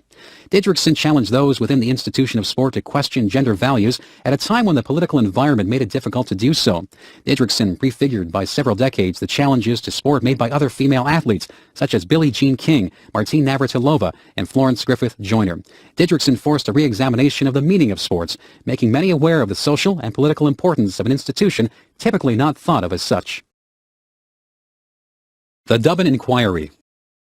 The Dublin Inquiry was a Canadian federal government inquiry into the state of amateur sport in Canada, more specifically into the use of performance-enhancing drugs by Canadian athletes. The inquiry followed in the footsteps of Canadian sprinter Ben Johnson's disqualification in the 1988 Seoul Olympics. The inquiry was named after Charles Dubbin, a Canadian judge who presided over the proceedings. Johnson won the Olympic men's 100-meter final in a world record time of 9.79 seconds. However, his post-race mandatory drug test was positive. Johnson was found to have taken the steroid stanozolol. The subsequent stripping of Johnson's gold medal turned into probably the most famous case of drug use in the history of sports. It also sent shockwaves rippling through the Canadian sports establishment, with various members of government and the sport bureaucracy pointing fingers at each other. Many observers of the sports establishment around the world followed the Dublin Inquiry and the Johnson case. Several countries were dealing with a growing problem of their own athletes using drugs to enhance performance, so the results of the inquiry were eagerly anticipated. The inquiry heard testimony from a large number of athletes, coaches, sports administrators, and others. The most interesting submissions were made by Johnson's coach, Charlie Francis, his physician, Jamie Astafan, and of course from Johnson himself. The inquiry disclosed drug taking on a scale never before suspected. It was discovered that, besides the common practice of coaches encouraging athletes to take drugs, many others were guilty of turning a blind eye to the problem and ignoring it. In the aftermath of the inquiry, a new organization, the Canadian Centre for Drug-Free Sport, was created to combat the problem. This organization has taken various measures in its attempt to combat drug use by Canadian athletes. However, critics of the Dublin Inquiry have accused the inquiry of being little more than a government inquisition, the real purpose of which was to direct attention towards individual athletes and coaches and away from the government itself. Increasingly, in the 1980s, Sport Canada, the governing body responsible for the administration of elite amateur sport in Canada, had taken a success-oriented approach to Canadian sport, emphasizing winning medals above all other goals. The result, critics have pointed out, was to put immense pressure on Canadian athletes, leading in turn to drug use, among many other extreme measures to enhance performance. The Dublin Inquiry, in other words, has had mixed reviews. A further indication of the effectiveness of the Dublin Inquiry can be seen in the state of Canadian sport since the inquiry. Despite attempts by the Canadian Centre for Drug-Free Sport to educate athletes and coaches on the dangers of drug use, there is little doubt that rampant drug use continues. This has led some observers of the Canadian sports scene to claim that drug use is less a reflection of individual athletes who cheat, but more a reflection of a cultural and institutional epidemic in sport. Drug use has perhaps become so common in the culture of elite sport that dealing with the problem by punishing individual athletes might be ineffective. FIFA. Created in 1904 with 7 member nations, FIFA, Fédération Internationale de Football Association, is the international governing body of soccer. Soccer is the most widely watched and played game in the world. FIFA organizes the World Cup, which takes place every 4 years. In many ways, the development of FIFA follows the organization of the sport of football, soccer itself. At the start of the 20th century, it was primitive in its organization and loosely structured. However, by the end of the century, FIFA had affiliations in all 6 continents with over 170 member countries. Alongside the International Olympic Committee, FIFA is the largest sports organization in the world. At the time of FIFA's creation, soccer had gained a following in several countries, in large part due to British settlements. It was not until 1863 that the sports of soccer and rugby were formally separated in England. While both sports were important in British culture in the 19th century, it was soccer that took off around the world at a much more accelerated rate. As the 20th century progressed, countries like Holland, Germany, Spain, Brazil, and many others became as good as, and in many cases better at the game than, the founding country. The World Cup began in 1930 in Uruguay. By then, FIFA had attained enough power and the game was so widespread that a world championship was justified. By the time the 1998 World Cup was staged in France, 112 countries competed. Despite the sport originating in England, that country did not win a World Cup until 1966. One notable exception to the soccer fanaticism that is seen in many countries around the world is the USA. There's always been a problem developing soccer in the country that dominates so many other professional and amateur sports. One of the main reasons for this is the country is inundated with its professional sports system. For one reason or another, the USA has opted for sports traditionally played in relatively few countries: American-style football, basketball, and what many consider to be the quintessential American sport, baseball. There's also the problem soccer presents for American television networks. Successful sports in the USA have usually been ones appropriate for commercial television. Soccer, with its 2 45-minute halves and long uninterrupted play, is less than ideal for commercials and advertising-based American television. The most recent evolution in soccer has been in the women's game. The 1999 Women's World Cup held in the USA was an unqualified success. Indeed, FIFA's president proclaimed that the future of football is female. International Olympic Committee. The International Olympic Committee, IOC, was formed in 1896 to govern the organization and development of what were understood to be a modern version of the Greek Olympic Games. Its first president was Dimitros Vikalis, a Greek, and its secretary was Frenchman Pierre de Coubertin. De Coubertin's energy and his vision have been the true inspiration behind the modern Olympic movement. The IOC has effectively governed the Olympic movement for over 100 years. However, that period of time has seen many conflicts and controversies within the IOC and in the Olympic movement as a whole. At first, the main obstacle de Coubertin faced to creating an international Olympic movement was the lack of organization of sport internationally. Early sports organizations, most of them amateur, had trouble organizing their own sports and leagues nationally. As a result, cooperating with the IOC internationally was an extreme challenge. In the early years, de Coubertin's own vision for the Games dictated much of the IOC's policies and procedures. His prejudices also influenced the movement. For example, de Coubertin was adamant in his rejection of female athletes' participation in the Games. An embodiment of Victorian ideals and prejudices, de Coubertin thought women's place was in the home and bearing and raising children. Indeed, he thought of women's competition as unnatural, immoral, and indecent. As a result of de Coubertin's powerful position within the IOC, it would take many years to have women participating in any significant way. The IOC has always claimed a hands-off approach to political struggles and controversies surrounding the Games, claiming, now for over 100 years, that the IOC is not a political organization and that the sport in its purest sense, one represented best by the IOC of course, is inherently non-political. The IOC has always had trouble answering critics who point out obvious exceptions to the claim. At the simplest level, the act of competing under national flags, something the IOC encourages, is a political event. At a higher political level, the Olympic Games have been used for political demonstrations through boycotts, and the Olympic movement was probably the most visible means of symbolically fighting the Cold War. The post-World War II years were lean ones for the Olympic movement. The IOC and hosting cities and nations often had trouble breaking even. At its worst, the Games went into great financial debt, most notoriously in the Summer Games in Montreal in 1976.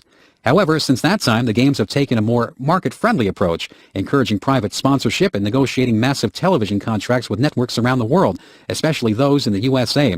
As a result, the IOC is a much more financially solvent organization than it was a few decades ago. However, it is not clear that the IOC is following its founder's original plan for the movement. After all, de Coubertin was a pure amateur at heart. The current commercially oriented Olympics would make de Coubertin concerned, to say the least. Irvin Magic Johnson. Irvin Magic Johnson is recognized as one of the best basketball players in the history of the sport. He will also be remembered as the first sports performer of international stature to declare openly that he had contracted the HIV virus. Magic Johnson was born in the state of Michigan and quickly rose to fame in the state by becoming an outstanding player for Michigan State. At 6'9", Magic was a formidable player. An enthusiastic sports reporter gave Magic the nickname to him during his high school years. During his college years, he developed a rivalry with another future National Basketball Association NBA superstar Larry Bird, then playing for the Indiana State basketball team.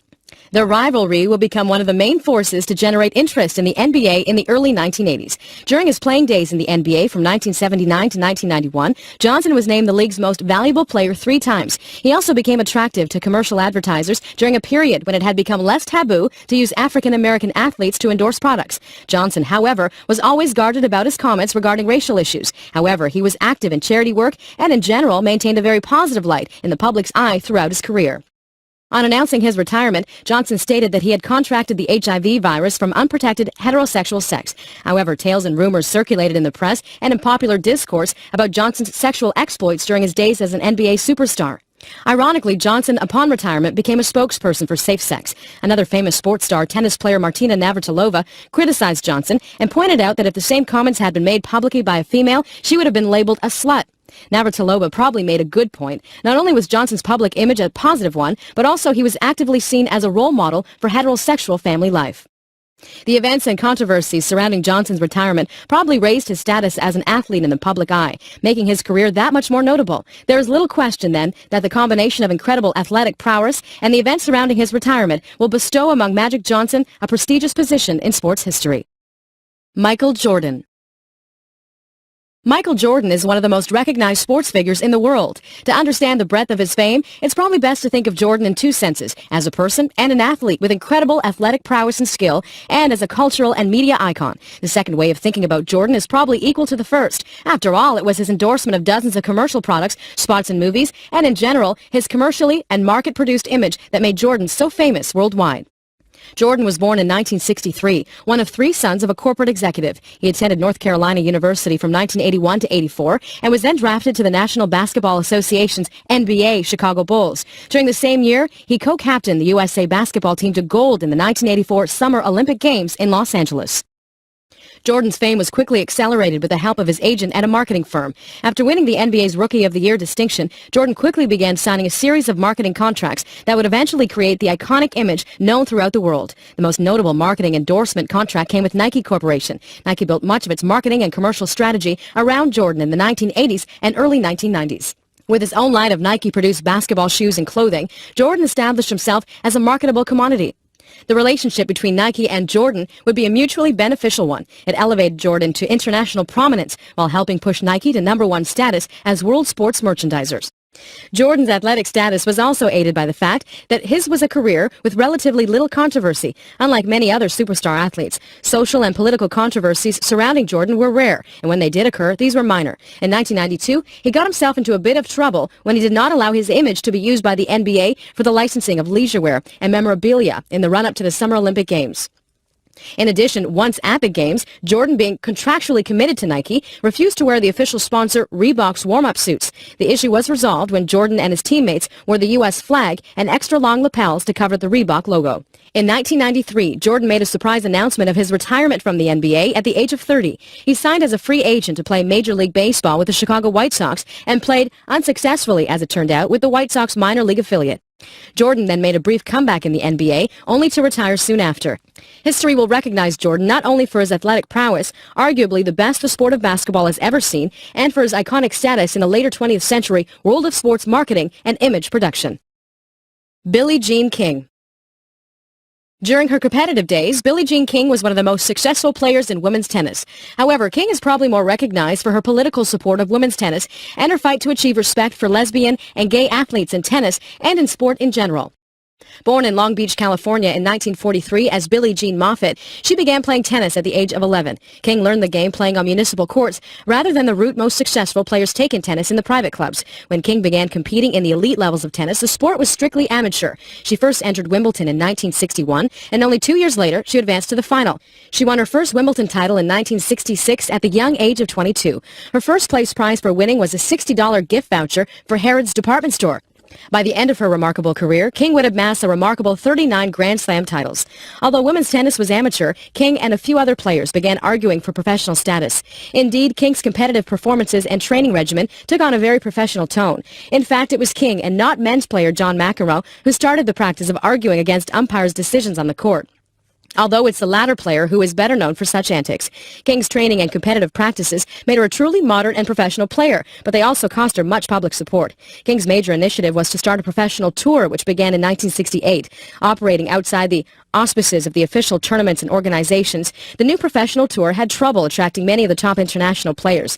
Interestingly, Wimbledon allowed professionals soon after King's tour started. The rest of the world's tours permitted professionals soon after. Among King's other major political initiatives, she aligned herself with the pro-abortion movement, Title IX legislation in the U.S., the purpose of which was to equalize girls' and women's funding and education. And she negotiated a deal with the Philip Morris Tobacco Company to set up the Virginia Slims Tour. Finally, the famous match between herself and self-styled male chauvinist pig Bobby Riggs in 1973, which King won, brought much public attention to King and to the growing women's athletic movement.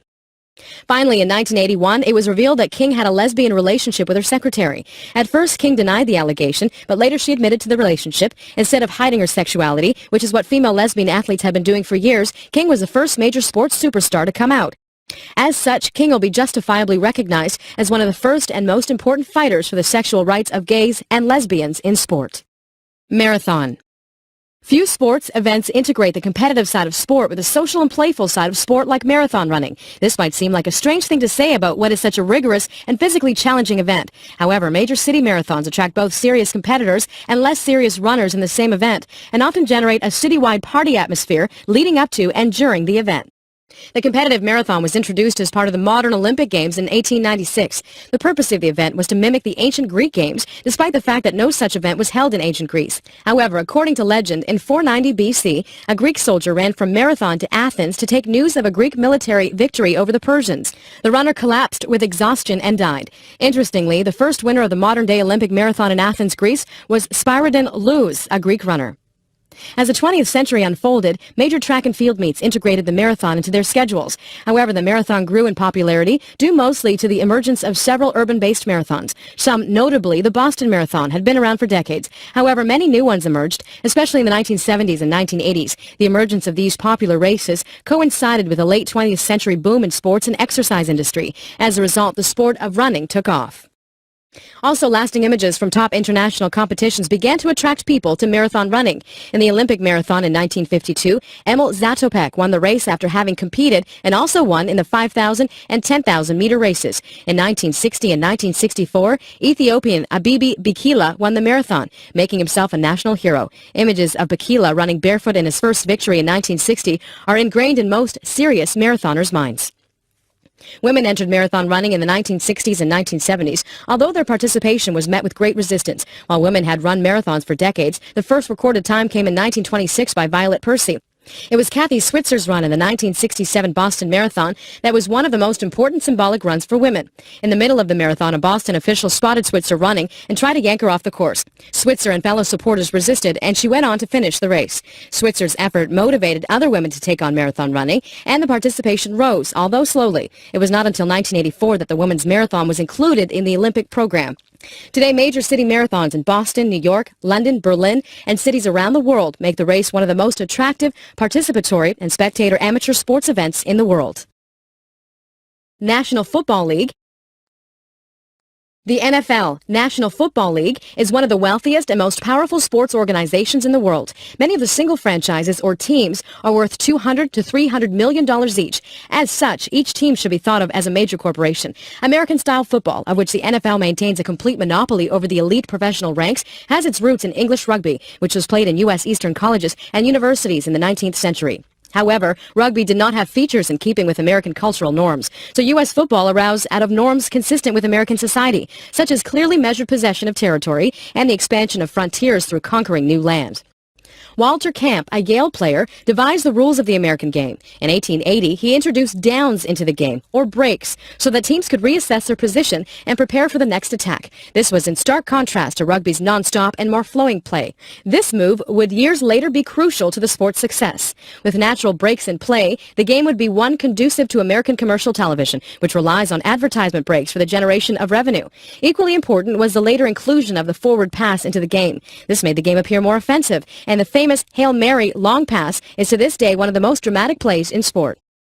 Football's success as a dominant American sport alongside baseball was secured in the 1960s with some important contracts with television networks. The ABC television network sponsored a rival American Football League to compete with the other dominant National Football League. ABC television did not hide the fact that the rival league was created for the sole purpose of creating more leverage with advertisers. After gaining greater legitimacy and earning more revenue, the upstart AFL was able to negotiate independently with other television networks and sign on big-name players.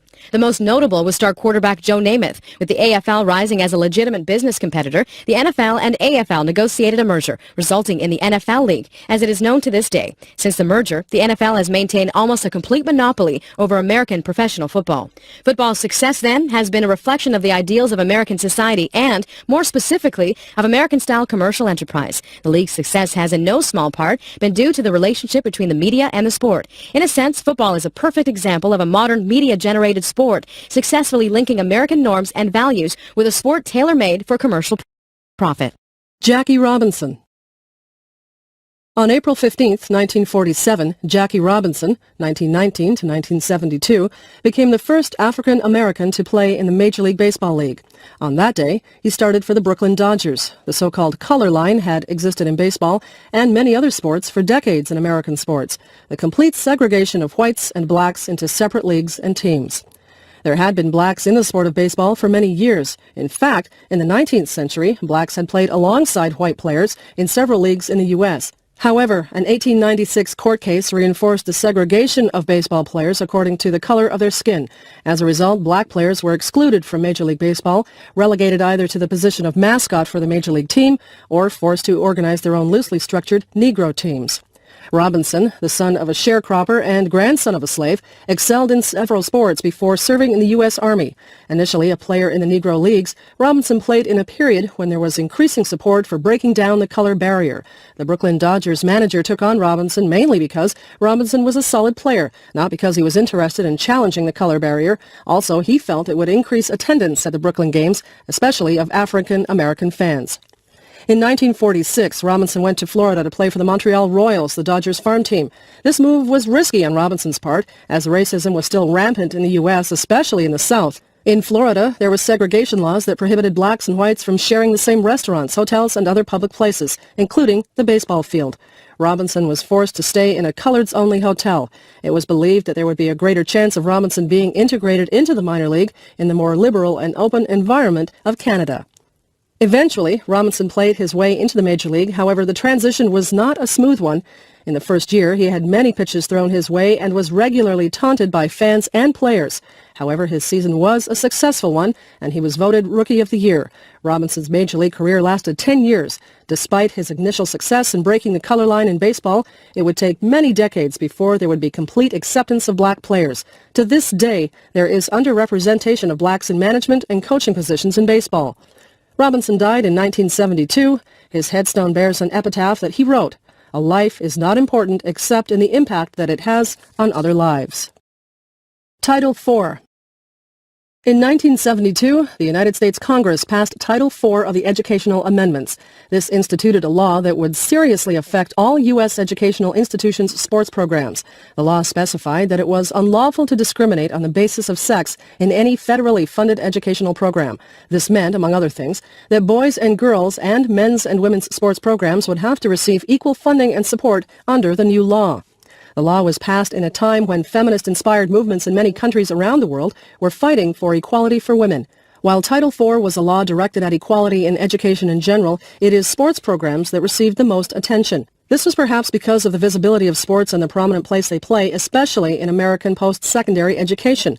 Initially, Title IV met with mixed reviews. Especially vocal in opposition to the law were those who had a lot invested in men's sports programs in the bigger educational institutions.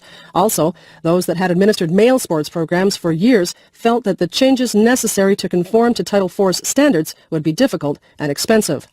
In the aftermath of Title IV, a battle emerged between the National Collegiate Athletic Association, NCAA, and a group that had administered women's sports, the Association of Intercollegiate Athletics for Girls and Women, or AIAW.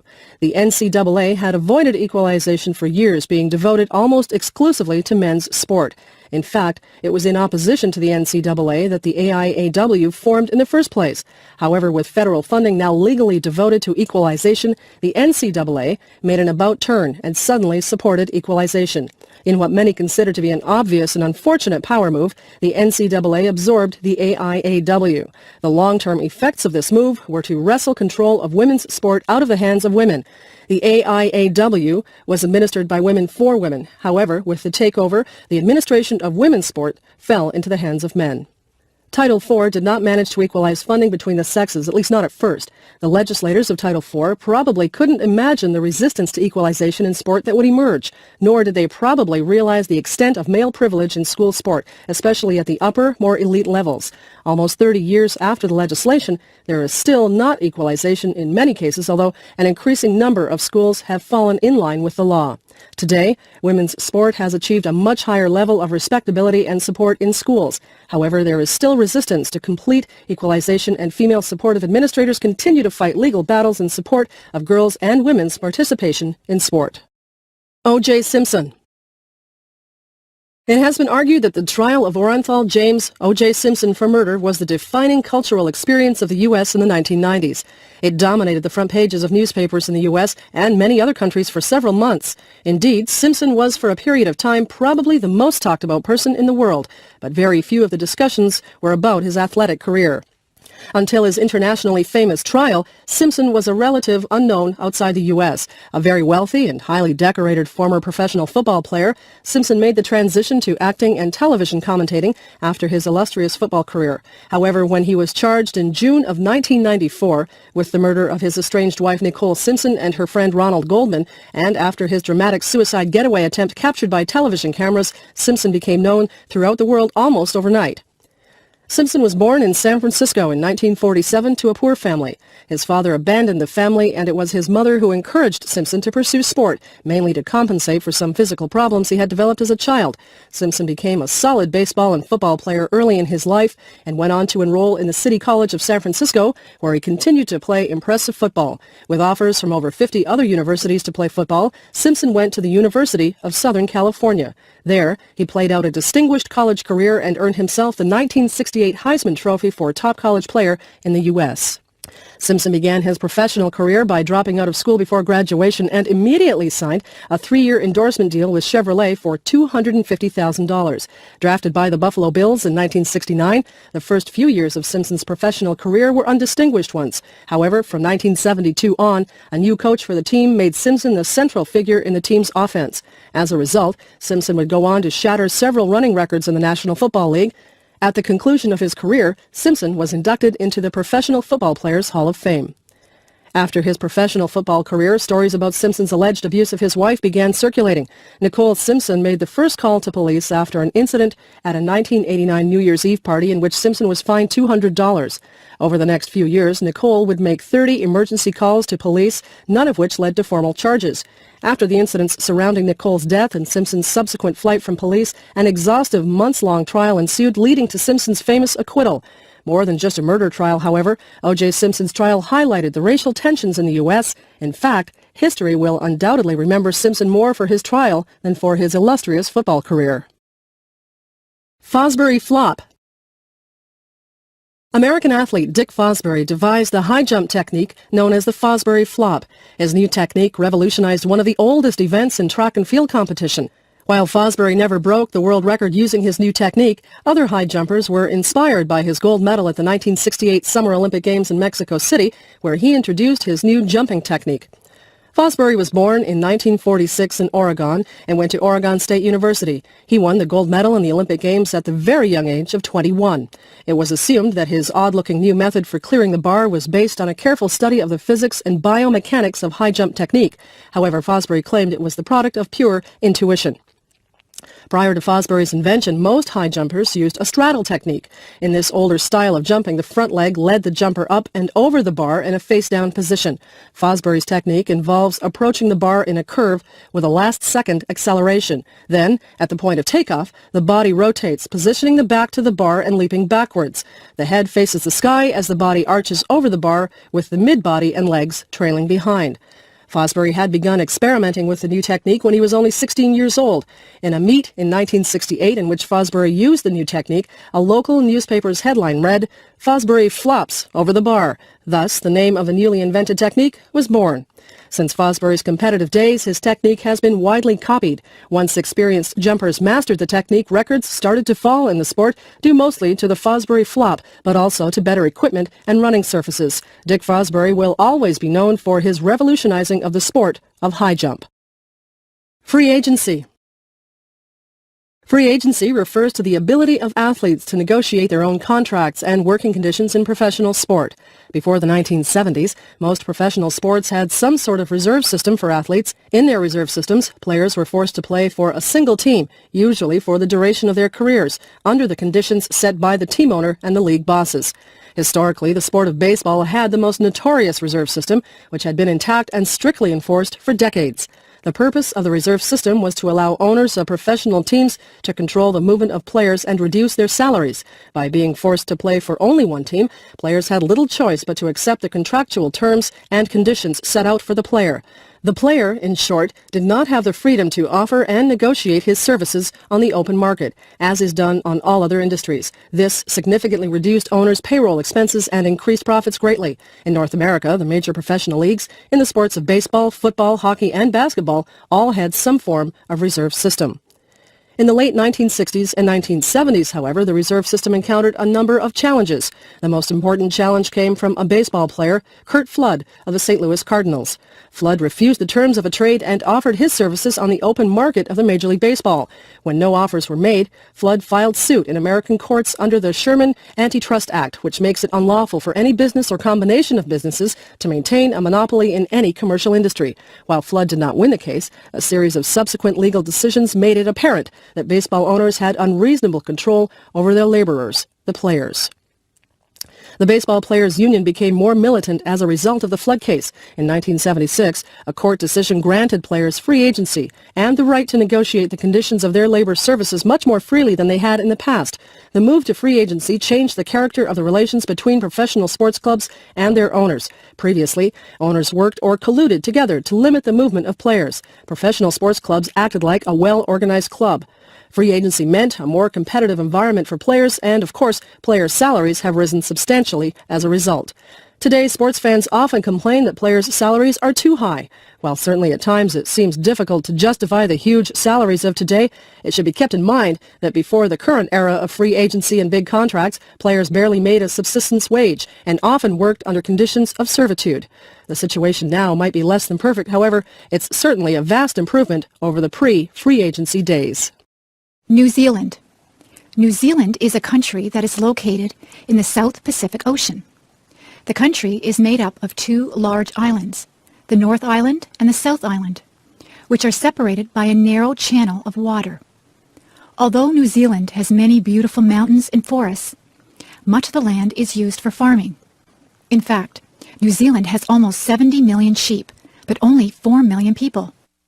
New Zealand's farms are also famous for their delicious fruit, especially apples and kiwi fruit. About 10% of the people who live in New Zealand belong to an ethnic group called the Maori. The Maori came to New Zealand by boats from small Polynesian islands. They arrived about 1,000 years ago and lived by farming, hunting, and fishing. About 200 years ago, many more people came to New Zealand. These people were from the British Isles, and they came to New Zealand to begin farms. Today, most of the people of New Zealand are descended from people who came from Britain. During the 19th century, some wars started between the Maori and the British settlers. After years of fighting, the two sides signed a treaty to end the wars. Today, the Maori have achieved equal rights, but there are still some disagreements about land ownership. In recent years, many more people have come to New Zealand, mostly from Asian countries and from other Pacific islands. There are 3 large cities in New Zealand. Auckland is the largest city, with more than 1 million people. It is located in the northern part of North Island. The capital city of New Zealand is Wellington. It is located in the southern part of the North Island. The largest city of the South Island is Christchurch. The cities of New Zealand are very modern and clean. Many tourists enjoy visiting the cities of New Zealand, but they also enjoy the beautiful countryside. New Zealand is an excellent place for outdoor recreation, such as climbing or walking. Most of New Zealand has a mild or temperate climate. The summer is not very hot, and the winter is not very cold. Because New Zealand is in the southern part of the world, summer begins in December, and winter begins in June. The South Island is cooler than the North Island, but both islands have similar amounts of rain. This rain gives the fields and forests of New Zealand a beautiful green color. Each year, many tourists visit New Zealand to experience the beautiful countryside and the interesting cultures of its people. Track and field. In many parts of the world, the sport of track and field is very popular. Actually, the sport of track and field includes many different sports. In some of these sports, the athletes run on a track. The athletes race against each other to find out who can run the fastest. Some of these track events require great speed for a short distance. In the 100-meter race, the athletes must sprint as quickly as possible. Some athletes can run 100 meters in only 10 seconds. Other track races are much longer, and these events require great endurance. In the marathon, the athletes must run a distance of 42 kilometers. Because this is such a long distance, the athletes cannot run too quickly at the start. Instead, it is important to run at a steady pace and keep some energy for the end of the race. Some athletes can run the marathon in little more than 2 hours. Some races are called middle distance races because the distance is not very short, yet is also not very long. For example, the 1500-meter requires a mixture of speed and endurance. Some athletes can run the 1500 meters in less than 4 minutes. There are also some track events for people who use a wheelchair. Wheelchair athletes can race even faster than athletes who run. Some of the races on the track are for teams of 4 runners. Each athlete carries a small stick called a baton. After running a certain distance, the runner must hand the baton to a teammate, who then runs with the baton. To win this race, the team's runners must be very fast, but they must also cooperate very well with each other. In the field events, athletes compete by jumping or throwing. In the long jump, the athletes run up to a line and then try to jump as far forward as possible. In the high jump, the athletes must try to jump over a very high bar. Another field event is called the shot put. In this event, the athletes try to throw a heavy metal ball as far as possible. Yet another field event is called the javelin throw. In this event, the athletes try to throw a long spear as far as possible. Athletes who compete in the throwing events must be very strong. Both men and women compete in the sport of track and field. Many boys and girls enjoy track and field as part of their education in school. Those boys and girls who have much talent and who work very hard might someday compete in the Olympics. But for most people, track and field is just a fun and healthy way to get exercise and to make friends. Thomas Edison. Thomas Edison was one of the most famous inventors of all time. He was born in a small town in the United States during the year 1847. When he was a young boy, Thomas found school to be very boring. A teacher once told Thomas's mother that he believed the young boy was rather stupid. However, Edison's mother knew better. She understood that her son was very intelligent. She then took him away from school and began to teach him herself. As a young man, Thomas Edison became very interested in inventing new machines. One of his first inventions was a small electrical machine that could be used for counting votes. However, the government was not interested in his invention. But Edison was not discouraged. He continued inventing, and his next invention was an electrical machine that could be used for recording the prices of stock. This invention was very popular and successful. Probably the most famous invention of Edison is the electric light bulb. Before Edison, there had been some electric lights, but these were very expensive. In 1879, Edison invented a new kind of light bulb that could shine for a long time. Within a few years, Edison's electric lights were used on the streets of cities in many countries. Soon after, people began using electric lights in their homes. Another invention of Edison's is no longer used today. That invention was called the phonograph. It was a machine that could be used to record sounds, such as music and conversation. When Edison invented this machine in 1877, it was the first time that anyone had been able to preserve sounds. Today, people do not use the phonograph anymore. Instead, they use compact discs, or CDs, to record music and other sounds. Edison also helped to improve some inventions that already existed. For example, he made improvements to the telephone and to the cameras that are used in making movies. However, Edison is most famous for his inventions, such as the light bulb and the phonograph. Edison lived to an old age, and he died in 1931. Although Edison was an extremely creative man, he believed that his success was due to many hours of hard work. He once said that genius is 1% inspiration and 99% perspiration. In other words, a successful person should have good ideas, but the most important thing is to work very hard.